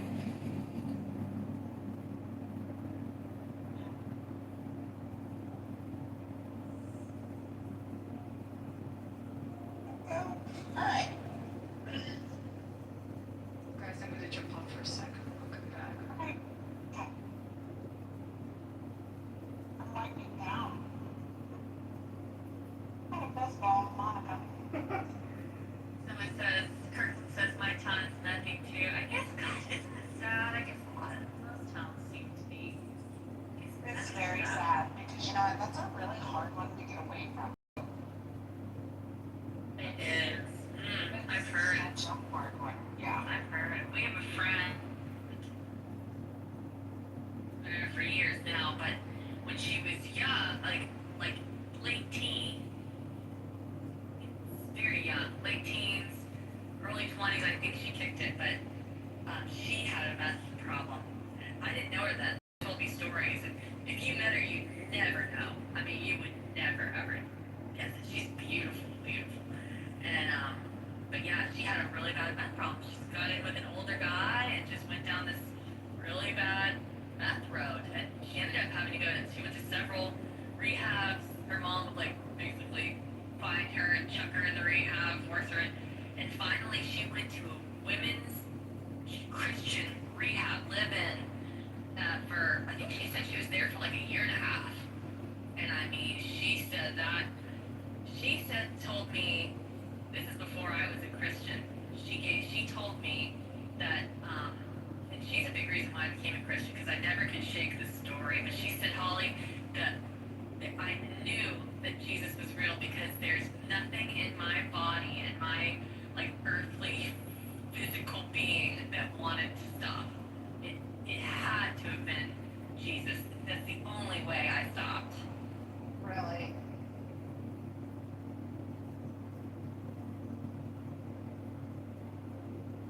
You hear stories like that all the time. Yeah, you do. You do, don't you? You have, no longer bound to where we are. They're huge.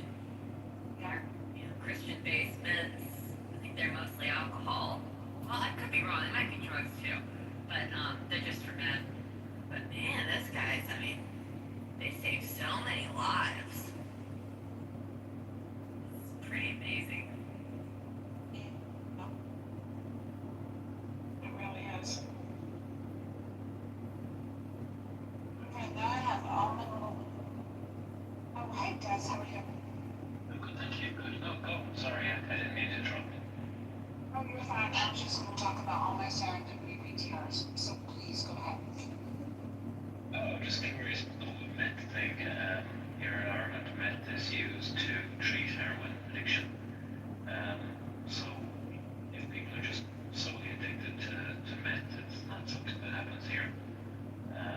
Well, I'm sure it is, but it's more used as a drug to help people legalize heroin. Yeah, Well, that's a different kind of meth. We for a second. He's talking about methadone. We're talking about methamphetamine where they cook it as it's not the same. I don't know what the actual difference is, scientifically, but yeah. Okay, sorry. No, I hear you. Yeah, cool. It's different, yeah. Yeah, they like cook it in the backyard, it's highly flammable, it's highly illegal. And it really messes them up. It's addictive too, but Oh God, yes. Oh, super addictive. Horrible. Like 1 or 2 times. It totally ruins the person. Completely. what does it do? It just kind of takes away their soul or takes away their personality. So would you have seen it? There's all kinds of adverse reactions to it. The meth people tend to be skin pickers. It tends to really mess up their teeth. Like they get very, very gaunt. They move like a mile an hour. They move like usually like the ones that are up at 3 a.m. like leaf blowing. they're like stalling. You're working on projects till like 3, 4, 5 in the morning. They get super, super, super paranoid. How have you even read this? Like, it actually, like, kind of fucks with their sexual desire, too. Yes. Like, in really bad, unhealthy ways. I have, because, yes, when I was volunteering as a CASA, I asked that question because I noticed that so many of first I was curious because there seemed to be a lot of twins, and I said, does doing meth, like, make you have more twins? But someone told me, no, that's not true. But they did say that they do procreate a lot. Because I noticed, these people would have kids, just so many kids, and they immediately in the system because they were testing for, positive for meth in the hospital, and that's an immediate takeaway. And they're pretty strict with meth. You have to, I think in Georgia, they've upped the amount of time that you have to test clean.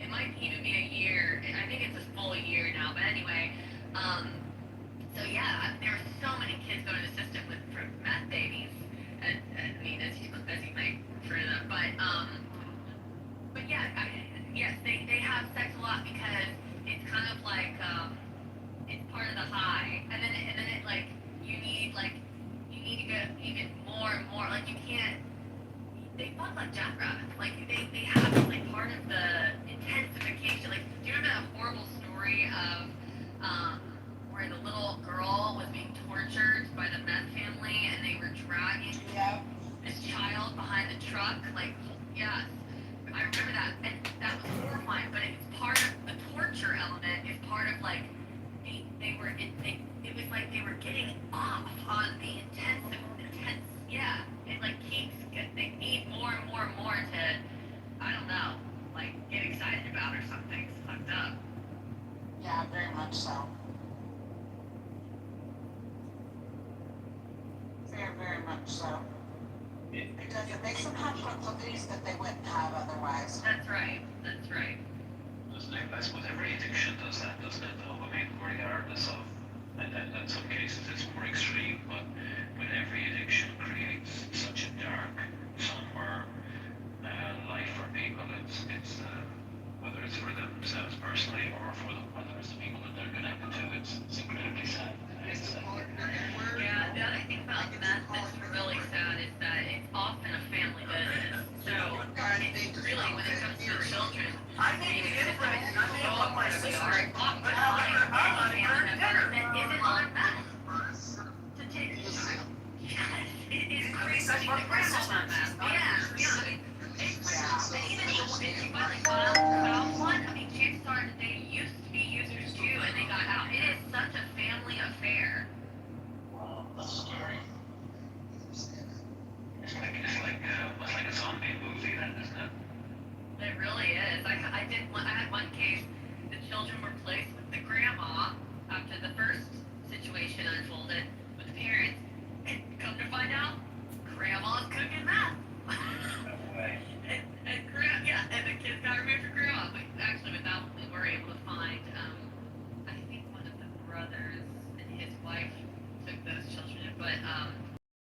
it really, I've had to look out of state, you know, for distant relatives that aren't on meth. It's crazy how it just poisons an entire bloodline.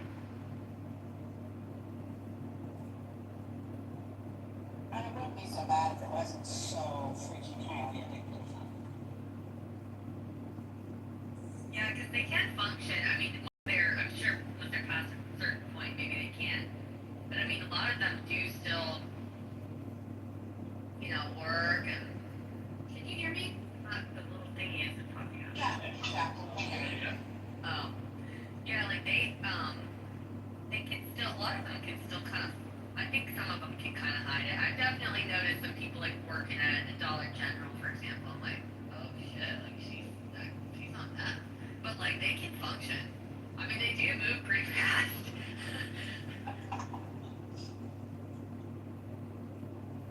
And they get super paranoid too about everything.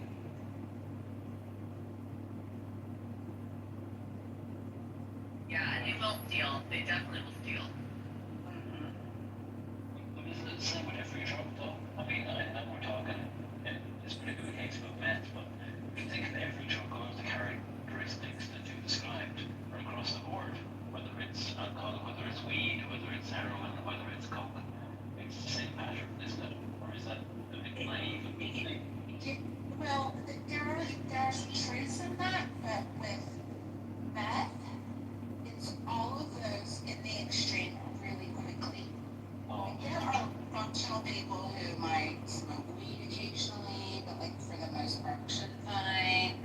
You know. And coke.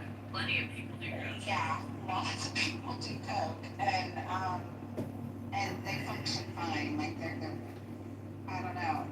With meth, it's like you go from 0 to 100 in no time flat. Okay, I hear you. Yeah. Different drugs hit differently. It's crystal meth, right? Crystal, and that's what but now we just take them. Does, you said you're in Ireland? Yes, that's right, I'm in Ireland, yes. What part of Ireland are you in? I'm in a place called Rockford. It's in the Midlands, so if you kind of were to drop a pin in the middle, we'd be pretty much in the middle of Ireland, so that's where I live in a town called Rockford. Which ironically is quite full of coke, and it's a bit of a coke capital of the Midlands of Ireland. But hey, that's what it is, you know, so, but yeah, that's where I am. How far is it from Limerick? Oh, don't you need connections with Limerick yet? Well, I was there like about a month ago or so. Yeah, I was in Limerick and County Kerry.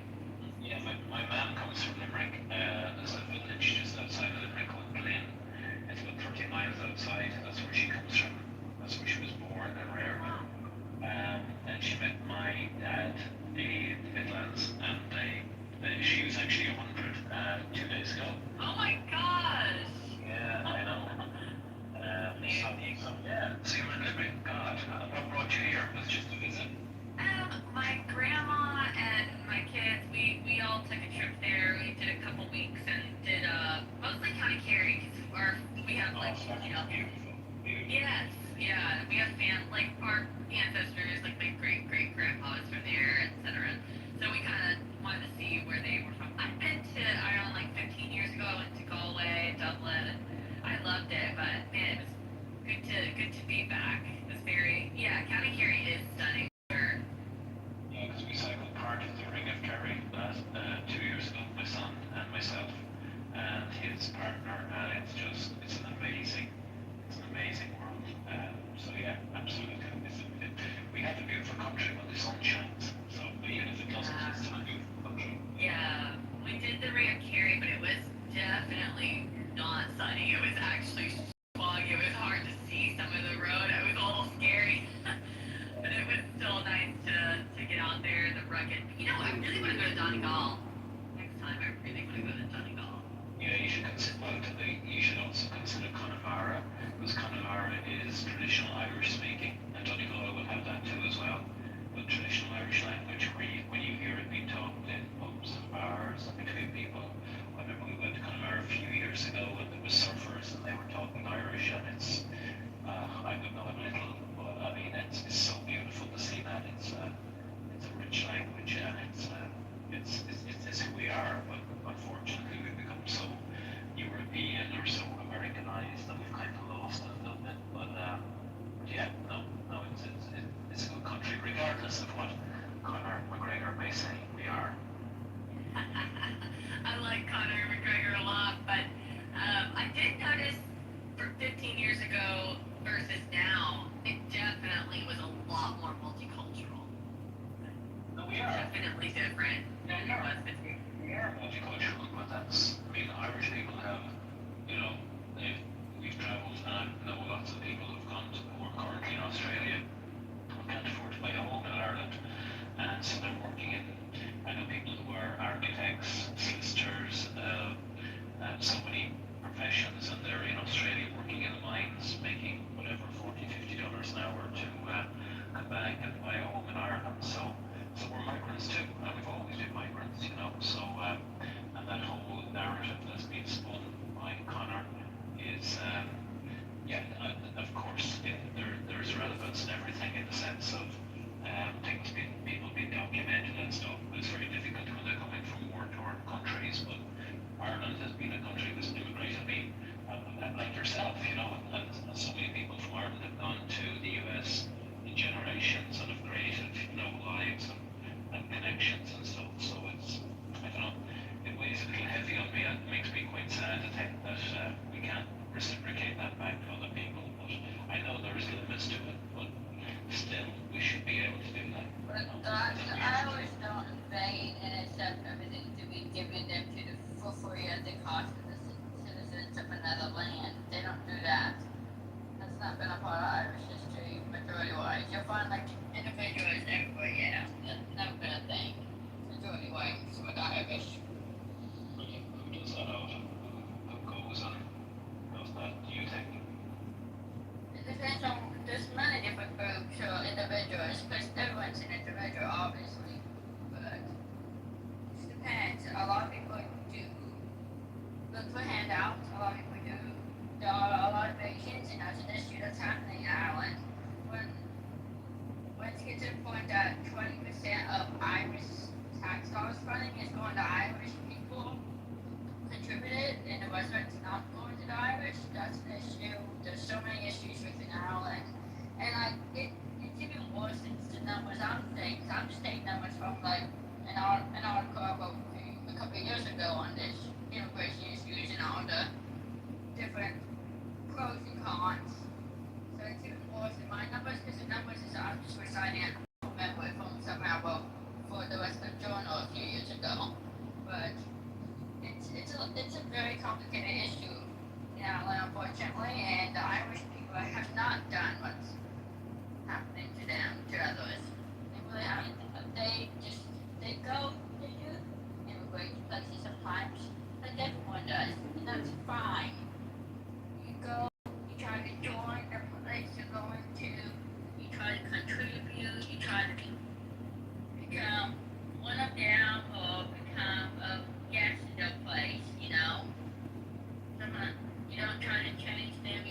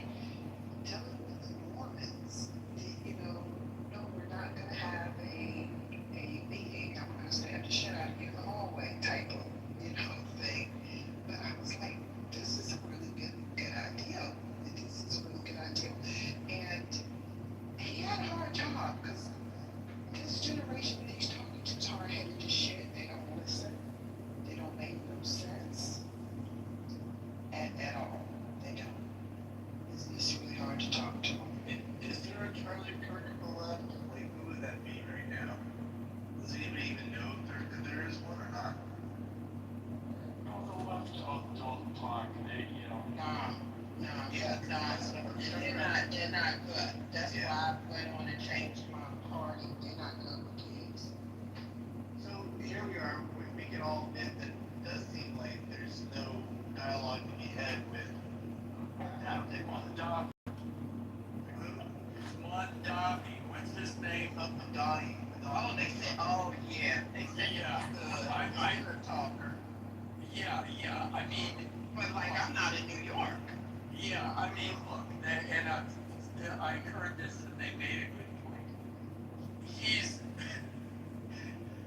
We can completely disagree with his politics and his solutions and everything else, but he is getting traction. He does put on a good show. And, you know, but this is we're still in the primary. Well, I forget how the voting works.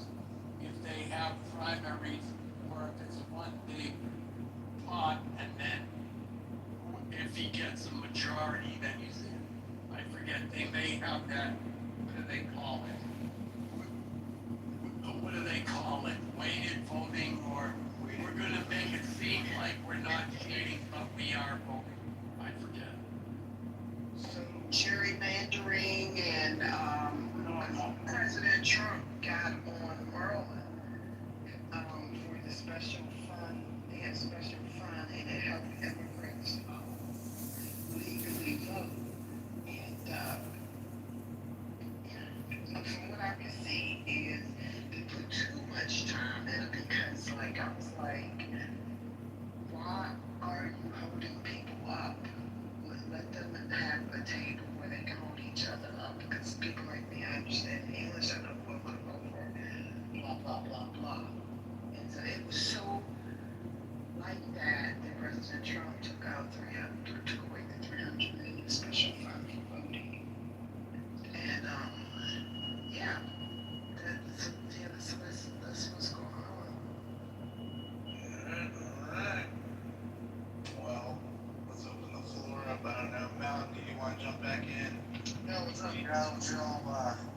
What y'all talking about here? Sorry, I was eating some rotisserie chicken. I think we only moved as far as saying so far that maybe we kind of did some conspiracy, things there a little bit, and then of course we explained that it does seem like the left doesn't want to have a dialogue. So I don't know where that leaves our country. I don't know if that's something we want to talk about, but I just know that where it leads is, like Charlie said, we've got to do better with our families and our immediate communities, especially Black people. Definitely, I said that a dozen times on this app, and they laughed at me. Oh, she's skipping subjects. She's bipolar.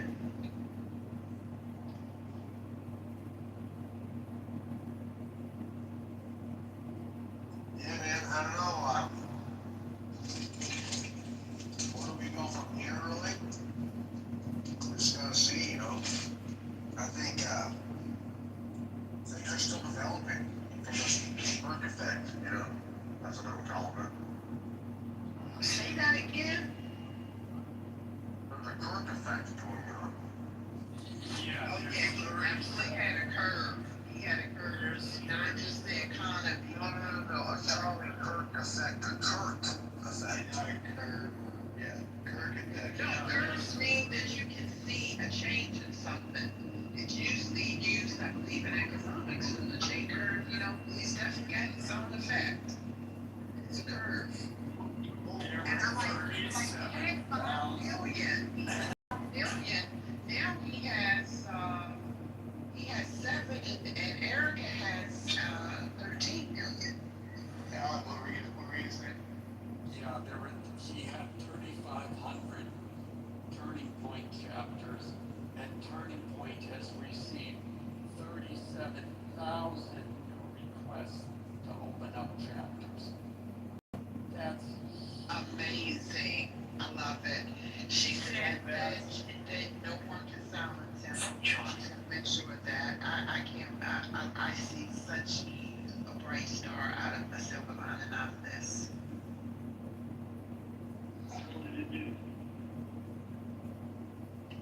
me just spawn more Charlie Kirks. I mean, I don't think there's any other way to look at it. I'm not really sure. You know, I think if I were to the left, I would have probably could have did this pretty quickly because I don't see how it works in their favor in any sense. I just don't see any moderate or any independent going, okay, well, I want to be part of that party, a party that is just people, you know? So I don't know. Because that's where they're at. They want to shoot. They've been advocating for it for years and years. Why would they change their tune? Oh, yeah, they are the force behind National Rifle Association. Yeah. Hey, listen, Bill, that's not true. That's not true, goddamn. That is a Republican conservative, movement. That's not true. Those are a bunch of, second. I'm sure as a person who worked there to attempt that they would like to do more. They would like to do more than what they're doing. What's that? What's more? Like I said, I'm not teaching tonight. I'm not teaching how white people do it. Okay, I said what I said, and don't understand it's bad. You want to mute up, Chris, lady, because you're talking nonsense. I'm not talking nonsense, you just don't know. You just said the NRA is what is it exactly? What were you saying? What's your I said I bet that they're probably probably taking money or lobbying probably in the pockets of the left. That's what and you said you don't there. And that's just because I took there, I worked there, so that's what I thought from day one. Day one, that's what I thought. I can't tell you what people vote for or anything like that. It's none of my business when they go behind the curtain. It's just being there, that's what I thought. It's not even an opinion, I just thought that. Well, I understand it's kind of his opinion. I think it's not because he's talking a lot of nonsense tonight. I'm not talking nonsense. I'm talking about things that you don't understand. Man, just give the floor some other patriots. You've been talking a lot of nonsense in the crowd there. I'm not the wall. Why don't you give the floor to some other patriots and stop talking about people talking nonsense when they're talking actually good stuff? I'm getting ready to go to bed because I gotta get out in a few hours. Good night. All right. So we were talking about where do we go from here? I mean, what does that look like? Is it just like we just gotta write this out and make sure nobody else gets shot? Like, see, like Allen's pretty much succumbed to that at this point. I don't know, man. I won't think in my opinion, but I almost have something inflammatory to say. That's what I don't see. Good. Right. I know he wasn't talking. I was definitely talking, bro. Shit, this fucking crybaby fat motherfucker. Anyways, so my question would be to you, so you say, where do you go from here, right? My thing is like, where else is to go? I mean, if anything, like, yeah, look at it from a bigger standpoint, right?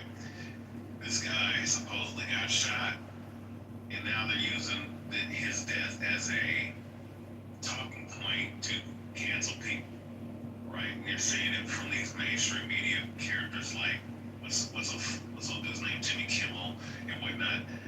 If anything, like utilizing this, and mind you, whether it be from what I'm seeing conservatives do this shit. Ironically enough, the current regime was just talking about defending freedom of speech, and now all of a sudden everybody, you can't even have a conversation, you can't even have a fucking opinion about what's going on, right? That's not even inflammatory towards the individual, right, that died, but somehow, like, you are able to get canceled. Who was the individual that was coming at him and they're trying to do a subpoena on him, sitting up here talking about coming after everybody that says anything about him? Do you know his name? Who's that? No, I don't know what you're talking about. Forget that motherfucker's name. I mean, fuck. So they're gonna do like a blanket subpoena on people that are saying tapping Charlie or something else? No, there was somebody that was trying to do a subpoena on the individual. His name escapes me. That was pretty much talking about having anybody that says anything about Charlie or the situation at hand, because he did this to Jimmy Kimmel, have them pretty much subpoena that guy, because that guy said that they're trying to get people, get people's freedom was being taken away by just mentioning the Charlie Kirk. I forget his name. Just on the headlines out there for just the FCC guy. Oh, that's well, no, the FCC guy was talking about the ABC. Oh, Brandon Carr. There we go, Brandon Carr. This cat right here, the FCC chairman, Brandon Carr. One of these politicians trying to put a subpoena on him for that. So overall, what I'm trying to get at is like that's what you need to focus on, if anything, because now that this situation's happened, now your federal government is using all the stops, pulling all the stops to try to come at people. Like if you look at that, I know what you're saying. let me land the plane. Let me land the plane. I got like 10 seconds.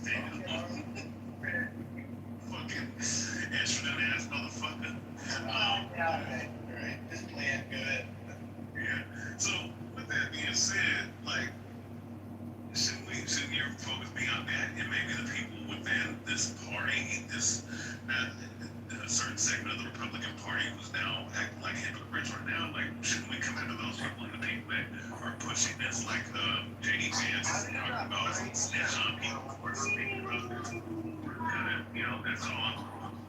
Ray, I just want to know what you said really offended me, and I need to go to my safe space because I feel like your words are going to do me harm. And so I'm sorry, but you just have to stop talking, Ray, because this is for me. And your type of speech is harmful and hate speech. So I'm sorry, I'm going to have to cancel. Now let me ask you, which party says those things? I'm not serious. You're fine. I'm fine. We're all good. But which party says that? The left or the right? And which party has been saying that for a minimum of 10 years? Because I will say this, what goes around comes around. Bam! And now there's a party that has been pissing and moaning and actually canceling and doxing people, and not just individuals, but the government has been using its agencies to silence people on Facebook, to silence people on what was then Twitter, to go after conservative groups using the IRS, to use a whole host of government agencies to silence their opposition. Well, now, guess what? There's a different sheriff in town, and again, yeah, we're not going to apologize for it. I'm sorry. It isn't going to happen. It just isn't. And as far as Jimmy Kimmel goes, you can go, and it's not. First of all, he gloated when Trump got kicked off of Twitter back then. He gloated when Tucker Carlson. Yes, he did. And here's the really stupid thing about it, is that everybody on TV gets canceled. With few exceptions, everybody gets canceled. Now, sometimes the network might go to like a Jerry Seinfeld and say, hey, you know what, we think we're done. And Jerry says, okay, let me announce that I'm retiring and save face. And they're like, fine. But everybody gets canceled. And for him to stupidly gloat over other people getting canceled, well, all I can say is, ha ha, and he's an idiot. There we go. So Damn right, bro. I'll let Ray. Hold on. I'm gonna let Ray respond to that. I do want to hear what he has to say to that because there's a lot of truth to what Alan said. Really, we didn't start this fight, and it does seem like we're just gonna play by the same rules that the left was playing by. So, and then also I want Jordan to speak on this too. I think he'll be good on this too. What part do you want me to speak on? Well, I do think that you have a problem with what's going on, right? In terms of the cancellation part of things, right? Well, I don't necessarily have a problem with it. I'm just describing, like, I don't have kids, so I don't really care. And I'm Jewish, and I was born privileged, and I'll survive whatever happens. And I'm a sociopath. But what I will say is that, when government starts to dictate what the media can show and not show, when oligarchs, if you will, start to buy out the media so that there are only a few people at the top who own a lot of the media outlets, it becomes very challenging for a democracy to survive. But hey, I'm not only for democracy. Whatever works, works. I have a friend who is married to the former Prime Minister of Pakistan, and I can tell you that she certainly thinks that, a democracy gets in the way of many things. So I think, we're well past the point of, I don't want to say no return, but we're well past the point of this moving toward an autocratic state. And I don't think that's necessarily a bad thing, but to pretend that it's not happening, it's not fair either. So. But are you surprised at the reaction that the so-called right or Republicans are doing right now? I mean, is it fair for me to say that we're just gonna not play by your rules anymore and we're just gonna join you in what you're doing? I mean, would that be an unfair statement? No, I mean, if liberals, if we had I'm a moderate, but if we lost someone to an assassination who was either in the periphery of politics or a politician themselves, I'm sure we would have a similar reaction. I guess I'm not so sure how we would respond to the free speech issue. Maybe we would want to cancel people who apparently celebrated stuff. That part I don't know. But there's a great book called Strongman, and you've heard me say this before, Matt, that, it talks about how different dictators, and again, I don't think a dictatorship is necessarily a bad thing. If you're poor, it kind of sucks, but if you're good looking, smart, sexy as hell, and athletic as I am, you're going to be just fine. I'm just kidding. But as a dictators, that works for some. And so it's kind of like if you're close to the royal family in Saudi Arabia, or let's say even in the UK, you get some perks that you get to benefit from.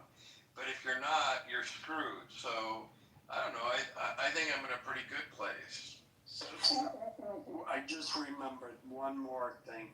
The left, for the last 10 years, reminded us that these are private organizations, that the protection of free speech it relates to the government, and that private organizations can hire or fire people as they wish.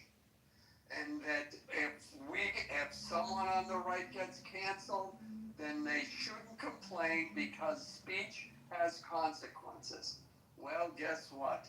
Now speech has consequences. Yeah. Kimmel got fired. That's the end of that. It's come full circle on this, and you're completely right. We heard that for years on this app, Alan. That that X or Twitter at the time was a private company and could operate in however fashion they wanted at that time. You know what I mean? So we heard that constantly shoved in our faces for, you guys don't even know how many years that was. That was just pathetic. But Ray, I didn't want you to respond because he didn't mention me and talk to you directly. Go ahead. Yeah, no doubt. Appreciate it. So, Alan, here's my response, right? Do you think I give a fuck about any of these mainstream media cats, whether it be on Fox or CNN or Jimmy, degenerates like Jimmy Kimmel or any of these characters? No. I think you care deeply. You're just hiding. I care deeply. Admit it. I don't give a fuck about these people, dude. I don't give a fuck about this. I'm just talking about the precedent that's being set. I'm just talking about the precedent that's being set, right? Because here's the thing, you made the point that the left and whatnot, that they have been doing a lot of shit, and they have done a lot of damage. I mean, they promote pedophilia. I mean, I'm not, I don't fuck with them homosexuals, all right? So, I mean, I don't, there's a lot of things that they've done, and of course, the fucking, what is the Me Too movement that they promoted and all this other weird, degenerate shit that they promoted and canceling people. Yeah, they've done that. Malcolm, please let me finish because I'm just responding to Alan. So no, I get that. I get all that. No doubt about it.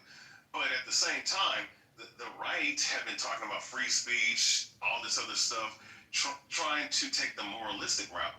The problem is that because they stood on this moralistic route of free speech and everybody should be able to say whatever the hell they want to say. Now it seems like because someone like what's his name getting shot, whether you believe he's a hero or not, which I don't personally, but regardless of the fact of what side of the aisle you're on, right? This event is being used to come at people's free speech, and the right once again has said that they care about people's free speech, and the right are utilizing this, right, to say let's deport all leftists and the leftists need to go. And I mean, this is just people that will be speaking just in your everyday talk, or even on YouTube and Twitter where majority of these people are at. And of course on here too. I mean, it is what it is. But hearing all this shit, it just seems like a bunch of hypocrisy. So my thing is, if you're going to take the moralistic route like you claim you have, right? Why not be better? Why the fuck would you want that to happen? Especially when, and I'm going to land here, Mountain, and you can say what the hell you want to say, but if that's, but understand this, ramifications happen, domino effects happen all the time. When that happens, what you think you want, you may not want, because it's only fun and games until it happens to fucking you and your children, your kids, your children, your wife, your husband, or whatever. Because eventually what's going to end up happening is, well, it's free game. It's now that these guys are getting hit, and mind you, we've seen it on both sides, it's going to end up happening to everybody, and you're going to be affected regardless of who you vote. And I'm just speaking specifically with the right now because they're the ones in charge and they're the ones pushing this shit.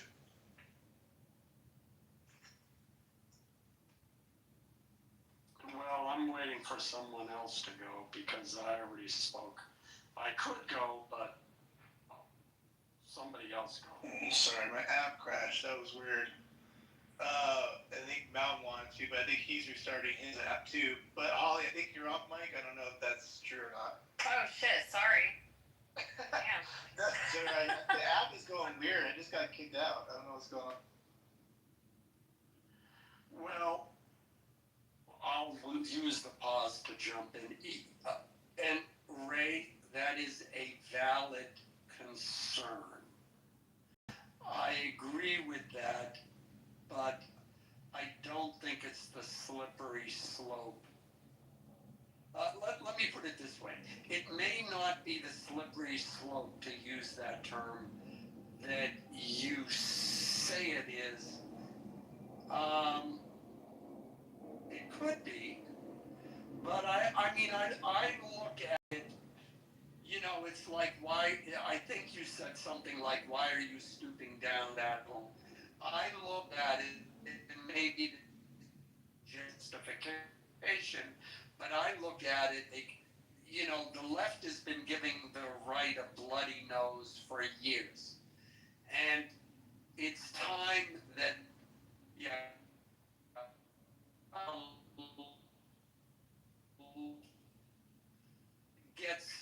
gets a bloody nose too.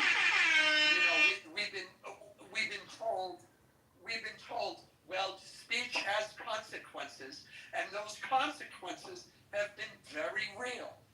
Average people have lost their jobs. I mean, how many people lost their jobs because they wouldn't take the COVID vaccination? For sure. You know, things like that. So now we see, and the left justified it. Well, you can have free speech, but there are consequences. And they felt, you know, that they were above those kinds of consequences.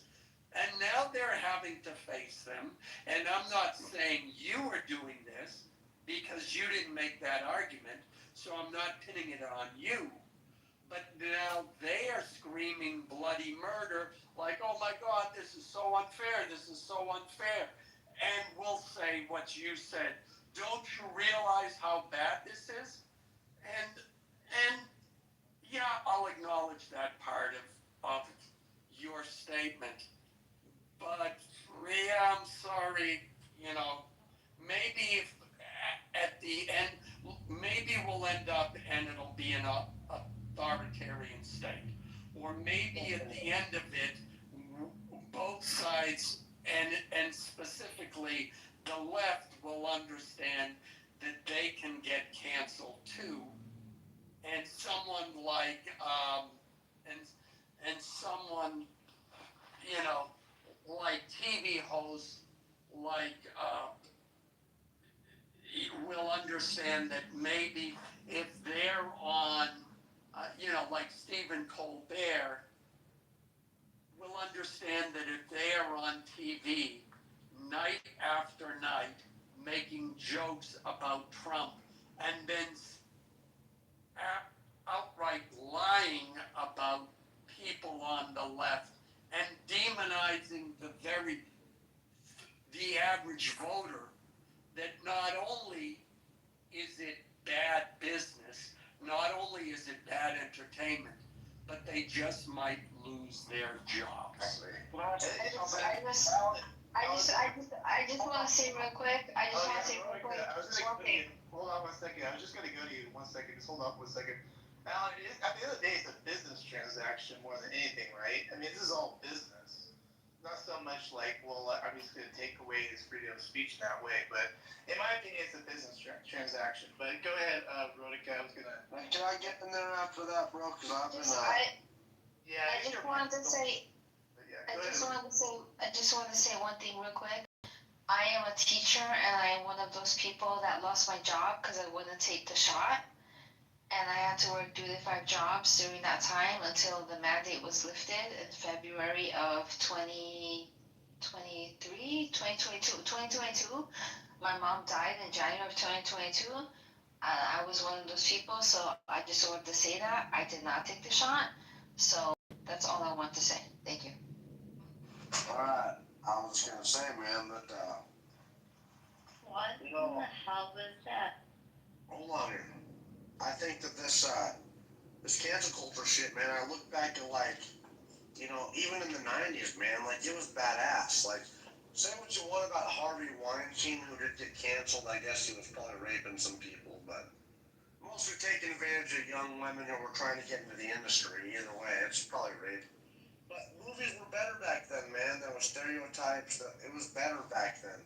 The left, since Obama got elected, has made us so fucking sensitive and so feminine and so cancel culture, so sensitive. They're the one who invited this type of environment. The right can't just fucking turn it around after, you know, how many years of Obama and this shit, man. These guys are entrenched. So, I mean, now that they've invited this type of environment, are we going to try to play nice and not fight back? No, that's fucking crazy, man. You guys have gotten it so fucked up to where we got what is it, 6 late night hosts that are all anti-Trump, just fucking loser leftists who aren't even funny. It's just fucking bullshit, man. We got 90% negative coverage from the mainstream media on Trump. What the fuck is going on? So we got an overwhelmingly leftist environment because say what you want about Obama, I think he was an asshole, but he was successful in getting lots of judges out there that were Obama Democratic friendly, and lots of media types entrenched to where it changed our culture to where we're arguing about now about who, about if males can be in fucking girls' bathrooms and shit. We are in a dark place, so we have to fight back. So you're goddamn right we're gonna fight back about Stephen Colbert, straight up. I think it wasn't even about the Charlie Kirk thing. We were just waiting for a time to knock some of these motherfuckers out of the woodworks so they could stop hurting our country. Stephen Colbert, Jimmy Kimmel, you fucking name it, man. We're gonna keep on going, and we're gonna change our culture to at least be balanced. We're not asking to maybe fucking dominate like you leftist retards who want either you're gonna dominate the leftist sphere, and if you don't get what you want, you're gonna fucking shoot at us. No, we don't want that. We just want a balanced America where we can actually fucking all exist. You retards don't want that. And that's why you're losing elections, and that's why your party is losing people. The normal fucking American does not want your bullshit. We don't want men dressing up as women and then beating up women in boxing and then beating them in sports. We don't want open borders. We don't want fucking just killing babies just because you want it to be your birth control. We don't want all that fucking shit. We don't want that. We want sensibility, and we're gonna get this country back, goddammit. It's our fucking time. There's a precedent right here, and you're fucking right. We're gonna do something about it, right? We're gonna cancel all you fuckers if we find it appropriate. If we make, this was the right time, bro. We can't overstep what we're doing, or else it's gonna look, the optics of it are gonna look bad. But right now, Charlie Kirk got killed, and this dumb motherfucker shoved his foot in his mouth. He was asking for it because you leftists are retarded. He was asking for it and got what he wanted. He's canceled and he can fuck off. He was making 68 cents per fucking viewer anyway. He wasn't even profitable. It was a leftist goddamn mouthpiece. That's all it was. And what a coincidence. Since USA has been shut down. Let me finish. Shit, I'm not done. Since NED, National Endowment for Democracy, is done being funded, a bunch of these leftist organizations and mouthpieces are shutting down. From Jimmy Kimmel to Stephen Colbert to NPR to people, you name it, you fuckers are falling going around for these prigs. Now over with. Thank you. Right. Now, ain't nobody listening to your bullshit. You've been talking the last 15 minutes. Ain't nobody listening to you. So go jack off. What you want to say? Hold on, let's be productive. Let's not get too angry at each other. I think, Trent, you came up on, I think you wanted to say something. And then, Lumpy, if you want to say something that's not a personal attack, go for it. But, Trent, go ahead. What's up, baby? It's good to see you. On that. And I don't come on here often, but I don't know why I had to listen to Malcolm go off. And I actually agree with him on a lot of the things he said. Here's the problem, Malcolm. Better shut up. You love me, bro.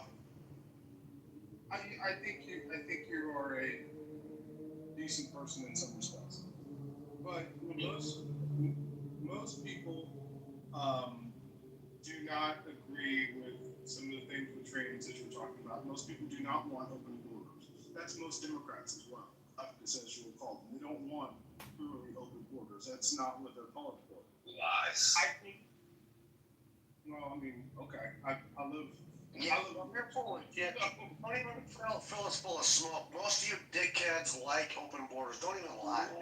He's literally sitting here trying to gaslight us while there's not Democrats running around talking about illegals deserve to be here, while they break in our country, burn our flags, riot in our streets in a place that they call is not good, but you're trying to break in here. Make it make sense. That's right. Anyway, Moderate. So y'all gonna moderate that? I live on the border here, but here's what to respond to Mountain and to Matt and to everybody. When you look at polling, and I look at a lot of polling and polls, not just on political and social views, but where we're going technology-wise, obviously, most Americans are left-leaning. Okay, most are. When we compare it to where we were in 1996 or 2000, 20 or 30 years ago, we are a far left country. So culture, and in all seriousness, don't go off when I say this. Culturally, culture war's basically already been lost. The gay marriage war. I don't think abortion. I think most Americans are pro some form of abortion. That's kind of like the last dance. But most Americans are okay with interracial marriage. That wasn't that long ago that was like a conversation. No, we're not. That's not true. Yeah, it was trying to was Loving D, Virginia. Can he finish, you guys? Yeah, let's try to let people finish here, guys. Well, that was interracial marriage, segregation, these were considered conservative views even 50 years ago. And so the country we are a left moving. The world has moved to the left, by the way. I mean, South Korea is letting women drive. And so here's what I'll say, and I'm going to land with this because I'm not going to go on. The things that we are arguing over today, like they seem like they're a big deal, but what's really going to be transformative in this country is you're going to be arguing about neural links and implants into brains and whether we can have bionic humans. Genetics. It's called optogenetics, Trent. Thank you, Darth. Optogenetics. We'll be having discussions about AI, job loss and elimination, and humanoid robots. Those are the truly things that are going to be transformative. And I know that this moment seems like it's a big deal. I think in the grand scheme of things, it will not be. Anyway, Matt, it's good to see you. You guys take care. Future, I appreciate it. Okay, I think Darth, do you want to go next? Talking about the AI and Starlink, and if you look up optogenetics, it's about controlling brain neurons and brain function with blue light, white light, black light, red light. That's why you see all these purple lights and red lights going on the stop signs and everywhere, and that's why blue light is utilized. I know that, but he said Starlink, so I just expounded on it. So shut the fuck up. That's all I did. That's all I did.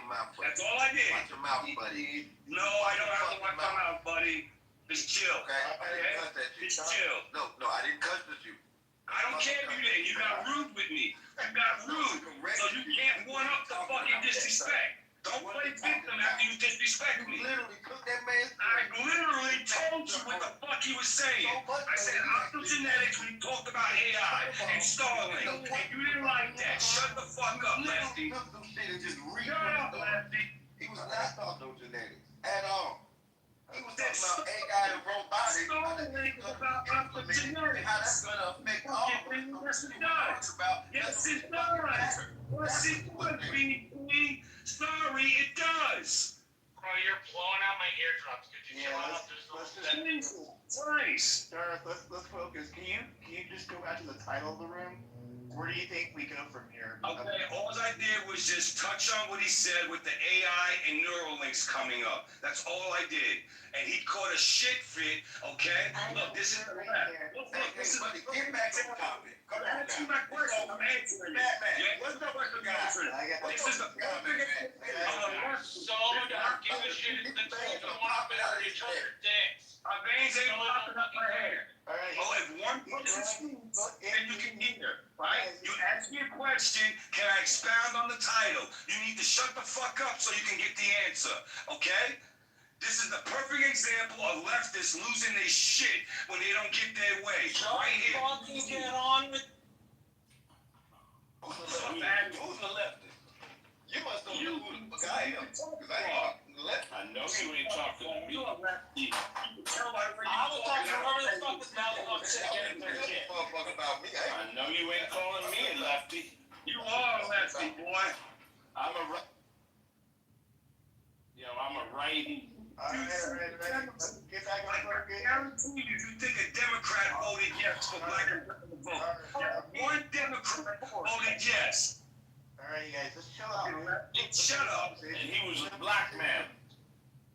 Alright, I'm gonna start dropping people. I just don't have time for this. So, Dorothy, you want to answer the question on the title of the room, or are we just gonna move on? I don't know what's going on here. We're not going on anywhere from here. Wes, Charlie's dead, and what's going to happen is it's a sad thing. He had to be shot in front of his kids, okay? And then you got these radical people sitting there up in uproar because Jimmy Kimmel, he used to say the most outrageous things, and he even fired his band member for taking the vax. But now he's the victim, right? Fuck him and his kids. So you want somebody to think about Charlie Kirk's kids? No, I want Get this liberal commentator you dislike. I said your kids to I shot in front of was really fucking clear. in front of his kids, and I don't care. So if his kids. You want to give respect. You don't have to give it yourself. It's not gonna fucking work. You hear he has that baby mic. Let him respond. Fuck out of here. Again, what I was trying to say was you're somebody who wants people to care about Charlie Kirk, and yet I don't want to care about Kirk. Yet you want to talk mad shit about somebody else's kids. Do you not understand how absolutely hypocritical that is? Like, it's hypocrisy 101. Exposing your hypocrisy. A man lost a fucking talk show. So what? Somebody else's family, yet you're I don't when he doesn't. I don't when he doesn't. Did you disrespect somebody's family? He jumped off the Did you disrespect somebody's family? No. Did you disrespect somebody's family? Somebody else does the crazy thing, you should do the fucking crazy thing. That's what you're arguing. You're arguing. Did you disrespect somebody's family? If you didn't, your family won't be disrespected. So his family gets disrespected. It's not turn the other cheek time. While not giving it. Like, I don't have to when you don't. I don't have to when you don't. I don't have to. You're missing the point. If you want people to give a shit about Charlie Kirk, you need to give a shit about other people too. Otherwise, it's not gonna work. Marshall's talking like, listen to Bob. I'm sorry, like what? Like what, Marshall? Marshall's right, guys. Okay, hold on. BT, you're next. Alright, guys, just chill out, you guys. I don't want to mute people. Wait, let's not do that. Let's just be adults. But BT, do you want to take a shot at the title or whatever's being discussed right now? Go for it. Charlie Kirk, where do we go from here? This convo. Yeah, I think to be honest, the white on white crime is getting out of hand. I didn't think we would see this day. I did not think we would see the day where white people were killing each other like this and brought it on TV. Like, this is unheard of. I mean, I'm just like, wow. And so, and then we know it's deeper than just one crazy white boy doing it. It was a group of white boys who killed this man. We know that white boy, that little white boy doing this. There was, other hands involved with this. This was like, so I'm just curious to see how it plays out. Me being an American, and I'm just curious to see how this plays out. I hope that y'all can figure it out. I don't want to get caught as a catch a stray. Like, I don't understand why y'all would call the HBCUs and threatening them, and we didn't do nothing to y'all this time, or never. Respectfully, brother got Harry, hold on, Harry. Then a brother got hung the next day. I don't understand. We got hung by a white guy. Stop fucking parroting media. Who we got hung by a white guy? Well, so you don't know about all the story. I know about the story, but prove it was a white guy. Prove it was a white guy. Yo, I just want to say one thing. Hashtag not all white people. Okay. Hashtag not all white men. Make that little kid zero pointing a rifle in such a short time. Who knows what zero pointing a rifle? Sir, allow me to land. You know to rebut anything I say when I'm done. Yeah, I got a question. That's it. You got a question? It's rocket science. What are we doing here? Are you supposed to go to the end, wait until I finish my submission to then say what you want to say? Yeah, because you're coming after all white men. Love decorum, man. You're coming off the mic like children. Please allow me to finish. I don't mind staying for the debate. But darn, bro. It's Friday night. Let's have a good night. Yeah, I got a question for you, BT. Darth, Go ahead. Yeah. Go ahead, man. No, okay, so I was just gonna ask you, do you think that the black community should just stay far, far away from this, right? I have a feeling that's where you're gonna go to, right? Or you were saying that? Yeah, absolutely. I think we need to let y'all hash this out. I think that white people need to stop calling black people liberal just because they black. It is a lot of liberal blacks, but a lot of us are not as well. But that doesn't mean we with y'all either. A lot of us are just in the middle, like fuck both.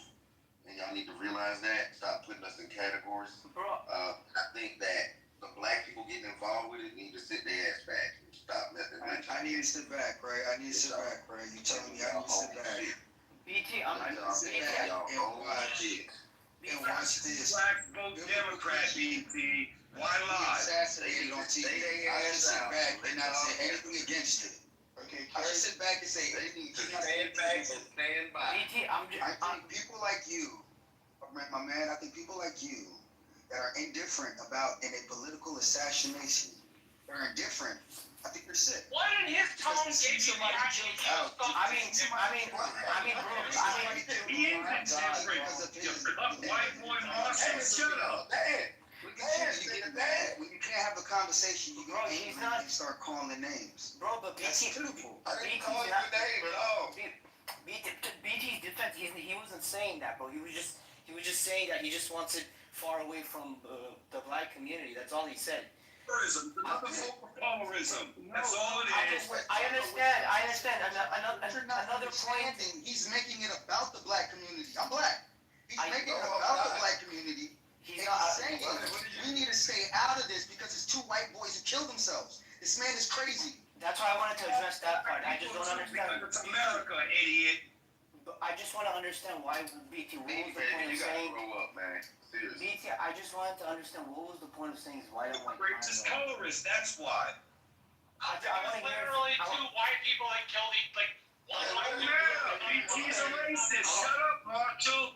It's always some radical left fucking white boy or girl preaching bullshit. Malcolm X warned us about y'all.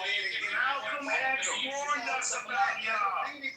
So it's all right when Beanie does it. What about both parties? What are you talking about? You guys are arguing the same point. White liberal ladies the most dangerous. Y'all raising his ass for y'all. Hey, BT, question for you. You guys are arguing. And I'm like, saying nothing, man. This is crazy. Hey, BT, real quick, answer the question, please. What's the question? Are you a Christian, BT? The reason why BT is saying what he's saying is because for years Republicans have given black people crap about black on black crime. Because we're killing each other, you idiot. That's why. Dog, chill, bro. Chill, bro. Chill, man. I'm on your side, Darth. We're on the side. Just chill. So because of that, they see the Charlie Kirk assassination, and black people are going, ha, ha, ha, ha, white on white crime. That's why he's doing it. Okay? We don't have to get upset about it. And if we're adults, if I insult you, you get to insult me. That's why they're doing it. It's not a big deal. We don't have to get bent out of shape about it. Why understand why BT's doing it, etc., etc. Everybody calm down. Thank you very much. That was well. Here, Alan.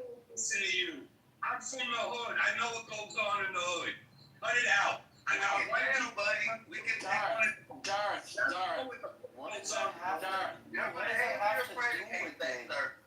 We don't have to address what either side says, white on white or black on black. Like it's unnecessary. Like I understand where BT's coming from, and that's not nice, bro. You can't have a civil conversation. No, Darth. He's a policeman. Darth, And I'm gonna be honest. I'm one of those Republicans who does, or on the right, who does talk about the crime stats, and I get crap about it. And Talking about it, brother. Keep talking about it. The Yeah, truth I is know. only. I understand, but that doesn't mean I'm gonna get upset just because BT says, ha ha ha ha, white on white crime. He's a racist. I I will get upset because of the fact that people take BT's words for the black community. No, you set up. That's why They got shit to do with you. They are not listening on black and brown folk. What is that? Not gonna get any brownie points doing promotion. Just shut the fuck up and let me do what I'm doing. What's the ridiculous, sir? You grow the fuck up. You need to grow the fuck up. Yeah, and stop being racist. The reason why he said that, bro, is because he said that there were some people who were blaming what'd you say, bro, BT? You said they were blaming who? They were blaming black people. Yeah, but that's not right, bro. That's not right. Black people for that shit. Shut up.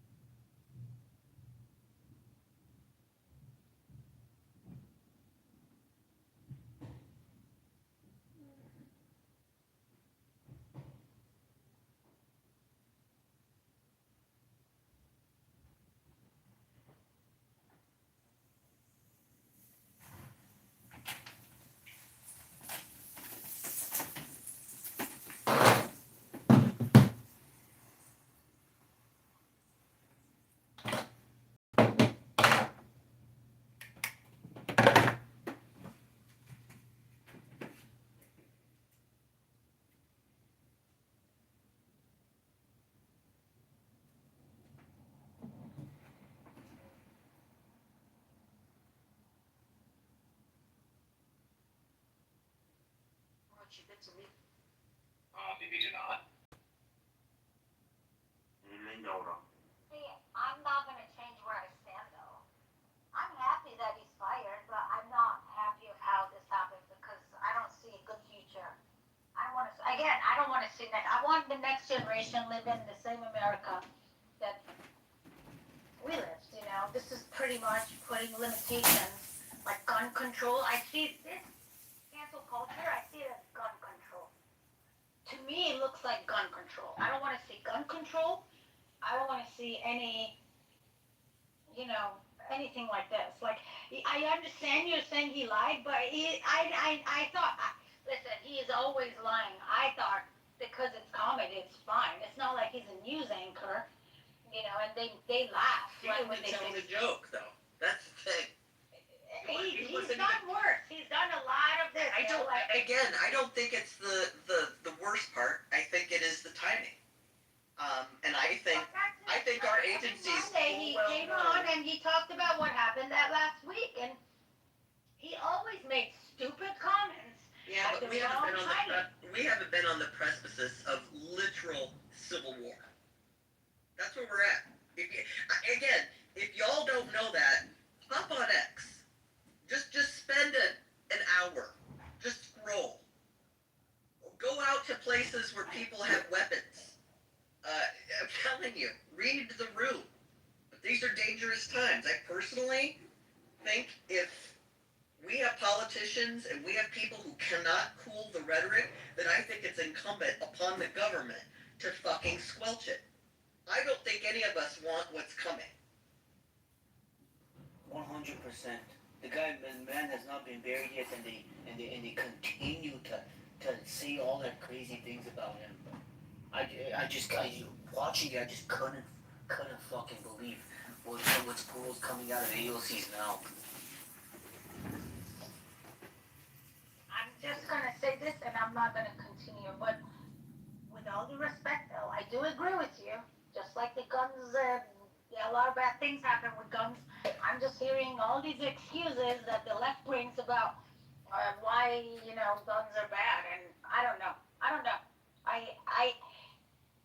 I'm just gonna leave it there, because at the end of the day, because we're at the wrong time, a bad time, now this is gonna become the new normal. Here we go. We gave up a piece of. Well, because things can happen, obviously. But They're telling us, oh, these are private jobs, so they can do as they wish, just like when they fired everyone for not getting their vaccine. Oh, the government's not doing that. The government's not mandating it. These are private jobs. They can do as they wish. No. I don't know. I'm gonna let this go.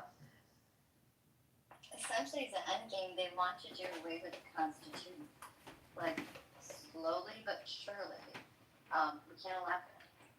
Could you imagine with how Al just explained, like, these are dangerous times? If they wanted to, they did martial law and then they took all of our guns away. Like, then only the criminals would still have guns. Could you guys imagine that? Yeah, and have you been following Bill Ackman on Twitter and what Candace Owens has accused Bill Ackman? I watched Candace Owens. I don't follow Bill Ackman. Okay, I mean, Bill Ackman's like one of the richest men in this country. But Matt, you smiled. I guess you knew who he was. Yeah, no, I'm aware of the story. I mean, I don't really know him that well, but I get where you're going. Yeah. Yeah. Do you think there's truth to the claim, or do you think he's... I honestly don't believe it. I just, obviously he's denied it, right? As far as I know, unless things have changed, but I just don't find anything like much meat on it. I mean, unless there's more to it, you can tell me, but just so, didn't you just overhear it or something, or what was that that he said or something? Isn't that the story? I mean, it's kind of like hearsay. I don't know. Yeah, I mean, basically, Bill Ackman has been so Candace Owens accused Bill Ackman like a month before Charlie Kirk's death of approaching him, and she was aware of a meeting between them where Bill Ackman, like one of the wealthiest men in the world, owns billions of dollars of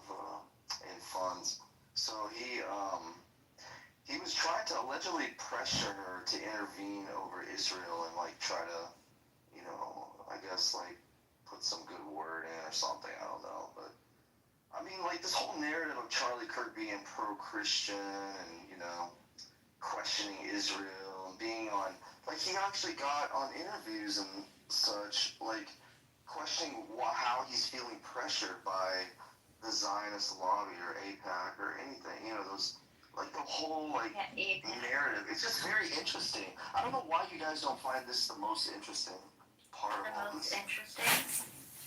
Yeah, and the most interesting. I'm not sure why you don't find it, like, interesting. I don't know why you do. Well, because, like, think of all of these, like, think of the theories of, like, why he was even assassinated, by who, like, do you not even question that this could be a government intervention? No, Like, are you I here? I don't know what part of, like, what I said, why it's so hard to believe. Are you able to hear? That a Dude, none of this is new. Literally, none of the shit you're spewing is new.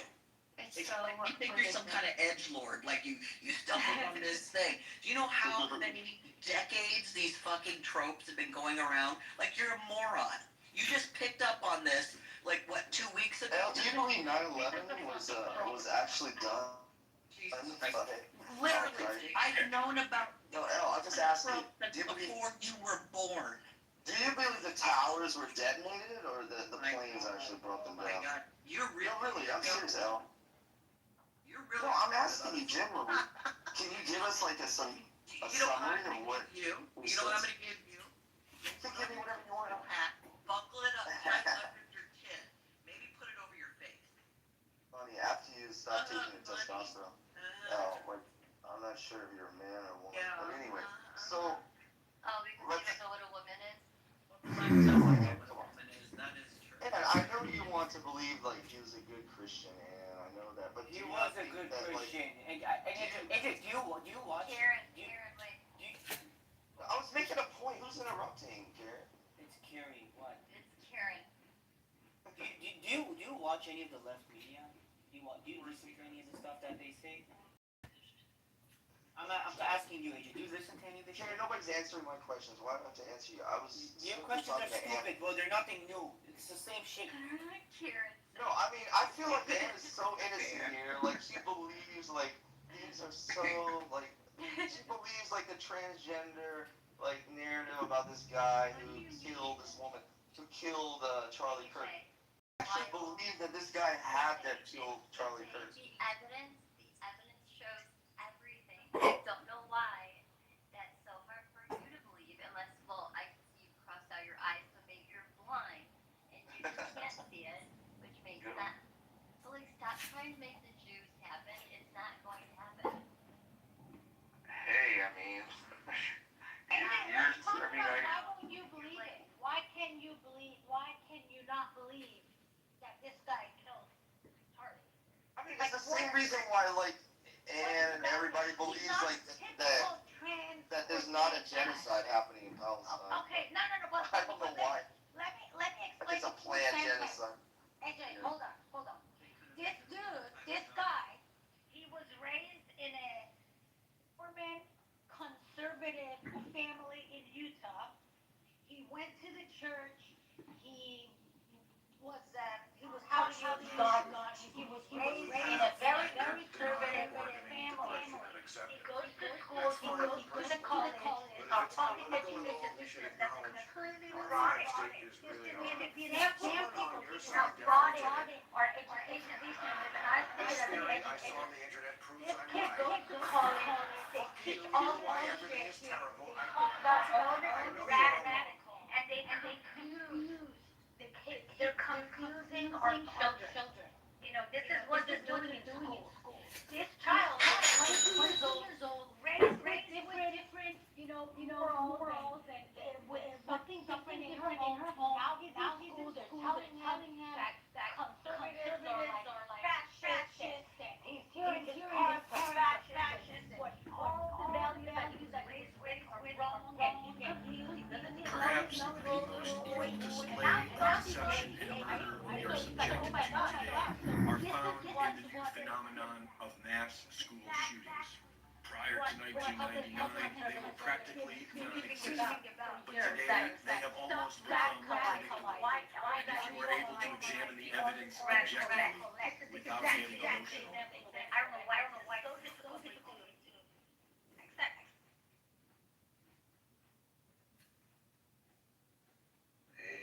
Far there hasn't been a connection made. So listen, so far there actually been a connection other than people spinning question in regards to Charlie Kirk essentially starting to change his position slightly on his thoughts that maybe we should be funding more Middle East wars with Israel.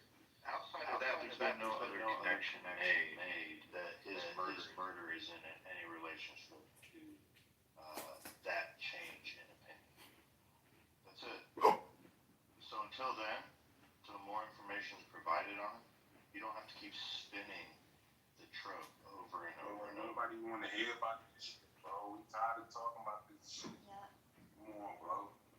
The fuck is we doing? And AJ, the agenda that you're trying to push, like you're really not good at it. No, I'm not trying to. I don't want to believe that. No, but you're really not good at it at all. No, I don't You're know. not changing Guys, I want to my believe mind the in this evidence. entire room. We're exchanging ideas in this room, and you have not changed. Do you remember, Ann, do you remember 9/11, the first few weeks that it happened? It was very hard to believe that it was an inside job. Bro, you're jumping into. No, I'm just saying, like, let's She not asked you. jump the She asked you. It's not working. It's not working. Gary, I'm not trying to do anything. I'm simply. Yeah, you are, bro. Everything that you're saying. Confident enough. Maybe you're not confident enough. I'm Gary. very confident, you fucking idiot. I'm Yeah, very you're not confident. enough to shut your mouth and listen instead of like accusing. Okay? So just be a little bit confident. Be a man, bro. Be a man. Man, you made me No, for step. real. Surely he's allowed his views, whether you agree with it or not. Sorry, what happened?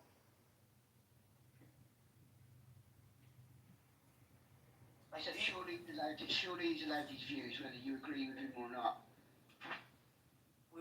I can't understand what you're saying. I said surely he's allowed his views, whether you agree with him or not. Like, you didn't listen to what we were talking about before he started talking about 9/11. Let me ask you, Scotty, where you live in Europe, are these views allowed? Yeah, it's free, completely and only free speech, but with free speech comes intellect and a bit of knowledge that you can't just go around. It comes with responsibility. So you can't just go and use hate speech or something like that. You've got to have a responsibility with what you say. You can't just look. For me, you can't go to a school, whether you're one way or the other. You don't go to a school and push your ideas onto our young children that are learning like sponges, soaking up information and learning. You don't go to school, a campus, and sit there and start spewing either hatred for one way or hatred for the other way. There are children, they're learning. They should be left alone to learn and not learn in the way that they're going to sit there and listen to somebody's narrative one way, completely by his side. Whether it be my way, whether it be my boy's way, or whether it be your boy's way. It shouldn't be like that. I wouldn't want my kids to do it. I wouldn't want your kids to do it. I don't think it's very fair. Well, that's it. That's you just being like very rude by saying that because. I literally don't know what you're referring to. God, do you want me to say it again? One way or the other way. What are we talking about? Whether you're left or right. Whether you're for an agenda of this way. I'm just trying to put it in layman's terms. You do know what I'm on about. You're just being rude. Bro, No, we're I not. literally don't know what you're talking about. Read the title, bro. Scotty, bro. Read the title and ask yourself why is AJ talking about 9/11. Just read the title. I've sat here for ages listening to you. I understand, bro. Like I'm not against anything. You honestly, anyone can say anything. But just read the title and why is he talking about 9/11? Because he talks about 9/11 all the time. Like, do you understand? Like, we're not talking No, I was talking about it because Carrie, if you even had a brain cell. Bring it up. Go ahead. Go ahead, AJ. In the beginning, we all believed what the media told us. But after a few weeks, we realized, like, it was just a lie. And, like, just give it some time. Like, maybe this could pan out. I'm just saying, let's talk about the facts here. I'm wondering, Matt, how is it that you enjoy Jimmy being fired for literally trolling the room into his Matt, did you not see the text message? Matt, did you see the text message? fucking put up with this freedom of speech of him. Professor, you racist. Let me weigh in here. So listen, real carefully. AJ made the point about the media lying. The media's position was the shooter was MAGA, or he was on the right. That was their official lie that they put out there. We've already challenged that narrative. That's one of the reasons why Jimmy Kimmel ultimately led to losing advertisers that pulled out, because he was lying about who the shooter was. So yes, that we have challenged the lies of the media.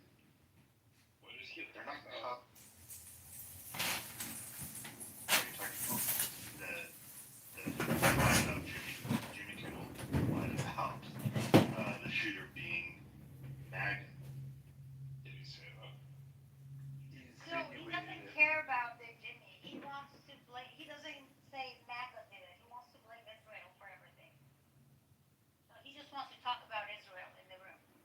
That's what I was telling Matt. Like, why do we have to put up with That's this? not Like, true. literally trolling, and now his friend is like calling Al and everybody else rude because they don't let him talk about I am not something other than the blaming- title. Like, No, Professor, don't put words in my mouth. I'm simply, there's new evidence, there's text messages. AJ, you came into the room and then you shifted it into that. AJ, So freedom of speech. No, AJ. Freedom of speech is we allowed you to say that. Alright, Karen. AJ, are you Muslim? AJ. Yeah, yes, I worship God. Where are you originally from? Yeah, I'm originally from the United States. Well, I'm saying, okay. So, Yeah, I'm a citizen like you, Ann. And I'm a deist. I'm a deist. No, I'm a citizen like you. I was born here naturally. And I'm a deist. Where are your family originally from, is what I said. Originally, they migrated from Europe. So, I don't know, I'm a mix of a lot of things. So, basically, you know, when there's new evidence You're out... a deist, but you're Muslim? That doesn't even make sense. I'm a deist. A deist? Okay, Yes, so you're not I'm a Muslim, deist. you're a deist. Exactly. So, there's new evidence No, out, and... I'm familiar with that. Can you explain what that is? And why is this like an interrogation of belief? We're talking about Charlie I'd like Kirk. to be able to communicate with people and get to their level, so I'm asking you a question. Go ahead. Okay. So, yeah, but it's a little personal. Yeah, it's a belief in God and a religion. So, let's kind of pivot towards the evidence of, like, for Charlie Kirk, you know? We're all wondering what happened here. And there's just been a series of information that Candace Owens... Oh my God, are you okay? No. She's part of Charlie Kirk's group. It's like you're on a loop. Are you like robot? Or what? No, but Matt, okay, I'll talk to someone. Matt, how do you feel about those text messages? Candace Owens. You already asked me this, didn't you? Yes, he did. You okay? AJ, we gotta get on something else. We gotta get on something else. Is it anything else? I mean, I don't know, like, you don't think that it was the furry stuff, it wasn't nothing about the ideology. What about the gun? What about the actual, like, people saying that you'd have to have been, like, you know, like a sharpshooter. This guy couldn't have possibly pulled it off. What about that? Like, did he own a gun, or did he have practice? Matt, or He like came from a gun-toting family, if that's what you want to know. And they would go hunting, which Yeah, he is well versed in guns. No, go ahead. it's not, and it's really. I thought, oh my gosh, seeing the shot, I was like, oh my gosh, that's like a fabulous sniper. But then learning more about it, essentially, like me, who I'm not like a gun shooting person all the time, I would be able to do that. You agree with that, right, AJ? Yeah. I mean, I'm glad. Like, so we're all on the right track. We're going in a good direction here. I like this. No, you have to be a little. Gun control. You have to be a little bit of a trained personnel to shoot like that. I'm not gonna say that somebody who just shot a gun once or twice or maybe 10 times can actually do that. You have to zero the sniper rifle, right? According to where you're shooting. Yep. Yeah, so you have to do that in order for. A hunter, and Freddie, can you just hold? AJ, are you for gun control? No, I mean, control your guns personally, but I don't think the government should control. Like, we have the right to bear arms, right, Ann? We're Americans. Yes. Very good. Good job. We're making progress. I like this. Yeah. Okay, Freddie, you want to continue on with what you're saying? Go ahead. No, I was just, I was finished, but yeah. I just wanted to say that it takes, now, even if you're a hunter, right, it doesn't matter. When you're hunting, it's different. When you're using like a hunting rifle in an environment where, so you're, as a hunter, you're gonna sit down, you're gonna zero your scope. That's something you have to do even while hunting. And that's why when you're hunting, with a hunting rifle, right, something with a scope on it, it takes longer. That's why you need a lot of stamina for that type of shooting, because you have to fix the scope, you have to see like the air and all that shit. So it's like that when it comes to sniping, hunting. But then there's different types of hunting, like you can shoot something with a 12 gauge, all that type of stuff, right? But when it comes to sniper with big scopes, you have to zero the scope when you're taking a shot. So are you saying that none of us, or at least a good portion of us, wouldn't be able to pull off what this guy did? Is that kind of what you're saying? I would have to assume that you guys have no experience in guns, but you're American, so there's a higher chance of you guys knowing guns. So I can't really say for sure, but but the fact that he shot him in the neck, right? It was to make it dramatic. Now, you could hit somebody in the body, right? But the fact that you were so precise with it, to hit him in the neck, to make it more dramatic, that is the part. Not precise. It was, he went for the body, upper body, and hit the neck. That's what. Right. No. That's where you're wrong. If you're not an expert shooter, Nobody like, can get the neck. You're going to aim for like the chest kind of area, like in that. Center mass. Yeah. Exactly. So it's either you go for the head, you go for the chest, you're right, or you go for the femoral arteries, right?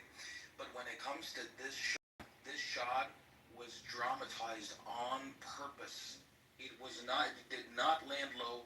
The person who shot him, he wanted a bloody scene. Because it's for Have you guys seen the video with TV, right? You're saying for the Have you guys seen the video with the security guard and they? Yeah, we're not doing that right now. Let's stick with. No, I mean, just want to know what you think of that. Just say one. As a Muslim woman, the only people who go for neck, and it's in the book, is actually Muslims. I mean, I don't know. Who knows? Maybe IRGC is behind it. Hey, well, the one I've seen, the video I've seen is the security guard to the right. Maybe it's Hamas, Hezbollah. Maybe they're right. Maybe they're into maybe that's a better angle. Maybe it's IRGC or Hamas. There we go. Maybe that's a possibility. It's kind of very difficult to think that because again, we just talked about it, like but I mean, because seriously, like only Muslims go for the neck, and that's why probably. I don't know. Are you Muslim, Brady? Yes, I am. Okay, so you know that because I know that. Muslims go for the neck. It's a target for Muslims. Jewish, nah. I never argued on the.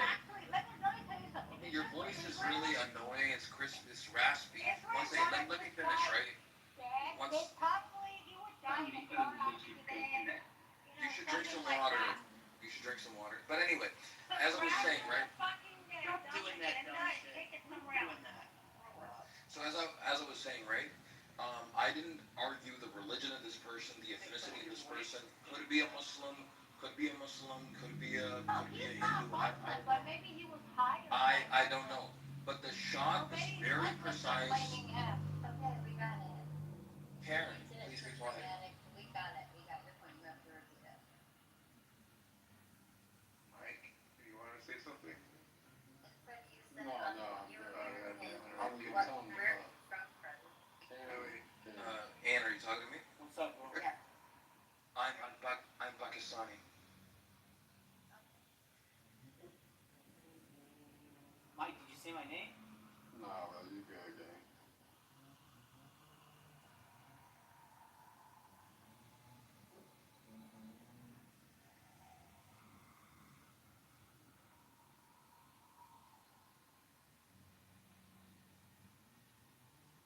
Not the room going quiet. What's going on around here? Right.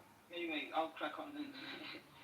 So I just want to know what anybody else's opinion, because the last video I seen, and it's one that I couldn't believe it when I seen it. It's a security guard to the right, looked like he's holding a gun in his hand, and the bullet comes from that side, and it goes through his neck, and he doesn't even flinch or move an inch. He just takes 2 steps back and disappears. And apparently, it said on the American news clip that they want to speak to him as a follow-up, and they've not been able to find him. Is that true? Or, because I'm in the UK, I don't know, is that true? Hey, bro, so they talking about Charlie Kirk in the UK? Yeah, it's massive. The Muslims are fine. The Muslims, yeah? The Muslims, because they want to blame this on Israel. Nobody's blaming it on Israel. That's you. You're the only person I've heard blame it on Israel, is you. Oh no, AJ has said it 500 times on this. Like we've been like. Thanks for repeating it. Thanks for repeating it. Since I've been in here, I've heard it from you more than I've heard from anybody. Because I'm just shutting up. I don't let it go anymore. I'll do the same. You haven't said a word. I don't think it's Israel. Neither do we. So that's what I just don't understand why everything's just shouting everything about Israel this and Israel that. Why are Muslims always attacking me? I don't get it. I mean, I do get Why are you anti-Semitic? Why is she shouting about the Jews every time they news? Grow up. Right, so can we get back to what I'm saying? Can you give me the opinion of what you think about that video? Make it personal, because we can do that if you'd like. You can't do nothing. Talking to her. You can't do nothing. You can't do nothing. You're a woman. Calm down. Get back in the kitchen. Get back in the kitchen. No need, don't start. Let's not do that. Alright, Anyway, I'll get back to it. Is anybody else in the room going to tell me about what their opinion is in America? Because I What do you want to know? Scotty, what do you want to Go know? open a Just about fucking room, if they see the Scotty. same video. And then talk like a boss and be like, anybody wants to tell me what their opinion is. Well, I'm trying to stop you derailing.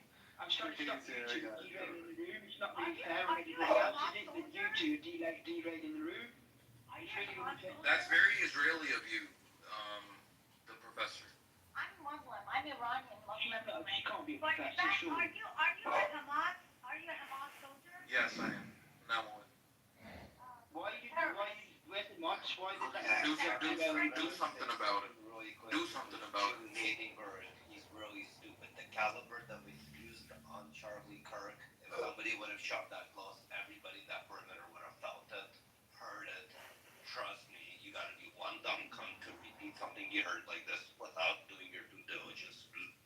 This is why I'm asking, this is my due diligence is asking you, because I'm not... Because again, you Jew hater, or you're a dumbass. Who's a Jew hater? Be both. Congratulations. But again, Who's a Jew hater? just so Oh you know. my God, you can't... Is this one of them rooms? I'm not a Jew hater. I've got Jewish friends. I don't hate the Jews. So where are you coming away with? You obviously don't know me. You've never spoken a word to me. So why the hell are you calling me a Jew hater? It's absolutely... Why do you have to put I such asked a a defense? question. I will go I back. asked a question. Why she's so defensive all the time? I just asked a question because we in the UK UK, you don't get to see or hear everything that you guys get to hear there. And yeah, it's a big story here. I'm just asking the question. I'm sorry, what do you want to know, Scotty? What did you want to know? What's this video that they're putting out over here about the security guard? Is that true or not? Is it like? I have not. This is the first time I'm hearing about it. I did not hear anything about the security guard and he had a gun.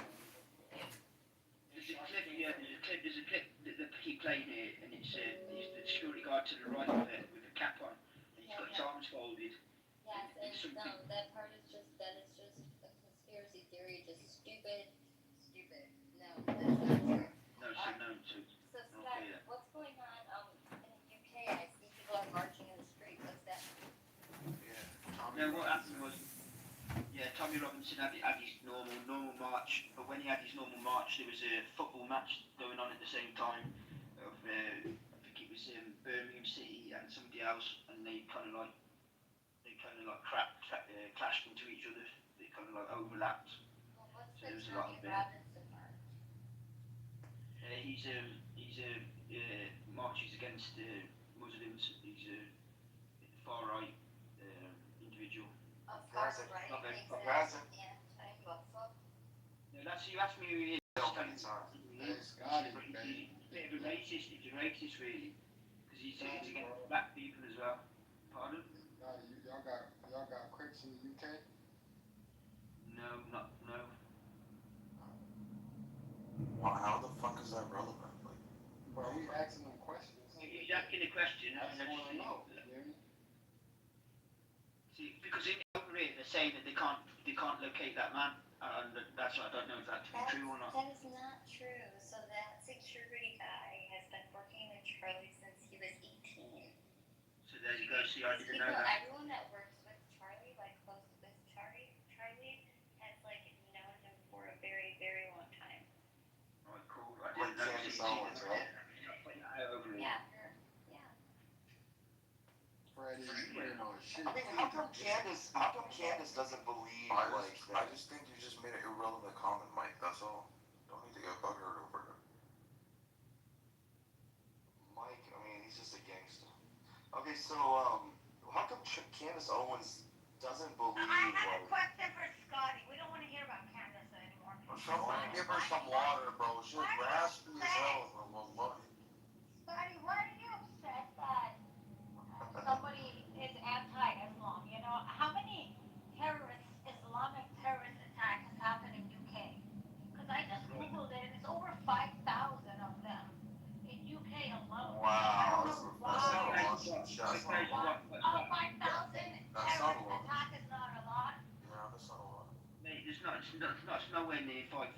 But can I just say one thing? I'll sit here and answer your questions all day. I'll sit here and answer your questions all day. Yeah, killing little children. Yeah. No, killing Killing women and children. Absolutely. No, killing terrorists. Killing terrorists who said 5,000 terrorist attacks is nothing. Killing children. No, killing people like you on the street right now. You see me, I'm a grown man. Do something about it. You said you're a terrorist. You said you're a Hamas soldier, which basically I am. United States of America. You're a fucking terrorist. I am. Now what? Thank God. Do something about it. Do something about it. Thanks for Israel for doing the work that. Hey, the Crips stand with Freddie. Thank God for you know, not having water. Raspy has throat. Isn't that what you guys are doing? You Hamas people, isn't that what you're doing? What? We drink water, man. Unlike you.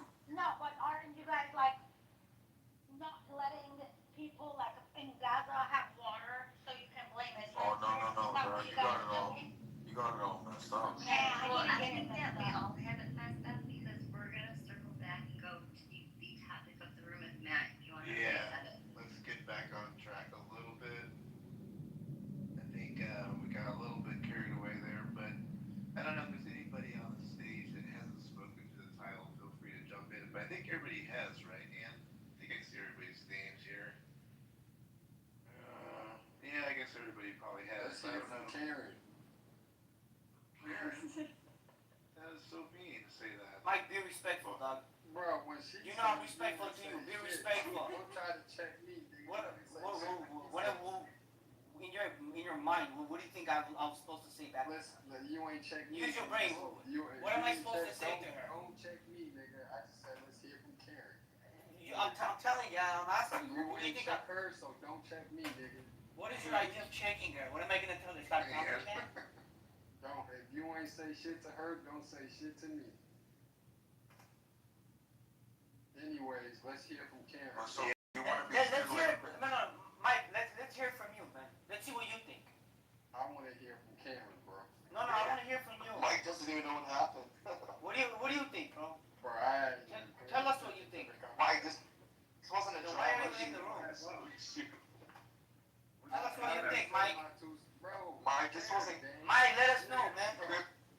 She called you Karen at Let us least know. tonight.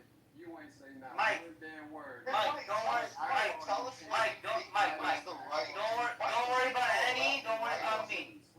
You tell me. You know what left and Come right again? Come again?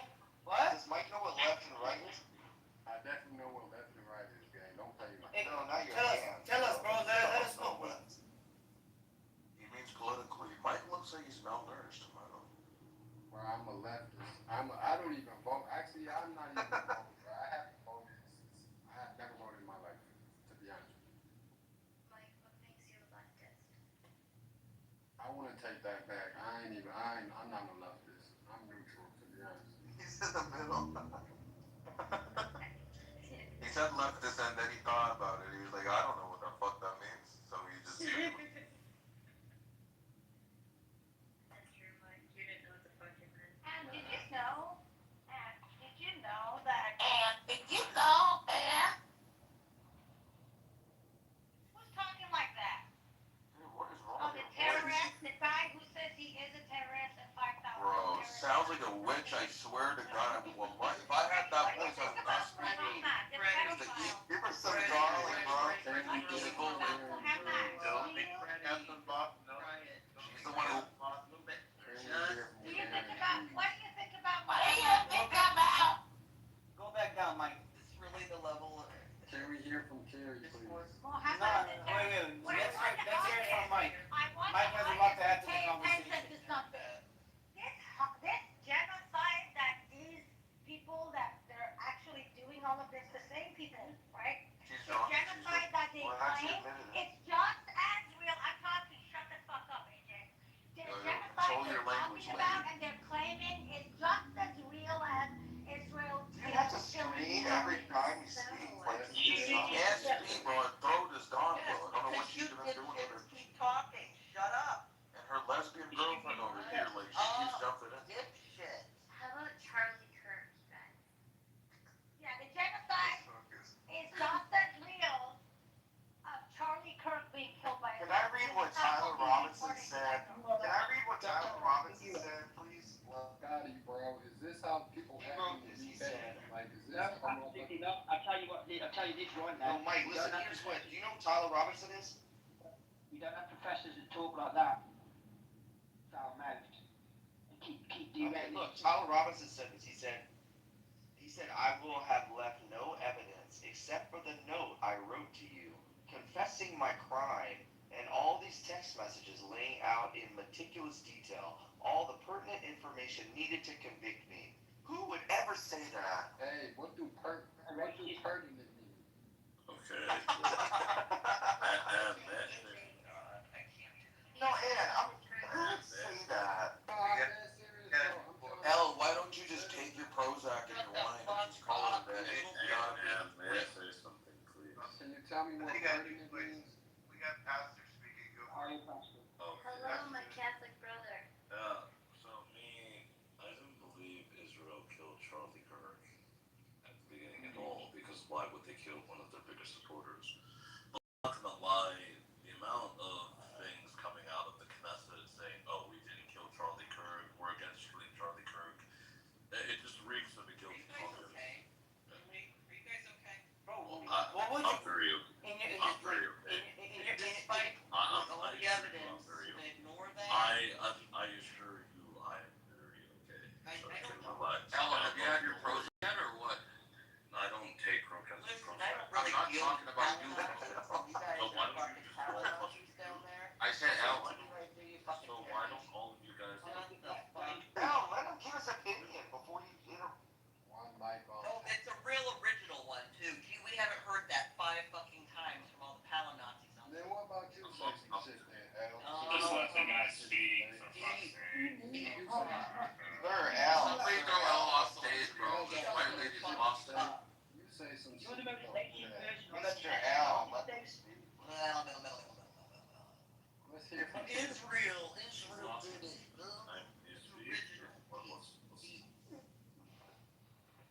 Al, let the black man speak, please. Don't. This is not the I don't 1800s. care if you're green. Shut the I fuck fuck with up. Freddie, man. Freddie a real ass nigga, man. Why don't they just debunk you and wait until they finish this? Like, fine, go something. Because we've literally heard this shit on repeat. Why don't you just know you With have zero evidence. Then leave the room. Then get out of here. Get out. But he hasn't even spoken yet, so how do you know? We had a great room until the terrorists. They just like. Until the terrorists came in. Until the Just get the fuck out of here. What are you doing here? Somebody kick them out.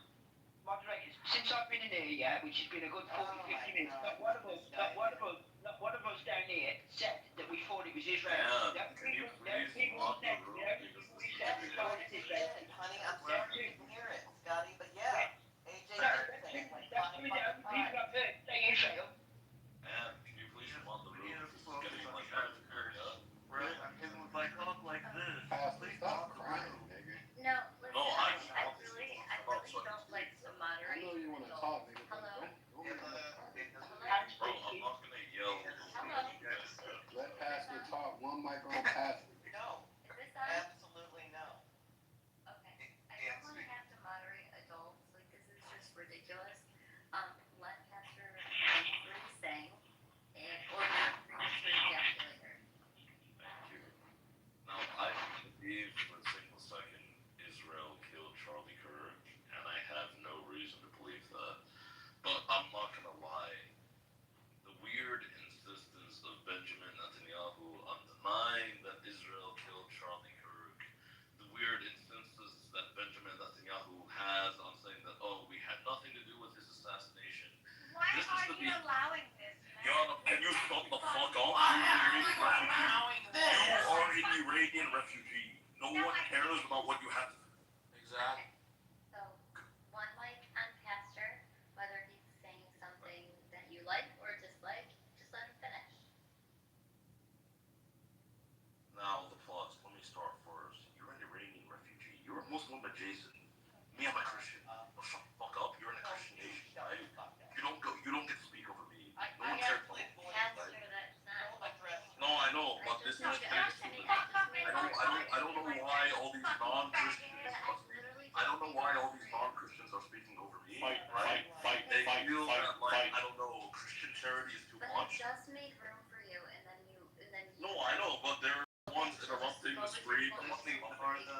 Share and bring us Just go with peace. your point. Okay, thank you. 30 seconds, please. Come on. Yeah, I mean, I would have been done in 10 seconds. If you address her again, I'm gonna jump on you again.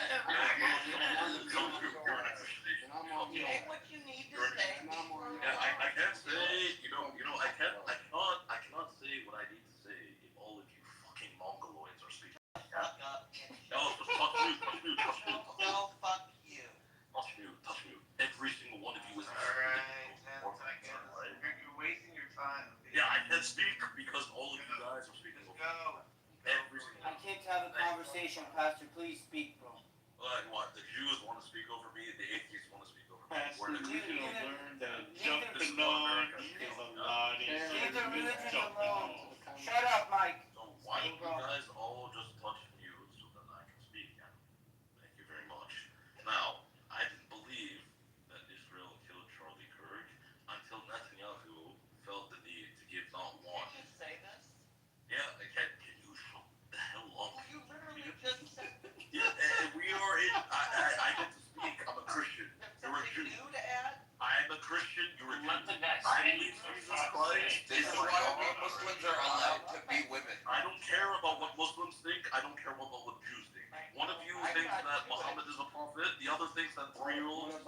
okay to fuck up, right? So shut up the 3-year-old fuckers, right? It's Christian nation. Elvis, it's time for your medication. Just let the guy speak, bro. He could have been done already. Yeah, I would have been done like 20 years ago. Then finish talking to Sarah and talk. And don't repeat. I can't talk if you're gonna interrupt me, huh? Alright, so listen, chick stuff, right? She gets whatever the fuck bullshit I made would have called you, right? Now I'm not gonna go on you. Now I'm not. Yeah. Oh, now you're not gonna go on. Yeah. Jewish supremacy. Get this lady out of here, bro. Jewish supremacy, of course. Get this, she's out of control. Bro, just let Pastor speak. I want to have a conversation, man. This is like. Thank you, Karen. Thank you, Karen. Shut up. Don't stop calling me Karen. Go ahead, bro. Thank you. Now, I didn't think Israel had anything to do with this, but frankly, this room is showing that I have more of a reason to think Israel did have something to do with this. The defensiveness of random. Just let him finish, bro. Let him finish. I want to hear it. Or here at the luxury of. Go ahead, bro. That's a little excessive. The luxury part's a little excessive. Go ahead. If I, as an American, did not decide to take you in, now all the Jews are speaking up. Every single one of you wants to speak up. If America did not take you in, you would still be running under Khamenei. I support Khamenei. I like what Khamenei did to all of you. Me too. I love Khamenei. I support Iran. I support. Bro, I can't have a conversation. Where's the hijab? Where's the hijab? Bring us peace. Bro, I can't have a conversation. Pastor, please finish the point, bro. So I can't, over all these fucking, every single one of them, I say 2 seconds, they all like to interrupt. I understand, because you're kind of repeating the same thing. Because they all fucking interrupt. It's just Clubhouse. Calm down, bro. Harry, respectfully, you're an Armenian. Yeah. It's just Clubhouse. Calm down. We're in a Christian nation. Shut up, Mike. Yes. We're in a Christian nation, and all these fucking infidels feel the It's need just Clubhouse. Calm down. I don't use Muslim words. I don't care. I appreciate that, bro, but I don't care about. I don't hate on anyone's religion. No, I don't hate their religion. I just want them to speak. Right? They can't let. Crack on, mate. Crack on. Just continue on. It's just Clubhouse. Calm down. I want to hear your point. Just nothing too repetitive. Are we here for Ric Flair? Mike, quiet, please. It's a very simple point. It's a very simple point for all the infidels. It's just Clubhouse. Calm down. Pastor, you got your blood pressure that way, bro. You know what I mean? Oh yeah, now the Muslims are interrupting too. Yeah. I'm not trying. Go ahead. I was helping you out the entire time. Bro, we gotta have a conversation, bro. I would have been done 20 minutes ago, but Just Clubhouse. Calm down. Whoever interrupts Pastor again made their mom. You are the one interrupting me. You're fucking retarded Pakistani. I would deport you tomorrow if I could, but I can't. I'm not American. What the hell? Where are you gonna deport me? I would defend you to Iran, where you can deal with whatever the fuck. I love Iran. I actually sent me to Iran. You know? Iranian is what? I love Iran. I love the Iranian girls. Let the guy speak, bro. For fuck's sake. Okay, let me speak. You know, I was Guys, speak. Fuck. Yeah, let me speak. I believe Freddie's been to Iran. You're no different than him. You, Iranian faggot, are no different than him. Listen, I like Iranian girls. I'm not gonna lie, but your voice is too raspy. Train him to become a terrorist. That's what I don't need training from Iran. You are no different than the other. All these fucking This is just a joke. ICC trains and funds them. Yeah, he actually admitted that he's a terrorist. Yeah, I terrorize pussy. Just fun, Pastor, please go. Would that make you terrorize I can't speak over these idiots. Just talk over them. They're not gonna let you speak. Whatever you're saying must be like super scary. Let me make this very fucking guys, because at this point it's just too fucking ridiculous, right? I didn't believe Israel killed Charlie Kirk, but the weird denialism, Israel had nothing to do with Charlie Kirk's assassination. Weeks of every single fucking thing that Israel does where they were actually guilty of. Anytime Israel claims, oh, we didn't kill children, next week it comes out, oh, they killed children. Every single time Israel says, oh, we didn't do apartheid, next week it comes out, they killed apartheid. Every single thing that Israel says,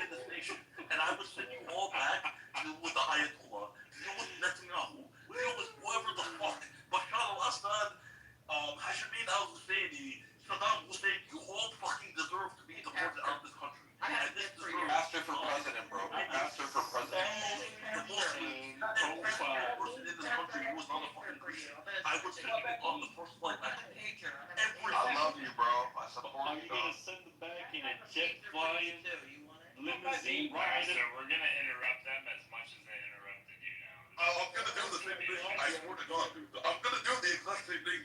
It's so hard for me to sit back here in this studio, looking a guy out here hollering my name. Last year, I spent more money on spilled liquor and bars from one side of this world to the other than you made. What's that, Al? What did we say? That was deep. That was deep. I said I have a page. Now, what's funny, all of you are white nationalist American Christians that, we can take it. The top here, the rope wearing, diamond ring wearing, stealing, wheeling dealing, riding, jet flying. Okay, I know it's Friday night, everybody's getting their shit off, but like, I'm getting a headache now. Oh, you get a headache now. You didn't get a headache now. You get a headache. He can go enjoy himself down the queue. I don't know what this guy's deal is, but anybody want to talk about Charlie Kirk? Please step up. Let's talk about Charlie Kirk, please. Thank you. Anybody? Go for it, Rick. Is everyone Okay, well, now that time like Pastor was or what? so, in an all serious matter, this upcoming Friday, I will be at a Virgil for This speech is Charlie approved Kirk. by the whole stage. Vigil, sorry. This is why I Speak without interruption. That's making America great again. Yeah, Let's make Space Mountain great again. Is his speech approved? Hey, Rick, go by ahead. pastors or is like All right. what are we doing here? Well, when you're a 16-time world heavyweight champion, you're always approved. Put some respect on that man's name.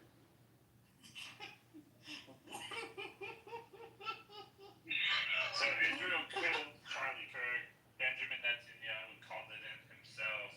He called in the assassination. He said we need to get rid of this guy. He's waking up. He's noticing. He's noticing everything the Israelis are doing, and he doesn't fuck with it. So they said, you know what? Let's kill him. That's There you all go, right. Pastor. I got your back, bro. The witch is gone. That's all right. That's all right. Both the evil witches are gone now, so we can actually have a conversation. They allowed the infidel to speak. Wow, amazing.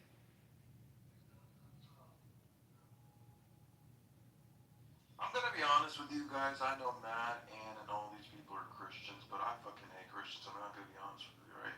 Because I feel like I don't want to be somebody who's two-faced and sit with you guys, but I don't like you guys at all.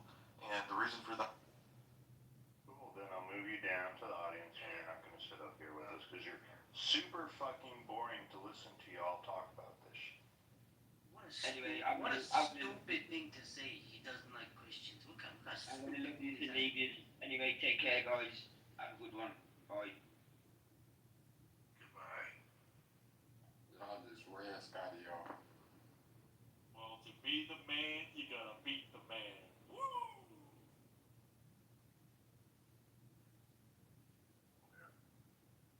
Well, that took care of that zoo. My God, that was getting a little wild, wasn't it? And now no one wants to talk. That's crazy, bro. If you wanna talk about the zoo, you should come on down to the Marriott sometime. That's very true too. What's up, Rhea? We got a new senator here, man. We got Gildas here. Gildas. Gildas. What are your thoughts? Yeah, Gildas. Gildas will be goody. Gildas, what are your thoughts on Charlie Kirk, the assassination? Oh, well, Charlie Kirk is the white Malcolm X for today. I coined that phrase on Clubhouse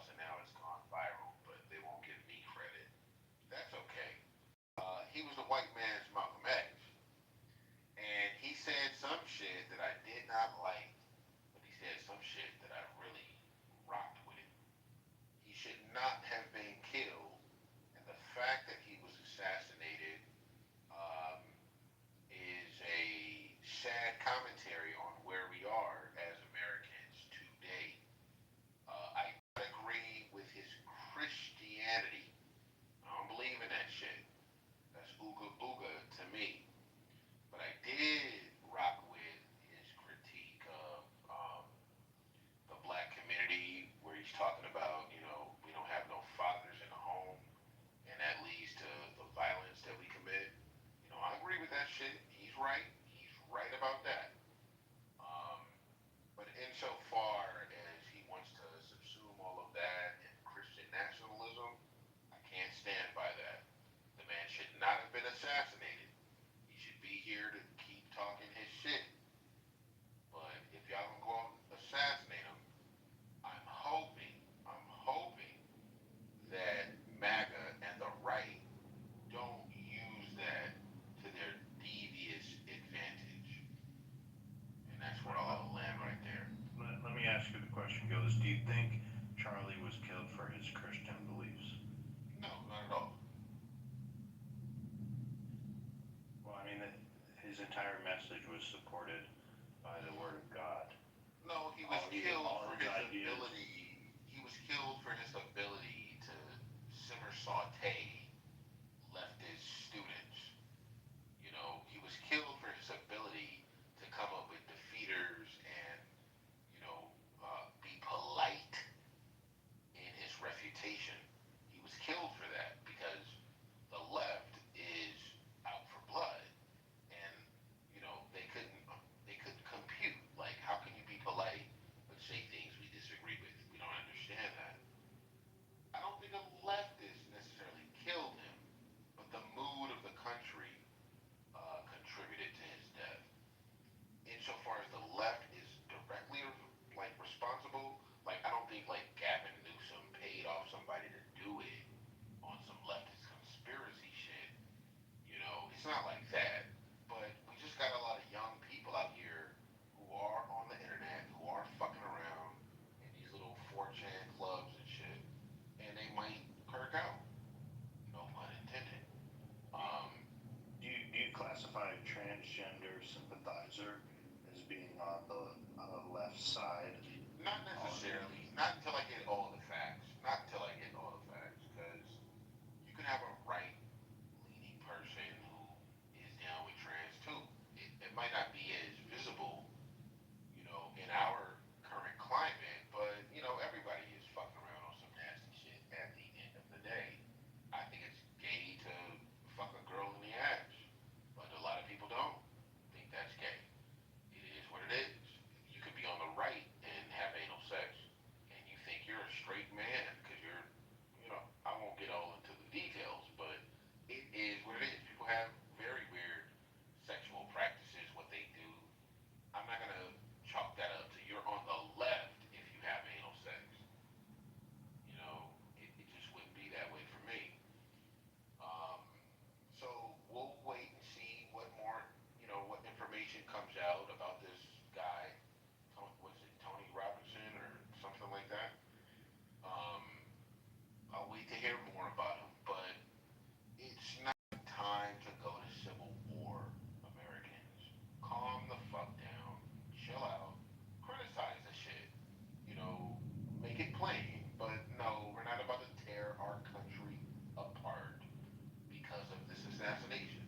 We've dealt with assassinations before, alright? Chill out.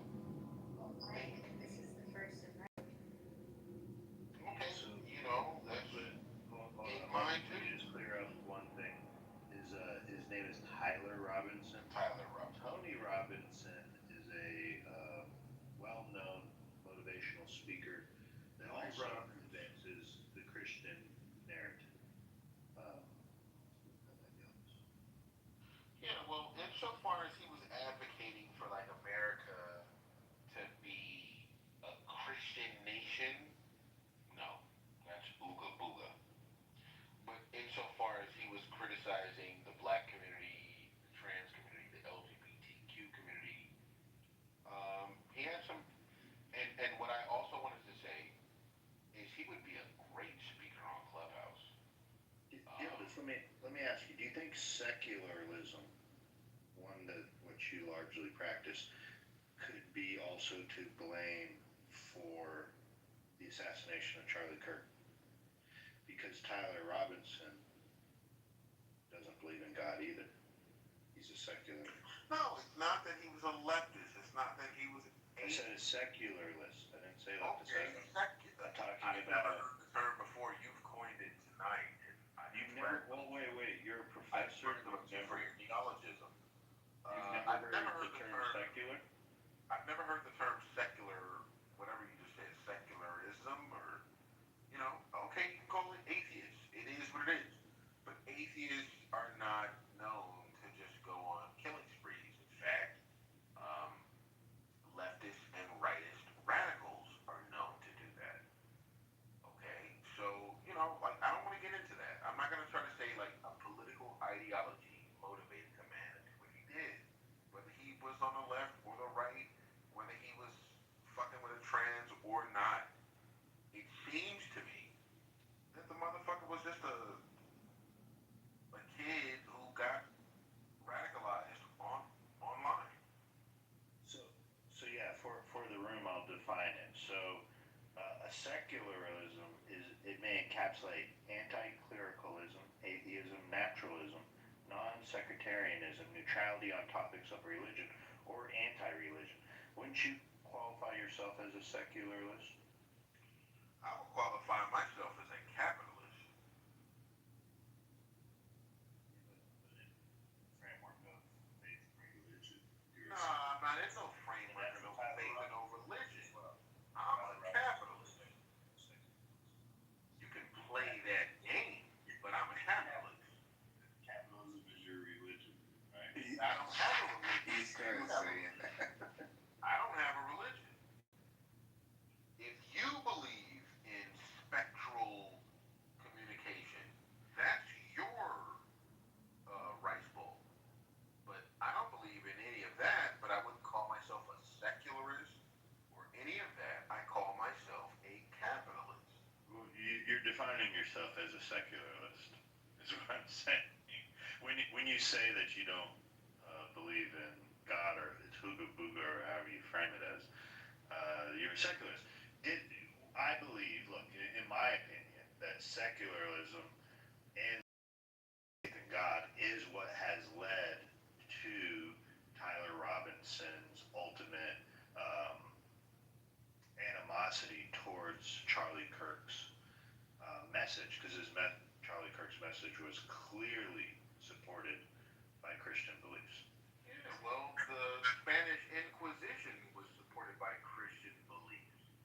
Okay, when you butchered people and you tore them on the rack and ripped their livers out, you did it in the name of Jesus Christ. So fuck off with that bullshit. Crusades too. But The everybody Crusades as well, motherfucker. You thought Jesus whispered in your ear to tell you to rip somebody's liver out. So fuck off. Hey, real quick, some house cleaning. Everybody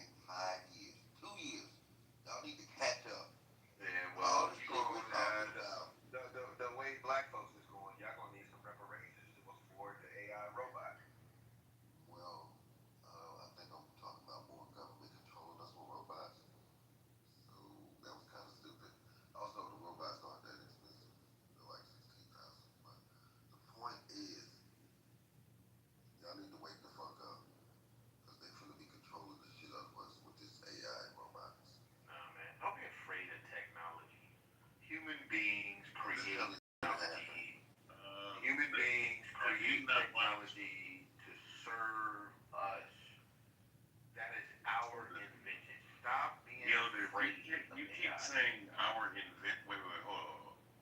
You keep saying our inventions. We is not us. We is the 1%, my man. Yeah, but then you niggas are talking about how you don't like when you say we, when they say we, they're not talking about you or anybody on this. Well, I don't know if there's some federal agents on the stage. I don't know. Nah, you're trying to exclude the black man from science. I'm not talking about the black You're man. trying to say that science is only a white man. What is he talking? What is this nigga talking about? First of all, you need to put the beer down. I doubt you even know. Turn it down. I doubt you even know. Yo, this real quick. I'm coming to next, nigga. Yes. I didn't even say nothing about black people. All right. You black people. I mean, I don't know if you know the history of black people before slavery, but I mean, it is what it is. But regardless of the fact, brother, listen, dude, since you're bringing that up, Black people weren't in WCW, but if it weren't for me, woo! Well, yeah, that might be true, But anyways, what I was gonna say, well, you're not the real Ric Flair, so that ain't true. But anyways, yo, listen, bro. Like when they say we, like the AI grid that one of the bills or executive orders that was passed earlier this year when Trump got elected, and some of the shit you're seeing with China, like you have to deal with the globalists. They program these robots. They put this shit in work, bro. Not you. And the robot that you have in your phone, that we all have, these smartphones, like these are not just things that are just gonna, they're gonna just be serving us. We're serving us. Like eventually, we're gonna be serving it. Mysticism. He's ignorant. This is not mysticism. Nigga, it's not mysticism. He's making me say nigga. Are you fucking stupid, bro? I ain't even. But you know what? You don't pay attention to none of the predictive programs, all forms of media that they show you. It's very obvious, and the fact, like I don't think you understand. Like this isn't even something we should be. This dude don't have no access to any files of what they have. He's just a contrarian. You don't even know. No, I'm not a contrarian. It's just this God. This is the same brand. Yes, it is. No, I disagree. So go. Yo, this real quick. I'm gonna say this. Wait, I just want to say this real quick.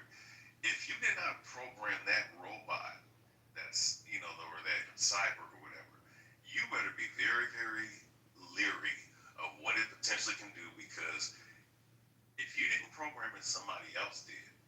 And if they have like any kind of frequency, radio frequency, or RDF, or was it the radio frequency identification bullshit that they got going on, they could have that robot do whatever the fuck they want to do with you, unbeknownst to you. You better have an EMP available. You know what I'm saying? Because I don't know if 5.56 or I don't know if 50 calibers can penetrate some of the titanium armor or some of the stuff. And I don't think you've done your research or you've looked into certain programs that throughout the world these people are doing. But they're putting this out there. Like what you see in China is pretty much where they want everybody to be at. And I don't think you want to have robots walking the streets, patrolling the streets, and policing people, motherfucker. What I'm really getting at is this is a form of technophobia, and you're afraid of advancement. And I don't think you need to be afraid of advancement.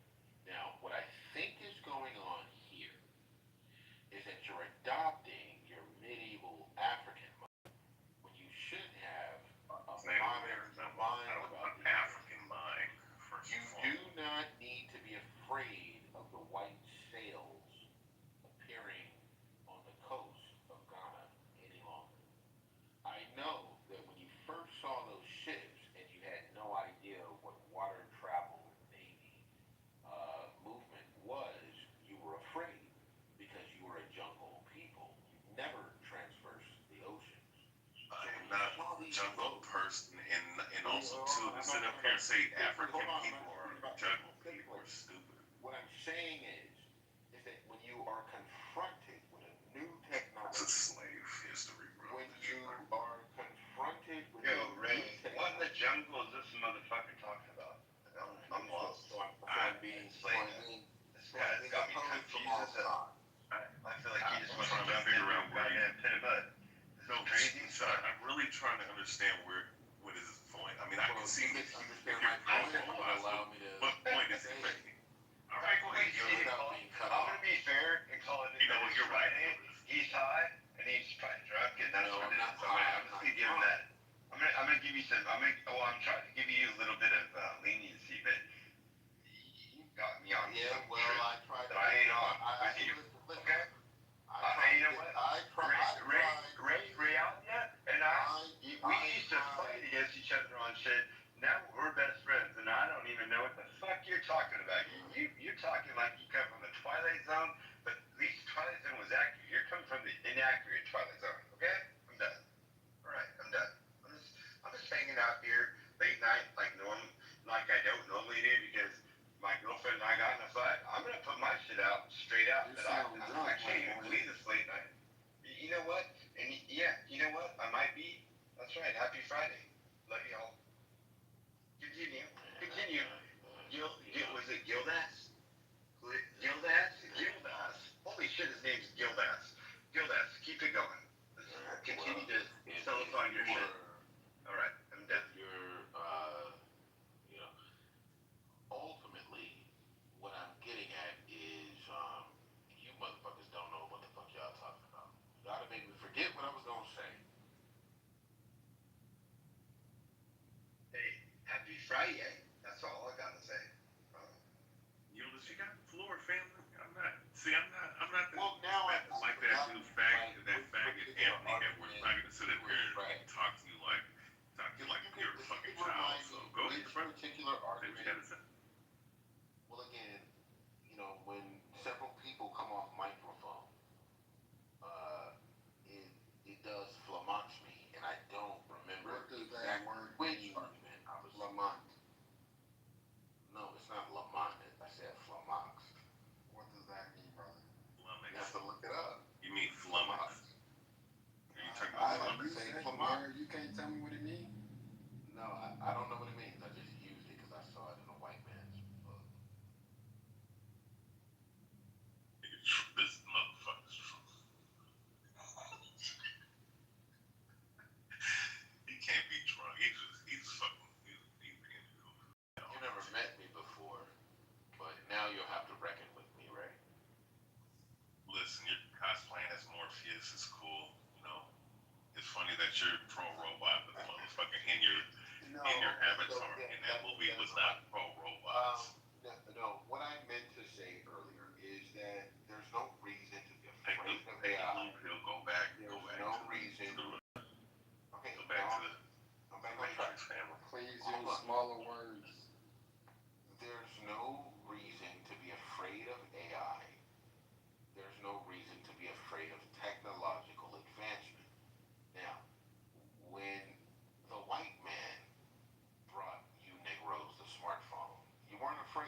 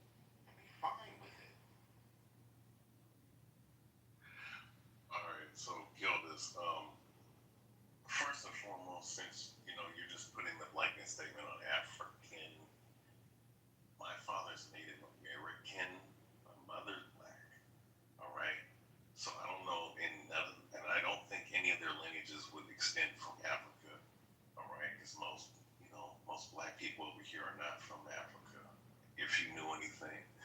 But so that's number one. Number two, what you're promoting by saying that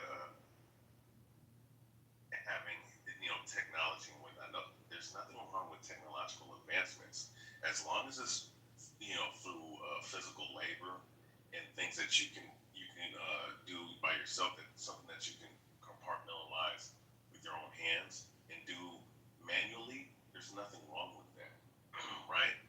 Bars, whatever, what have you. But the day that you program something, because you gotta understand something about the computer.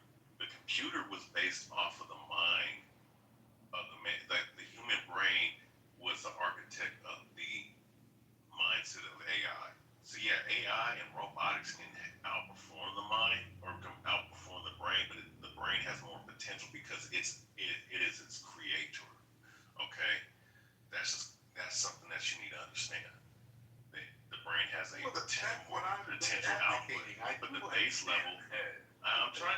Listen, yo, you said a lot. I wanted to hit every point that you said. So I'm just gonna be brief. So I'm just hitting certain bulletin points. So with that being said, when you start to rely on when the creator relies on the created, which is the AI, the chat GPTs, what you're creating is an environment where people are not going to be creative. People are not going to have critical thinking. All right, which critical thinking and creativity, all the greatest wonders of the world that we see, all the architecture, structures like the pyramids, or even some of the stuff that you see that was created in medieval Europe. All right, Persian Empire, Roman Empire, the Assyrians. Hold on. So wait, hold up. I'm trying, bro. Like I said, I know I'm landing my plane here. That stuff was created by people with a vision, with a creative mindset. All right.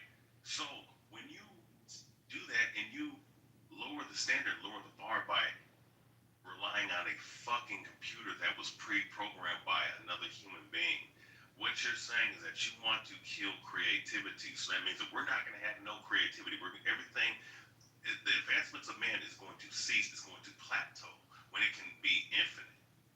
You know what I mean?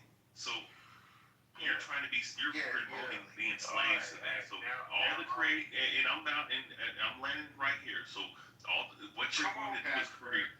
What you're going to do is create. Well, you were speaking for a minute, so I'm just hitting your points, and I'm finishing right here. So all in essence, and I'm landing right here, is that you're about to create an environment where creativity is going to be mute and dead, and you're just going to have a bunch of non-creative, non-functional, psychologically inept, mentally inept people who cannot think for themselves, who are going to be fucking neo-maxis, little plebeians, zombies. That's the world you're promoting by promoting shit. What you're overlooking is AI did not create that circumstance. If there are zombified, low-frequency, brain-dead people on the planet, they've been here since before AI. Now, what AI will do, thankfully, is allow even that class of brain-dead people to partake in arguments or debates like the ones we're having right now. If they have been stupid since the caveman era, the Paleolithic times, and they're never going to get better, it behooves them to live in a society that has AI, because that grunting caveman can now type in and say, I don't know what I'm supposed to say, but help me out. And the AI will help that person out. But for the higher intellect, for the great artists, for the, champion people, AI is just an assistant. It's not something that I need to be afraid of. Oh my God. I do it myself. Hold on. Is anyone else on the same page as me? Is that Gildas sounds like he's been talking for fucking 2 hours? I just started Gildas. No, all you've been doing is talking since I came in here. I just responded to Ray. And what are you talking about? You got me killed right now. Like, what your point? What are you trying? Okay, if you could, within the next like a minute, I'd say like in 3 minutes, what are you trying to get out right now with your guilt ass? I want to know. Look, your mama called it a guilt ass too, and that's how you got here. But to answer your question, I'm trying to tell you not to be afraid of technology. That nigga said, yo, mama. Wasn't that easy? You see how simple that was? That's all you need to say. You wanted to keep talking for a whole goddamn 30 minutes and scared And I mean, and make people retire in bed. it really surprised Marcus. Like I know you must be. I know that you. Nah, no cap. You did. Hold on, Mike. You know, he just put me the I was about ready to fall asleep. I'm like, you know what? I'm gonna call this motherfucker out. This bitch before you start. Swear to God. I know that Sean B must be one of mine that I forgot about, because that's exactly what your mother said to me. That's exactly How what old are she you, whispered man? into my ear. This is the second time you mentioned my mom. You know, I'm so happy that she's famous to you, and I feel for you because she weighs 450 pounds, and my dad's dead, so she's available. So you can have her. Yeah, well, You can have her guilt ass. You know, you can have her enabling guilt ass. Because my mom is an enabler, and you'd be the perfect fit for her. You enabling, raised, stupid ass, fucking motherfucker. You are stupid. You are dumb. You're dumb. You know what? If they debate something, you give me something. I'll debate your ass all day long. Let's do it. What do you say? Is that your case? All right. Now, this is true, Lida. So you're boring, man. You don't respect that. Try fucking Tea Party bullshit. Let's talk about it. All right, a sincere debate. All right. What do you want to talk about? All right. Do you think? And if I don't want to talk about it, I'm gonna tell you no. All right. Not that talk. I'm gonna break it down right now. Let's do it. Let's do it. Is that your father or am I? What the fuck? Are you on Star Wars right now? I'm not your father, Luke. Charlie Kirk, man. We don't want to hear y'all. Yeah. I'm sorry. I just came in and I apologize, y'all. Matt was Anna. I'm sorry, I didn't mean to say Anna. Joe. Shout out to all my friends. Ray Avia. Love y'all. I just want to. I ain't even on here like this late, but shout out. Yeah, I like it. Let's get back to the series. All right, let's be serious. All right, let's be serious. Let's be serious. Yeah, let's be serious. All right. I introduced the concept on the app maybe 4 or 5 days ago that Kirk is the white Malcolm X, and now I see rooms popping up about that. You know, White Malcolm would you say that like he's like the white man's Malcolm X, or do you find like it's not a one-to-one kind of analogy, or what do you think about that, Sean B? I'll give you a response. I actually, to be honest, I voted for Trump the last 3 votes. Yeah, 45, 46, and 47. I was a straight ticket Democratic voter before that. And Charlie Kirk was one that I actually didn't follow and watch a lot of his content. Now, and I was aware of him. I've seen a few pieces of what he delivers, which I've always respected. And he's been to the university nearby where I live last year, and he actually was expected to be here this year. Unfortunately, he won't be. And through his death, he's now on my playlist, and I think he's absolutely amazing. He reminds me of Rush Limbaugh, but like an advanced version of Rush Limbaugh. So I like the fact that he knows what he's going to speak on what he knows of and won't speak on what he doesn't know of. And he's got a much better memory capacity when it comes to being debated on. But the thing I like about him is that he can rationalize with any human being. Isn't that what we are? Aren't we all? For the most part, we can all have we can have a conversation, right? Isn't it sad that Gildas, I didn't mean to like cap on you or put a little pressure on you earlier. We were just fucking around. But hear me, yeah, of course. And I'm not one to push ill will unless you really like were to threaten something on my life. But honestly, when it comes down to it, though, we all find a middle ground. There's certain things we're going to disagree on. All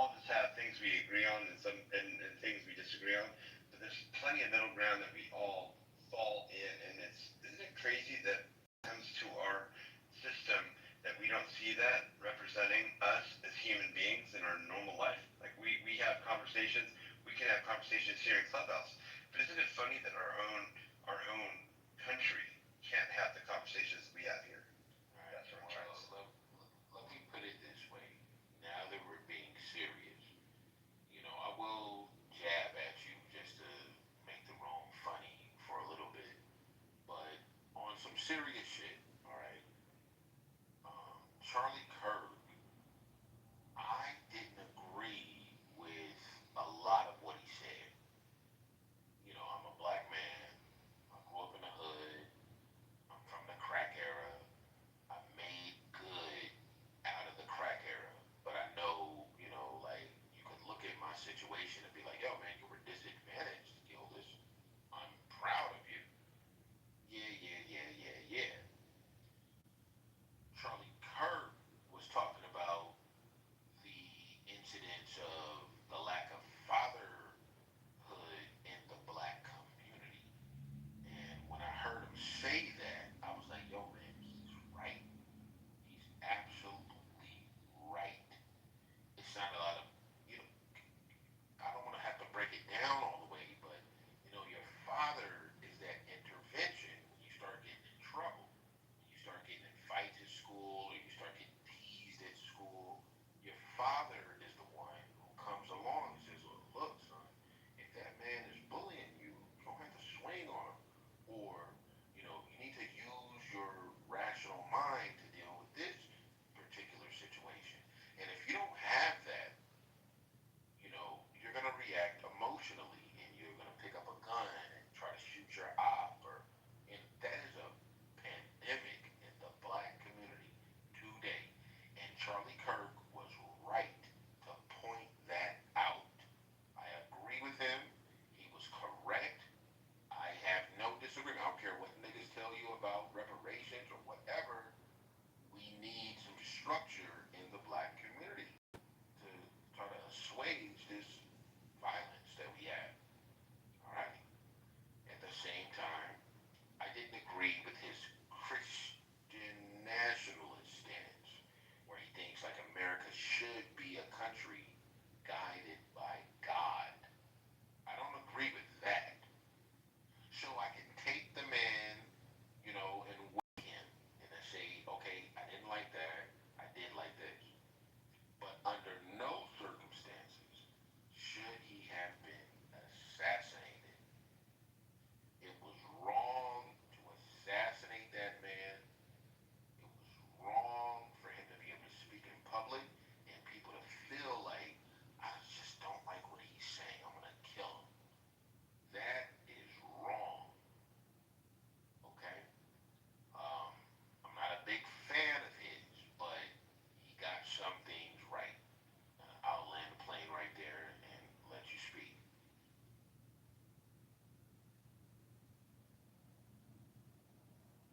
My question is to you though, what is your evidence of what you're saying in regards to him in that, what you said, regarding Charlie Kirk and his stance?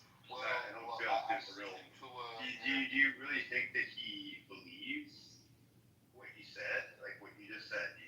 I believe that. Believes what he said. You could believe, but did he say that? That's my question. Well, no, like what I heard him actually say was he was in a debate, and I think it was a black student who stood up and was like, why are you saying this about the black community? He was like, about the racist thing? Oh, that one? Oh, that's like a drop the mic moment. Hold on. I'm not. He wasn't racist at all about it. I'm not going there. But he responded to the student and was like, yo, what are the homicide rates in the black community versus the white community? And the student who was black was like, well, white people kill more people than black people do. And then Charlie Kirk was like, yo, yes, but there are more white people in the country. So if you break it down in terms of ratio, like what is the ratio of murders in the black community? Well, if you have 13% of the total U.S. population black, right? You heard this. You heard the whole thing. We don't have to recount it. And you have a much more higher. 13%. I think we could do all the breakdowns of it. We could go statistically down to it, Hold on. there's a large number more white And that's what I than black. agree with. No, I'm saying Yeah. that's what I agree with. So, of course, now if we had an equal number of black people to white people, now if we had an equal number of black people to white people in the United States of America, would you agree or disagree that the crime would be higher than it is currently? It's already said that and already agreed to that. Okay, It's not okay. saying there's anything wrong with Sorry, I came in it, late. so, yeah. All right. No, Let you me come in late. I thought you fell asleep. Okay. All right, I came in late. Honestly, you sound like a broken record. I'm gonna be honest in everything I love, man. You sound like a broken record saying the same fucking shit over and over again, bro. In what way? Who, me or Gildas? Is that me or Gildas? Okay. Yeah, I don't know. I just got here, so I'm sorry if I was trying to provoke. Can Ray explain to me how I sound like a broken record? Please, Ray. You just repeated what you said earlier, man. Like, do I gotta do a monologue of what you just said? You can do something in a sentence. Oh boy. Okay, so you sat up here and you talked about the robotics, the AI, and you went back to the other shit that you talked about briefly before that. You know what I mean? And you keep repeating the same shit, like the same phrase. It's like, oh man, bro, like what are the materials? No, I think you've lost track of the argument, and that's okay. We can speak again tomorrow or next weekend. Well, yeah, let's I'll do make that. a follow thing. Ray Albia, why don't we spin it to 764? Anyone know about the 764 organization? I'll post a link. Absolutely nonsense. 2 days ago, Can I ask a two high-profile leaders were arrested. Can I ask you a Okay, question? 100 mics. 100 mics. Stand there, read the room. You just came up on stage and you just open your mic. Why do you think you're so important? Sean, go ahead. Talk about 764, and I honestly will ask and beg all of you to get on. Go ahead, get on your whatever your AI is, whether it's Grok or ChatGPT or whatever you know. If you know me, search 764 terrorist organization. Okay, I'm gonna post a link. Give me just a few moments. I'm gonna post it down below. I would love for you guys just to check it out and look at it. You don't have to read the whole thing, but read it all. And this is crazy. This is legit shit, and it will connect to a lot of shit and crime that's going on. Now allegedly we can't say it's linked to what's happened to Charlie Kirk or what happened at the church. But I'm gonna tell you, if you see this and you look into this, you're gonna start to question things, and it's legitimate. Okay? All right. I'm gonna be quiet for about 5 minutes. Thank you all. Well, Sean, I have something for you. Just post it in the chat and be quiet for the next 6 to 7 hours while we read through it, like trying to figure it out, parse it. Thank you. And I seriously feel bad for Miguel. I went into chillism, and he's on stage, and everyone's asleep, and he's just talking to himself. No, I love Miguel. Is there a mute button? Maybe I'll make him preference. I'm in an imitation back. Yeah. You know, it was wrong for Charlie Kirk to be assassinated. I don't care how left you are or how much. You said this like 3 or 4 times. Well, I'm trying to get to the larger point. Do you feel offended? Hear me out for 30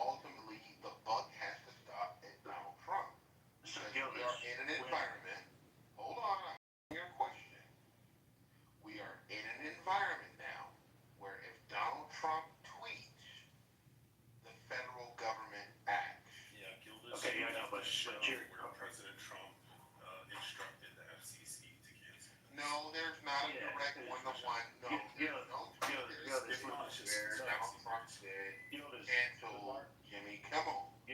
Hold on. The market is the reason Jimmy Kimmel has lost his job. Sinclair. No, and next. Let me make my point. This is capitalism. Okay, look. Sinclair and Nexstar, which are affiliates of ABC, had already pulled his show from airing that last night, and advertisers were already calling to pull their advertiser dollars from him. ABC executives had asked him to try and quelch the negativity, and he intended to go on air and pour more fuel on the fire. So ABC executives then ended up pulling him largely because his show was not going to be aired in half of the country already because ABC affiliates pulled out. Has nothing to do with Donald Trump's iron fist, though. Come on. All right.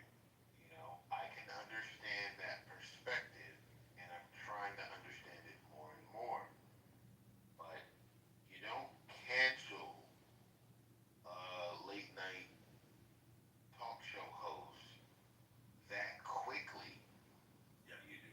If this environment is not in place. You also believe? Did you all see the link I posted?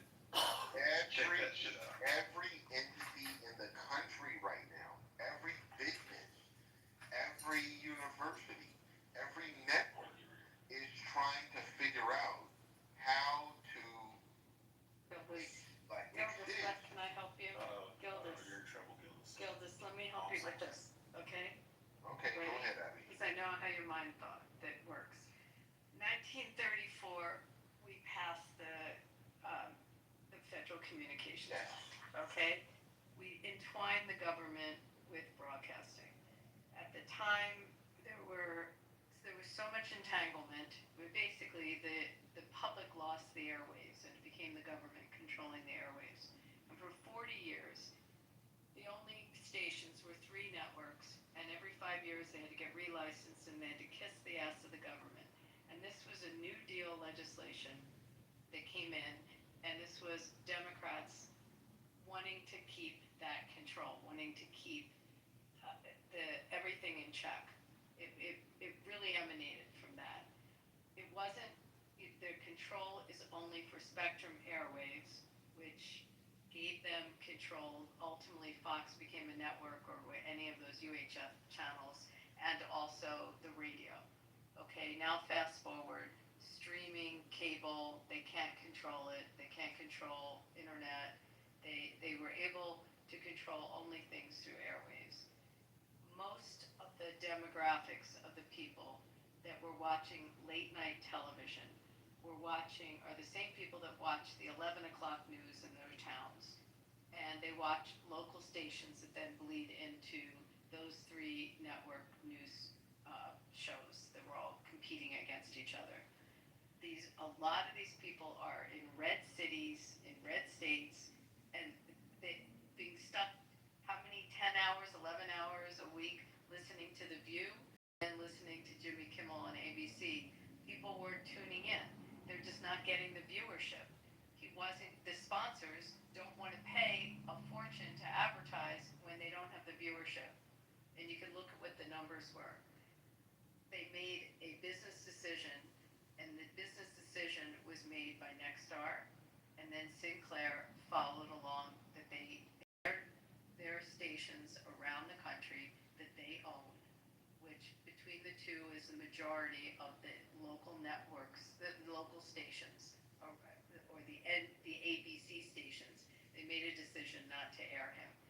The actual networks of NBC, CBS, Fox, and ABC only own about 30 of the stations around the country. Everything else is owned by these other companies and the company that Nexstar is acquiring. It's a business decision. If you follow, now I'm going to say one last thing. There's a lot I know about this, and I have dealt with at length many years of dealing with Sinclair. I know the company extremely well. Okay, one Gildas, there's no loss of freedom of speech. Jimmy Kimmel can take a fucking soapbox, go out to, put this in the chat, go out to MacArthur Park, go out to wherever he wants. He can go on any TV show he wants. He can talk, he can go on YouTube. Yeah, but He didn't lose his right to have freedom of speech. That is He not what I'm just getting. didn't have That's not what I'm getting. viewership. He didn't have viewership. That's Listen, fine. That's okay, fine. I like him. He's a local boy from where I live right now. Went to I high school with understand my that. friends. But Everyone would loves him. he have been canceled Yes, if not for the Trump regime? yes. Why I'm trying was to he tell you canceled because before that? because what was happening and what they're looking at the numbers, a market share. So again, I said the 11 o'clock news bleeds into the late night shows. The market share for the 11 o'clock news in whatever town you're in used to get a 10 to 12% share, then it knocked down to maybe a 6% share. They were making it with 1 3/8 to 2 if they're lucky. Did you in hear these what the markets. FCC I'm chairman not done. said? Come on. Where he Jesus. said we Let me can do finish this it. the easy way or the There's hard no, way. they're not getting the viewership. And again, these stations are in red states, in red cities. People don't want to listen to the bashing. They don't tune into the View either in these places. I didn't like Okay, anything he said. now one last thing that you have to know if you want to talk about government. This setup of the FCC having its hands and control over those networks that are on the Spectrum airwaves is something that is created by and enforced mostly by Democrat administrations.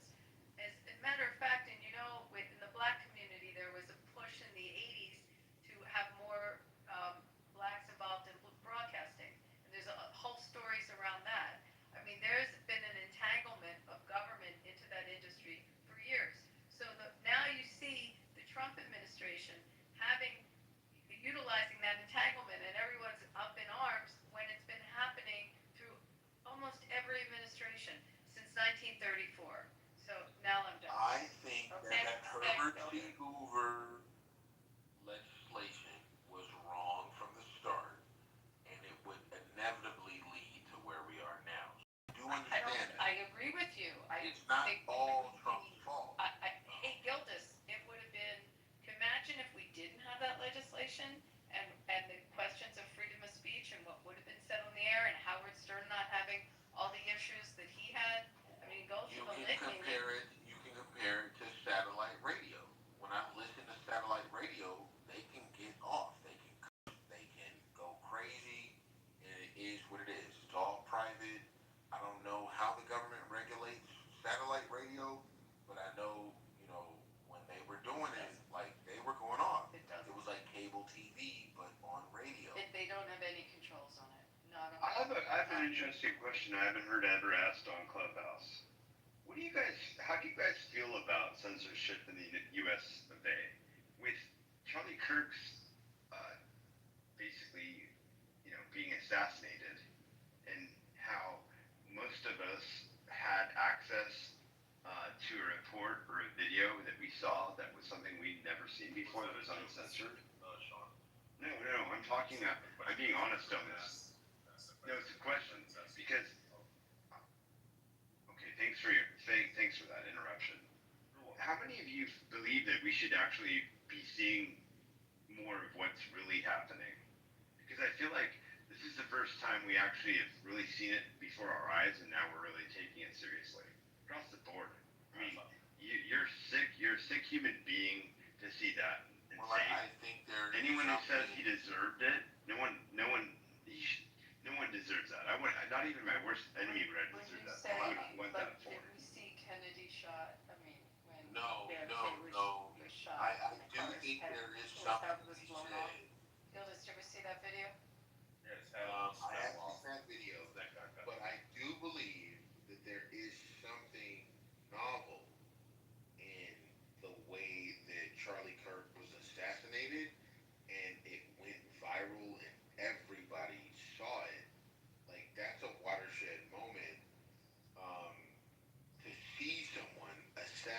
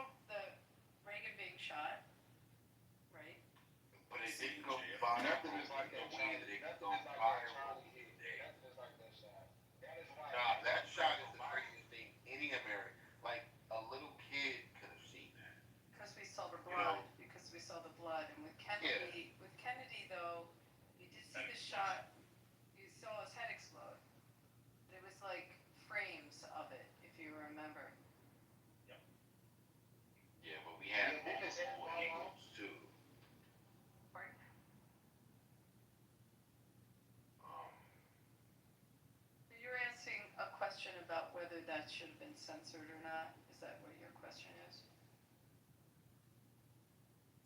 Not guilty. I think it should be out there.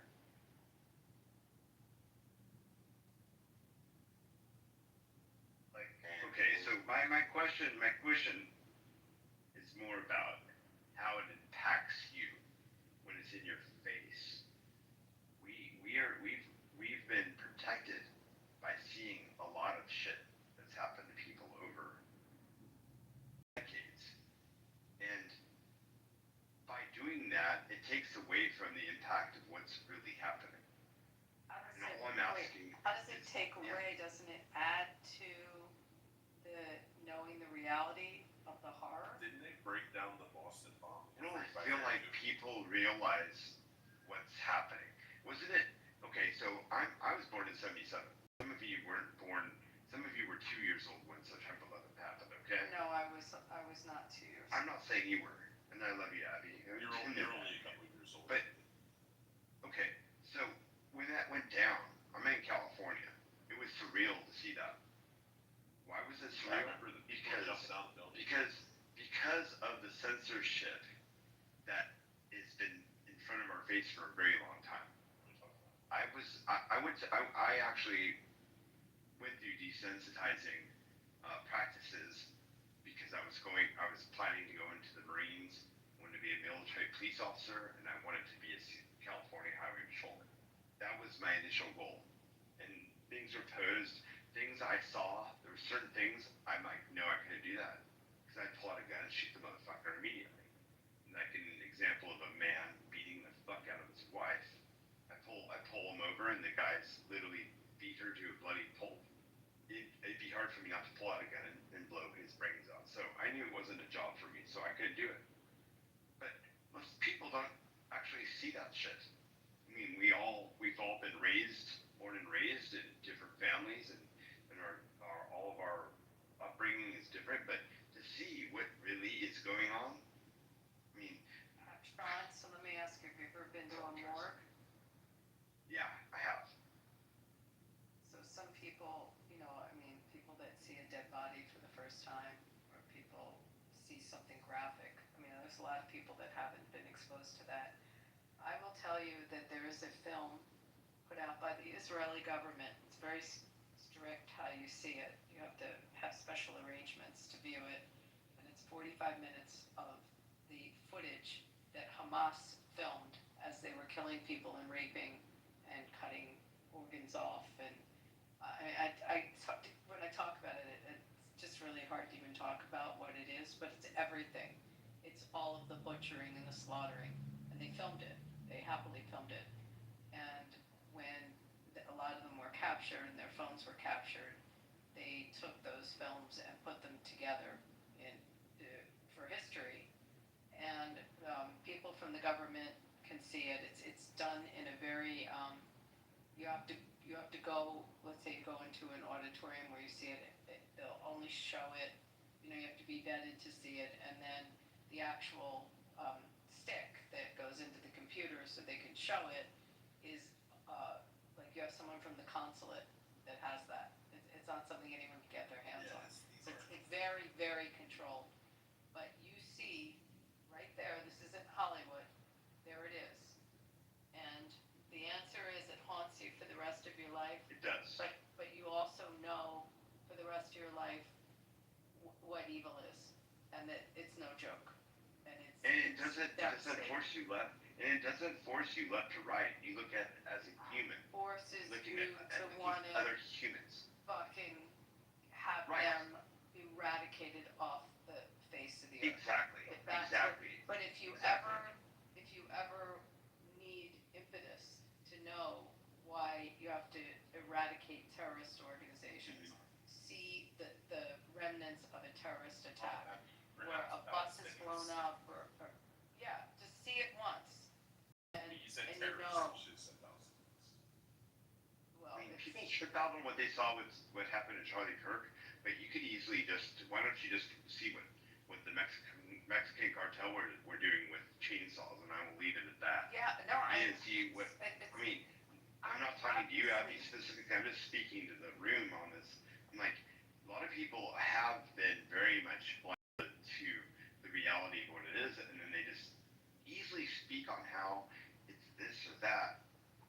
see that, there's no political stance on what you're seeing. You're going, I don't want this to happen. That's where we all come in as a universal support. Look at September 11th. I don't think when September 11th happened, we all unified, and unfortunately, we blindly wanted shit to happen. We wanted revenge. We wanted to see something out of that. Sean, And, yeah, go ahead, Abby. I'm gonna be I quiet. was I'm just sorry. talking about this in the other room, so I'm a bit redundant, but Okay, I'm sorry. I'll Go say ahead. this I very appreciate quickly. you. The TV series that just came out, 11 Minutes, on Paramount, is 4 episodes of the shooting here in Las Vegas. And you see the bullets raining down. You cannot believe this footage. You would have thought Hollywood came in to make this, but this is footage that not only law enforcement, but clearly the casinos had because of, they film everything. It is 11 minutes of 20,000 people having bullets coming at them. You see blood, you see people just dying in front of you, people. You Talk see about people Mandalay getting Bay. shot in Mandalay Bay. The Yeah. first episode and first and second episode, but definitely the first, very hard to watch. I mean, it's really hard to watch. I have two clients that survived it. One of them had 3 children with her. She was 4 rows behind the front row when Jason Aldean was on stage performing when those bullets went flying and you could hear the ricochets. And I have another friend personally. He survived the massacre in Calabasas at the country bar. She was at that one and Mandalay Bay. Were they okay? Were they shot at all? No, they all survived. Thank fucking God. There's 850 people got shot. 800. Right. 20,000 people there. Correct. 58 died on the scene. But my point is, when you see this and you see all the films, and then you see the SWAT team actually break in to where his room is and